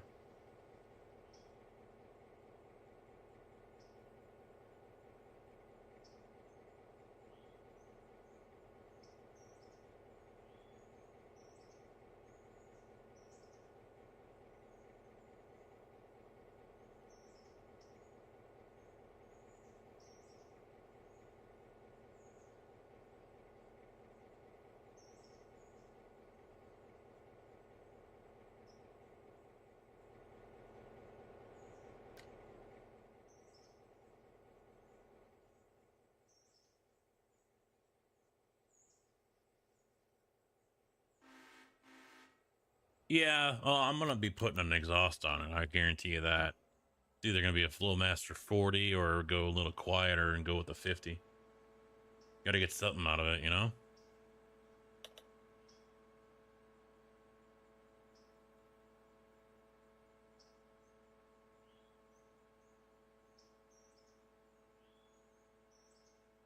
Not finding what you're needing, huh, Tig?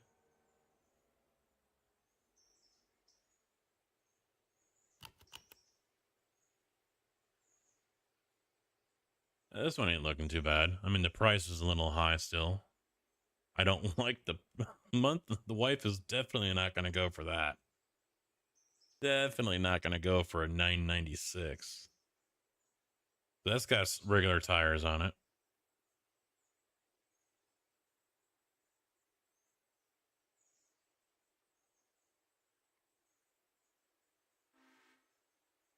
Yeah, Rick Ridings was the one that had the one I liked.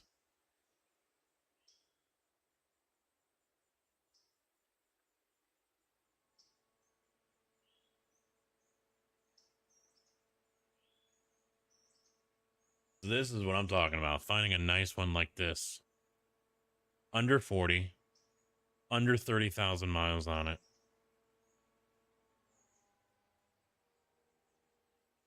It's a 22.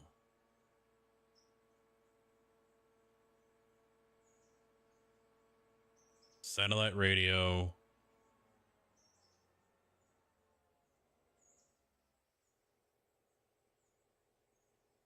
See, it's got that. That's a turn off to me. That dial for the... I hate the dial.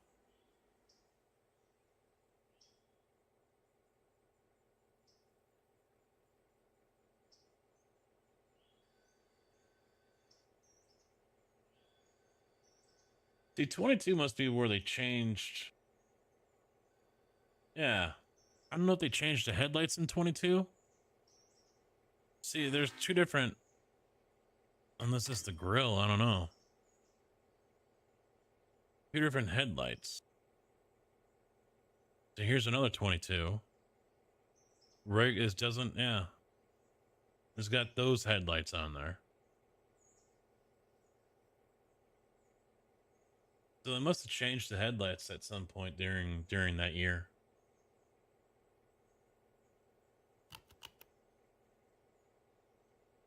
Oh yeah, Hemi. Yeah. I'm not gonna. I like the. They don't have the 4.7 anymore. I don't think they're putting that in there.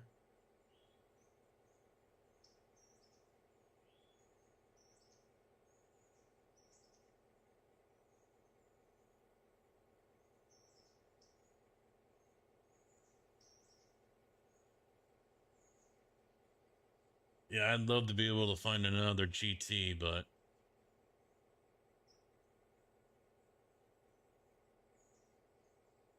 do they give the option to package? No.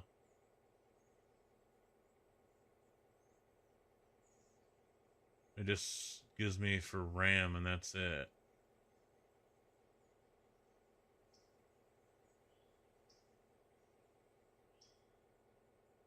Features.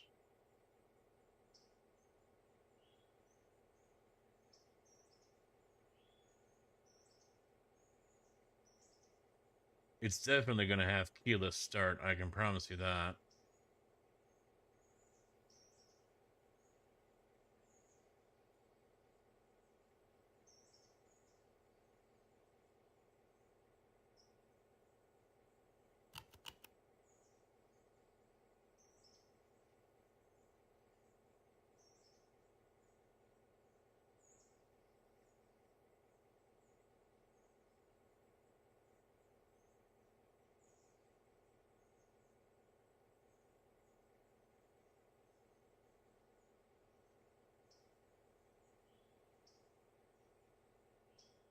I might even have to go more than 50 miles. That's what this search radius is for 50. How far would you go to buy a car? Well, the fronts are different models. You need a diesel. I don't need a diesel. No, I don't.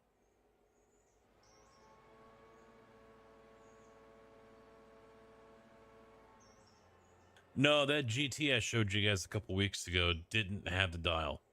It was the center console.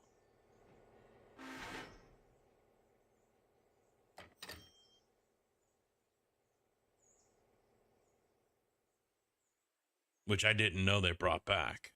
So, but that was also a GT model. So that they That's probably what I'm gonna have to look for, unless it's an option in like Bighorns or something. I don't know.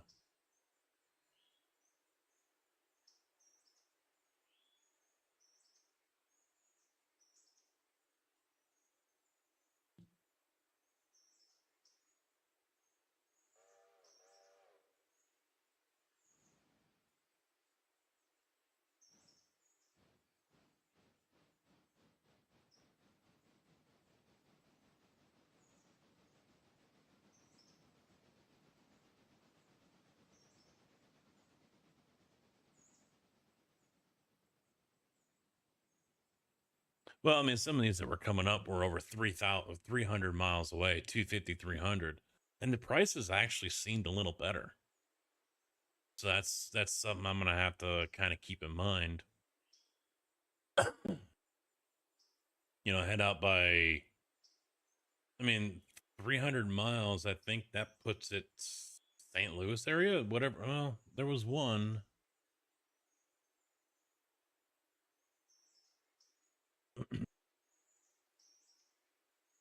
Wisconsin, 920. So I don't know. I think it really comes down to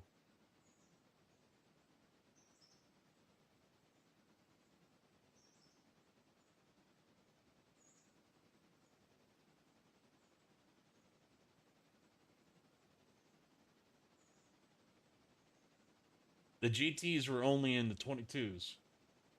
They were special editions.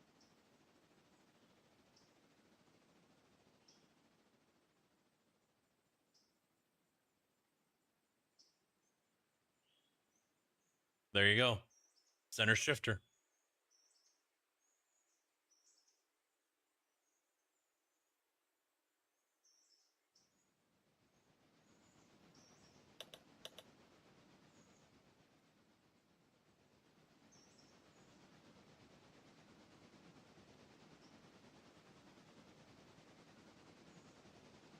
So that's what I'm looking for.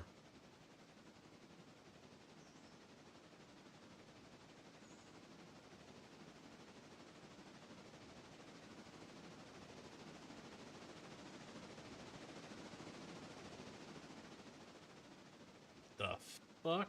Look at this thing.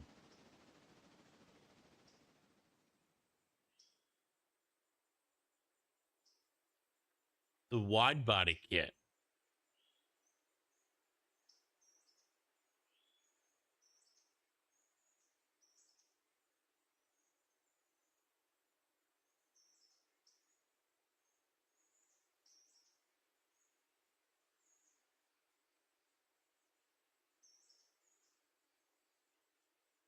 Yeah, gasket mobile.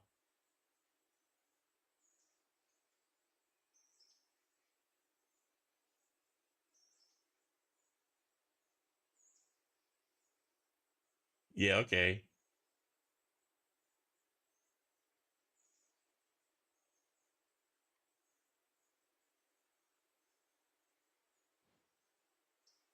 Holy shit. Starting at 96.5 for a 1500 TRX. This is ugly.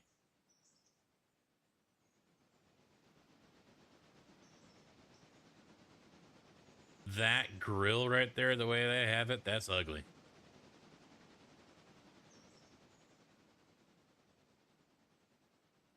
I don't like that grill, man. I'll take this one. Right there. That one. Not that one. This one. I like the way that looks better.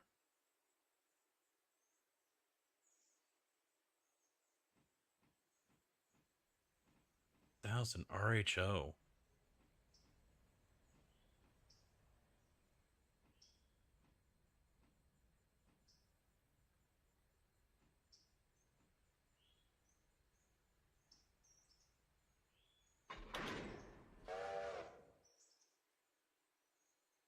Got the fake hood scoop on it.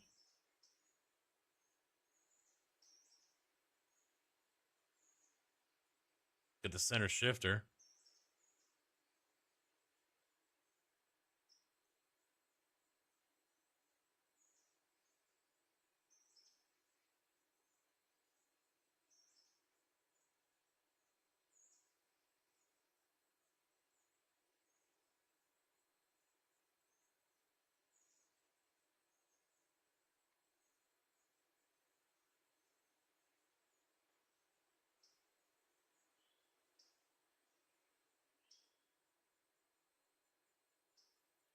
know what the hell an RHO is.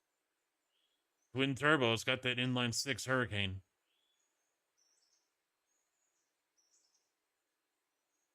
All right. What about what's the Warlock?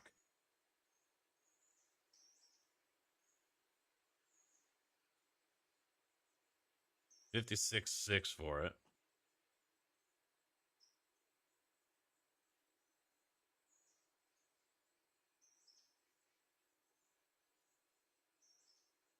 Ah.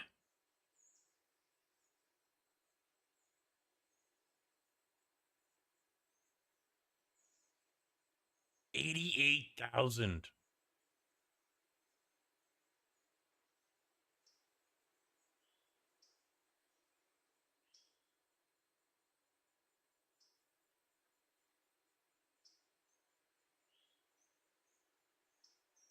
$88,000.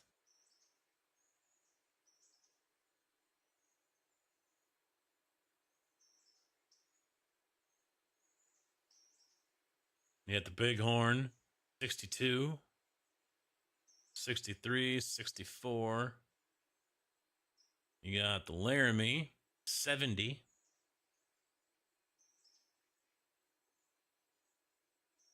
Limited Longhorn, 87. Lone Star, 62, 70. The Rebel.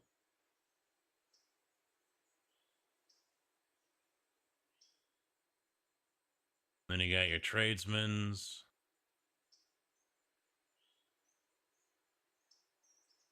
The Tungsten. 90.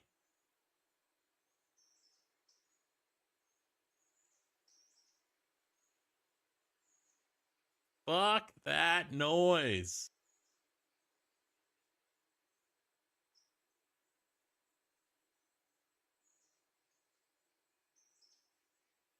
It's even got a screen over here on the side.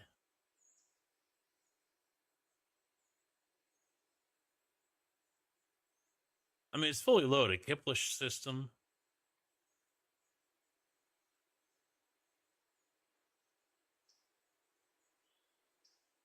For that kind of money, you're getting rid of the dial and you're getting me a center shifter. Yeah, it's got a screen over here too. You fucking kidding me?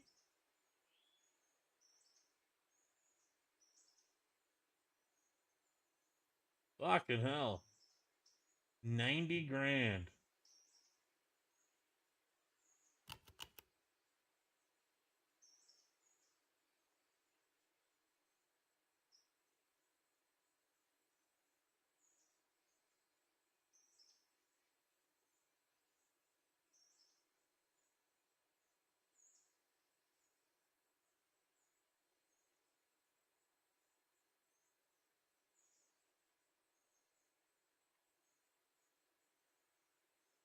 Here we go. Here we go.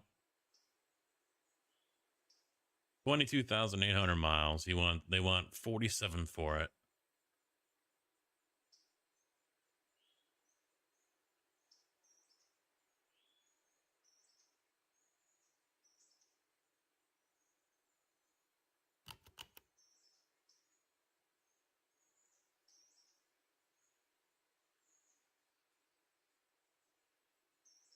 Yeah, Bridgestone Duelers on there.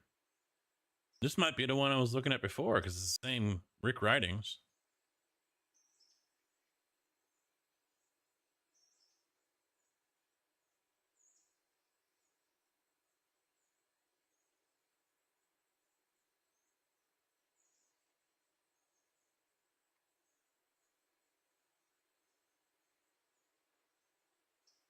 Yep, I think this is the same truck.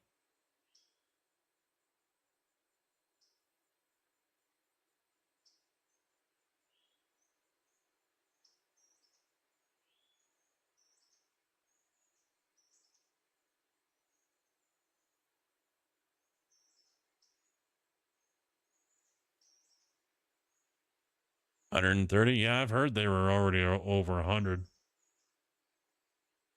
Yeah, this is the same truck. It's got the paddle shifters on there too. I'd never use them, but Yeah, this is the truck I showed a couple weeks ago. You're just taking new photos of it now. It won't be there by the time I go shopping, but this is what I'm aiming for.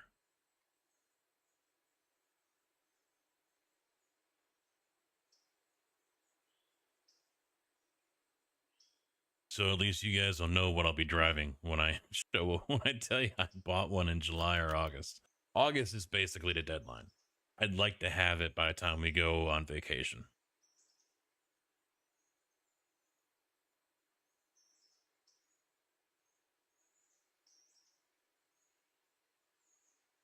We don't need to have every fucking screen.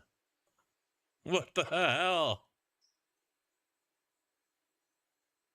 Performance pages? Oh, I'd be on that all the time. Turn off all the fucking assists. I don't need every damn screen.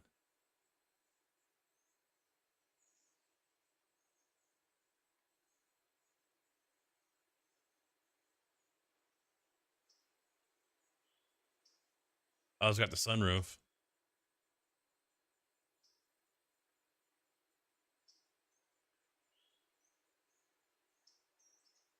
Jeez, the guy went nuts with taking photos of the fucking thing.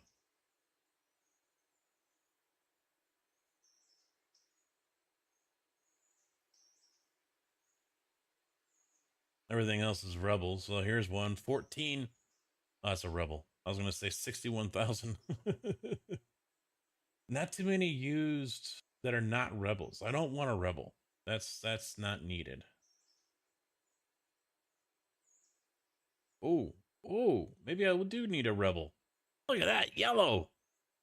Oh, it's Texas, though. I'm not against getting a different color. I'm not against that. Go electric. I'm not against a Rivian R1T. Not against it at all.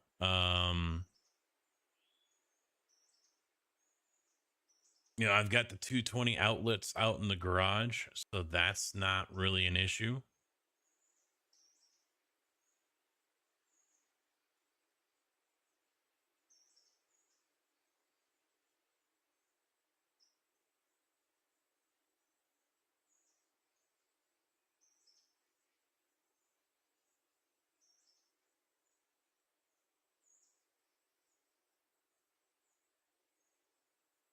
Damn, that's I mean, I could probably do 45 for low miles on that one. That one was probably a leased vehicle, 22,800.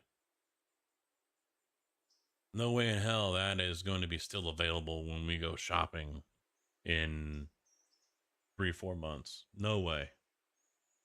No fucking way.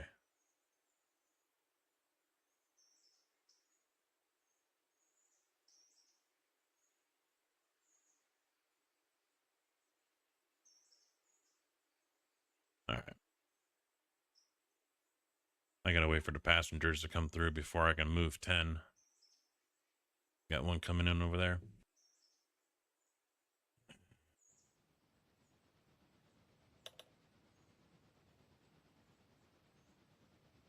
Oh yeah, I'd be turning all the advanced safety shit off. I don't want it. I know I can wrap it. I know a guy. I got a guy. No, that's the downside. It doesn't do very well with travel. So picking up the Rivian and then going down to Missouri is not ideal.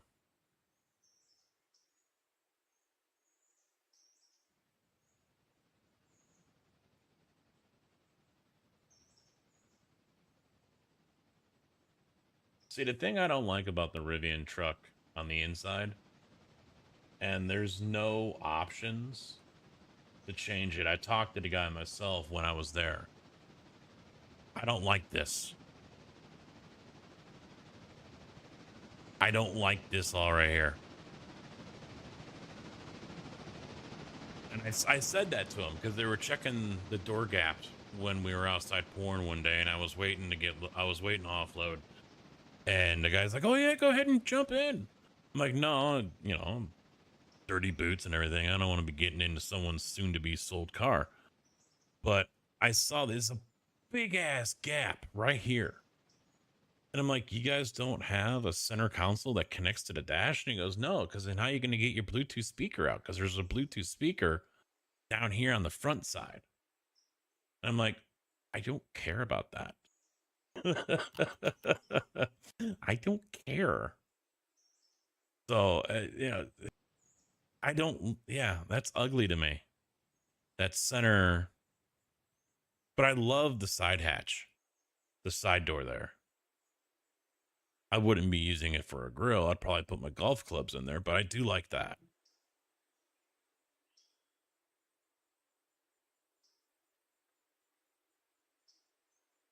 Yeah, there you can see how big that gap is right here. Not a fan.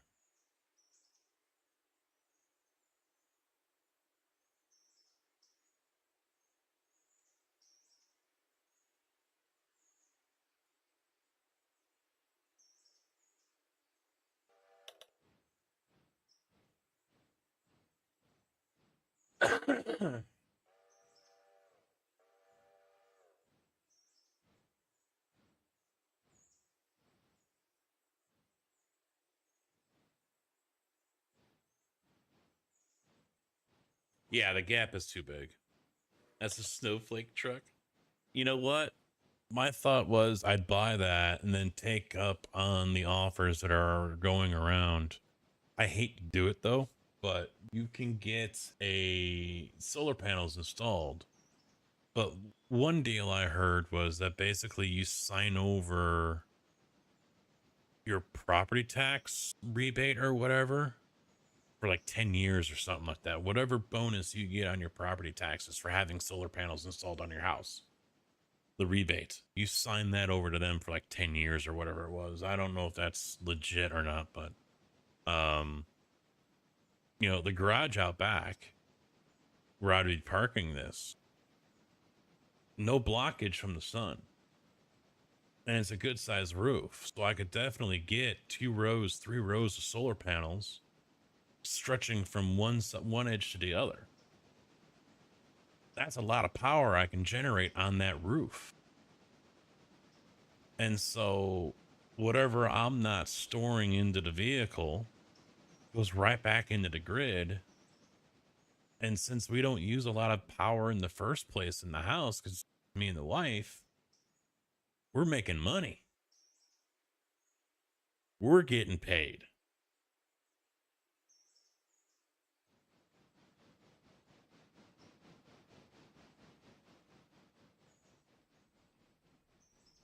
So that's the only reason why I would go that route.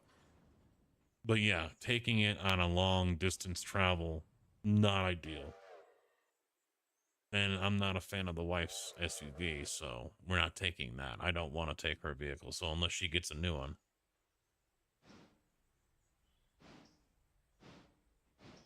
Does it come with a rainbow flag? No. No, it doesn't. No rainbow flag. Just the training on how to have the smug look.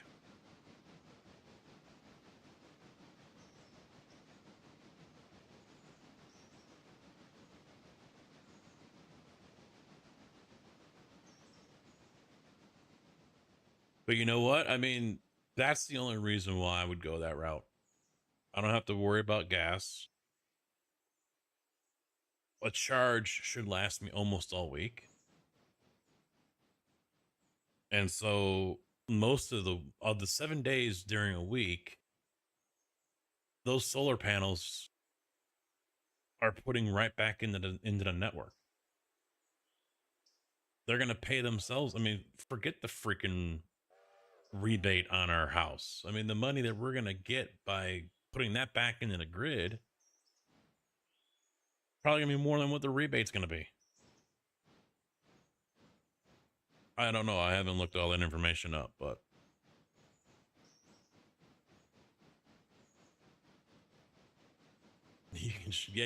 one of you fuckers would ship the flag to me. Good thing I don't have my P.O. box anymore. Although you'll probably, one of y'all will probably meet up with me at the fucking expo and say, here you go, fucking hippie.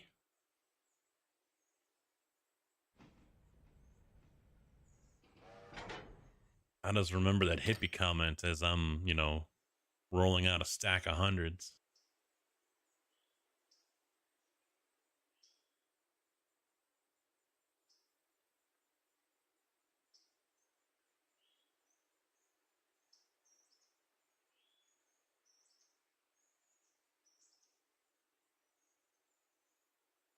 Well, y'all know where I'm going to be in September.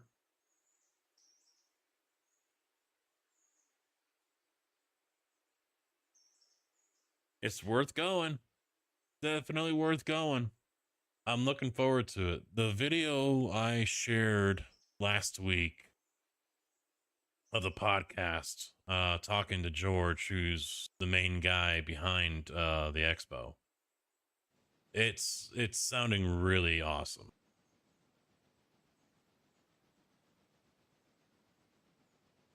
Sim racing lounge, all that stuff,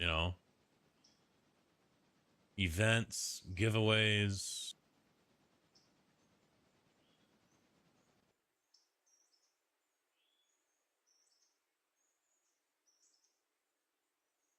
So, I mean, it's, and hopefully they bring in more than just sim racing. Sim racing just jumped on it.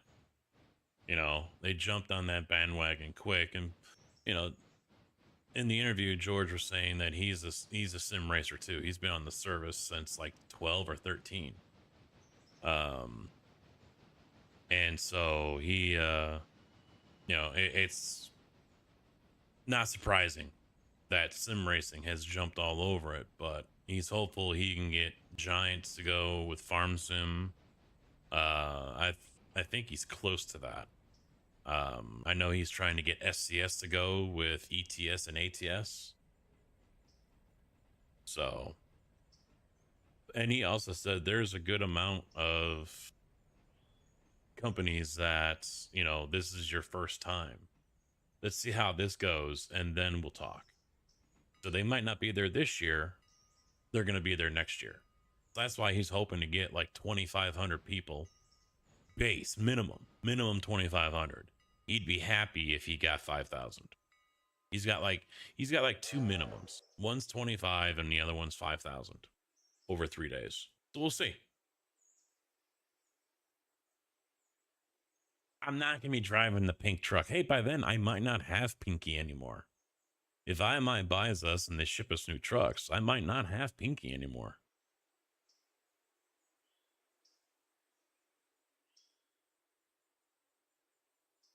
Got to keep that in mind.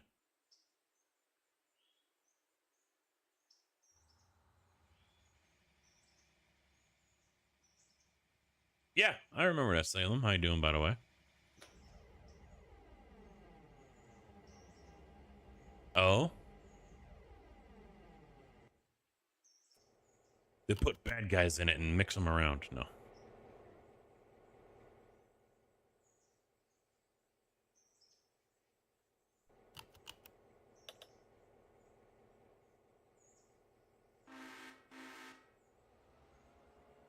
Yeah, sure.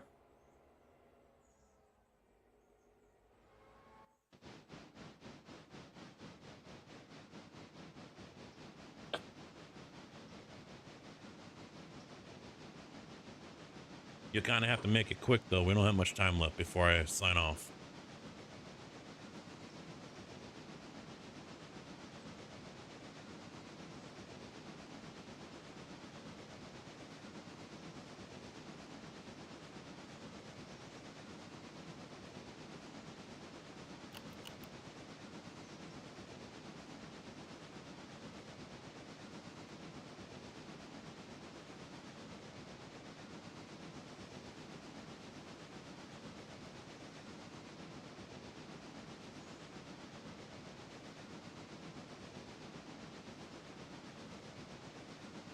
Nah, I don't see Kojak going.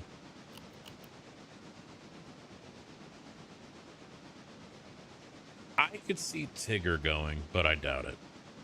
I doubt I think Tigger's more likely than Kojak, to be honest. No offense, Kojak, but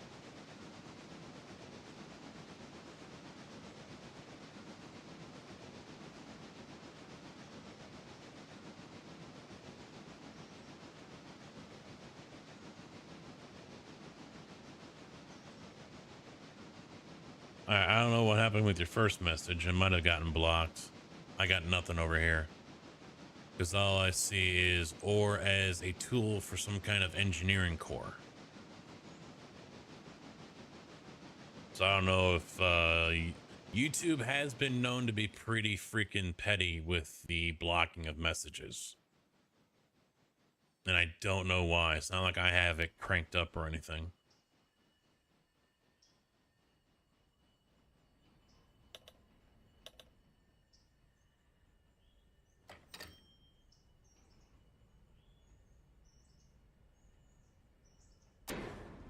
Yeah, I could see the blocking of streets. Yeah, I could, yeah.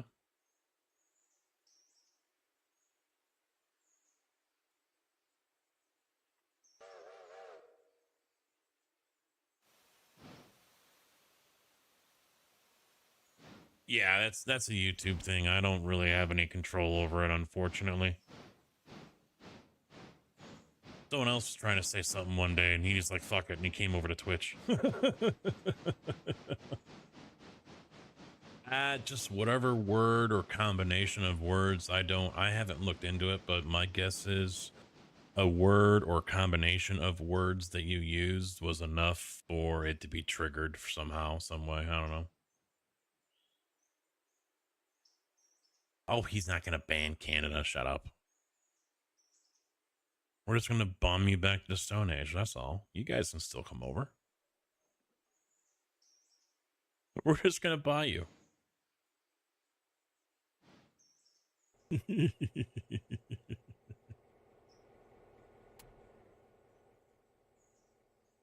Oh, fuck. No.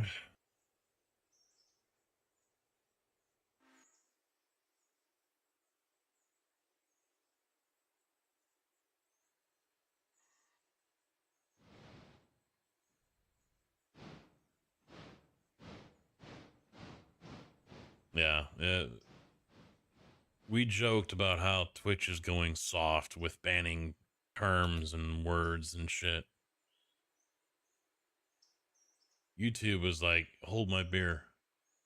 But they were already like that. You know, let's be honest. It's nothing new for YouTube. Nothing new.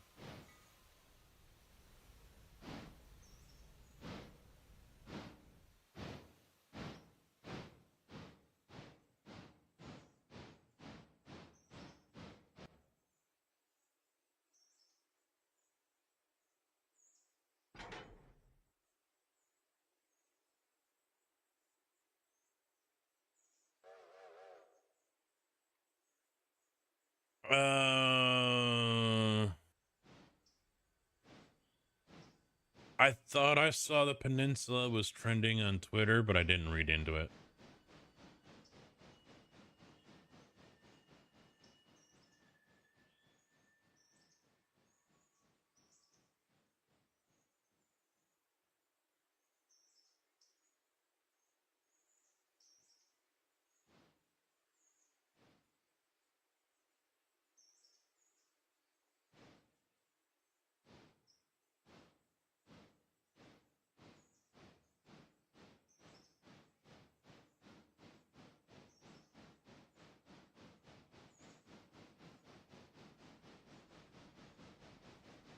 Huh. No. Well, I mean, it's not uncommon to have that here in the States either. You know, where I went to high school, the town there, the grid was at that time, we're talking late 90s, pushing 50 years old. And they didn't want to spend the money to upgrade the infrastructure for it. It was going to cost too much. So, it's not surprising. I'm sure the same is around the world. infrastructure for telecommunications, power, all of that. It's aging. It's old. Same for the roads, transportation. I mean, a lot of these road beds that we're still driving on today are 50 years or older. And rather than do it right the first time so it lasts another 50 to 100 years, we're just going to continue to scrape off a couple of inches of pavement and redo it. And then come back 5 years later and spend $10 million and do it again. You know, it's stupid. We just continue to kick the can down the road because governments and businesses don't want to spend the money to fix it right the first fucking time. Let's continue to put bandages on shit for 10, 15, 20 years.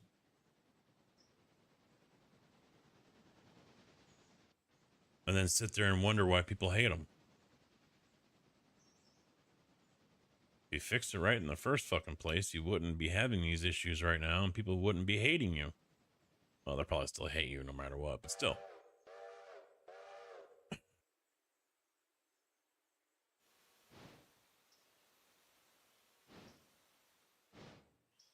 Yeah, everything costs too much money, so they don't want to do it. They kick the can down the road. And then when they finally have to get around to doing it, it costs twice as much as it did, 20 years ago when they should have done it in the first fucking place.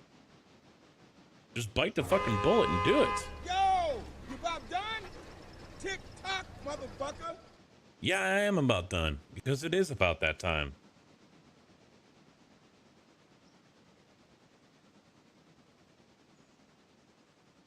Now, for them, they're worried about losing out on business because of delays and other related expenses and issues caused by that.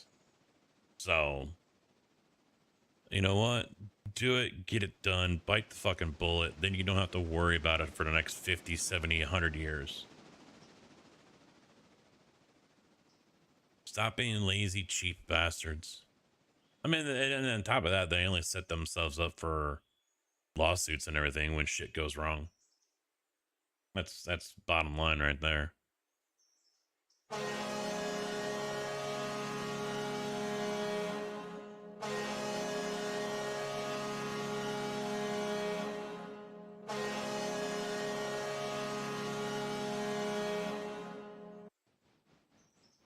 Yep, and that is gonna do it tonight for me. Off tomorrow, although I don't rule out something in the afternoon. No, I've got my oil change, so never mind, nothing. Yeah, back on Wednesday, probably Railroader. It could be iRacing. I don't know what the races are. I haven't even looked yet. I also need to make sure I'm actually signed up for Matt Malone's Racing League. He was supposed to send out invites, and I know I applied for it. Road Atlanta for GT3. That's what I see right off the bat. So.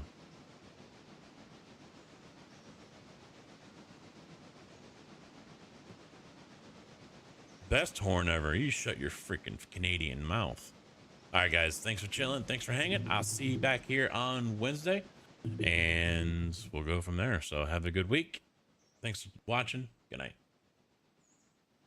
Good afternoon, good evening, and good night.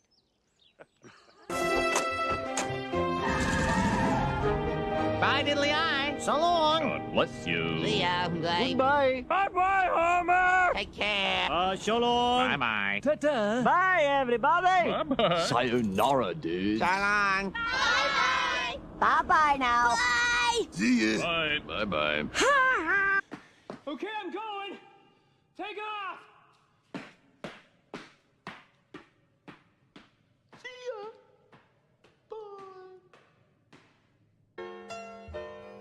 Well, kids, that's our show for today.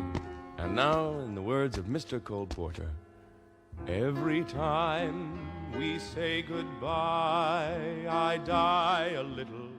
Every time we say goodbye, I wonder why a little.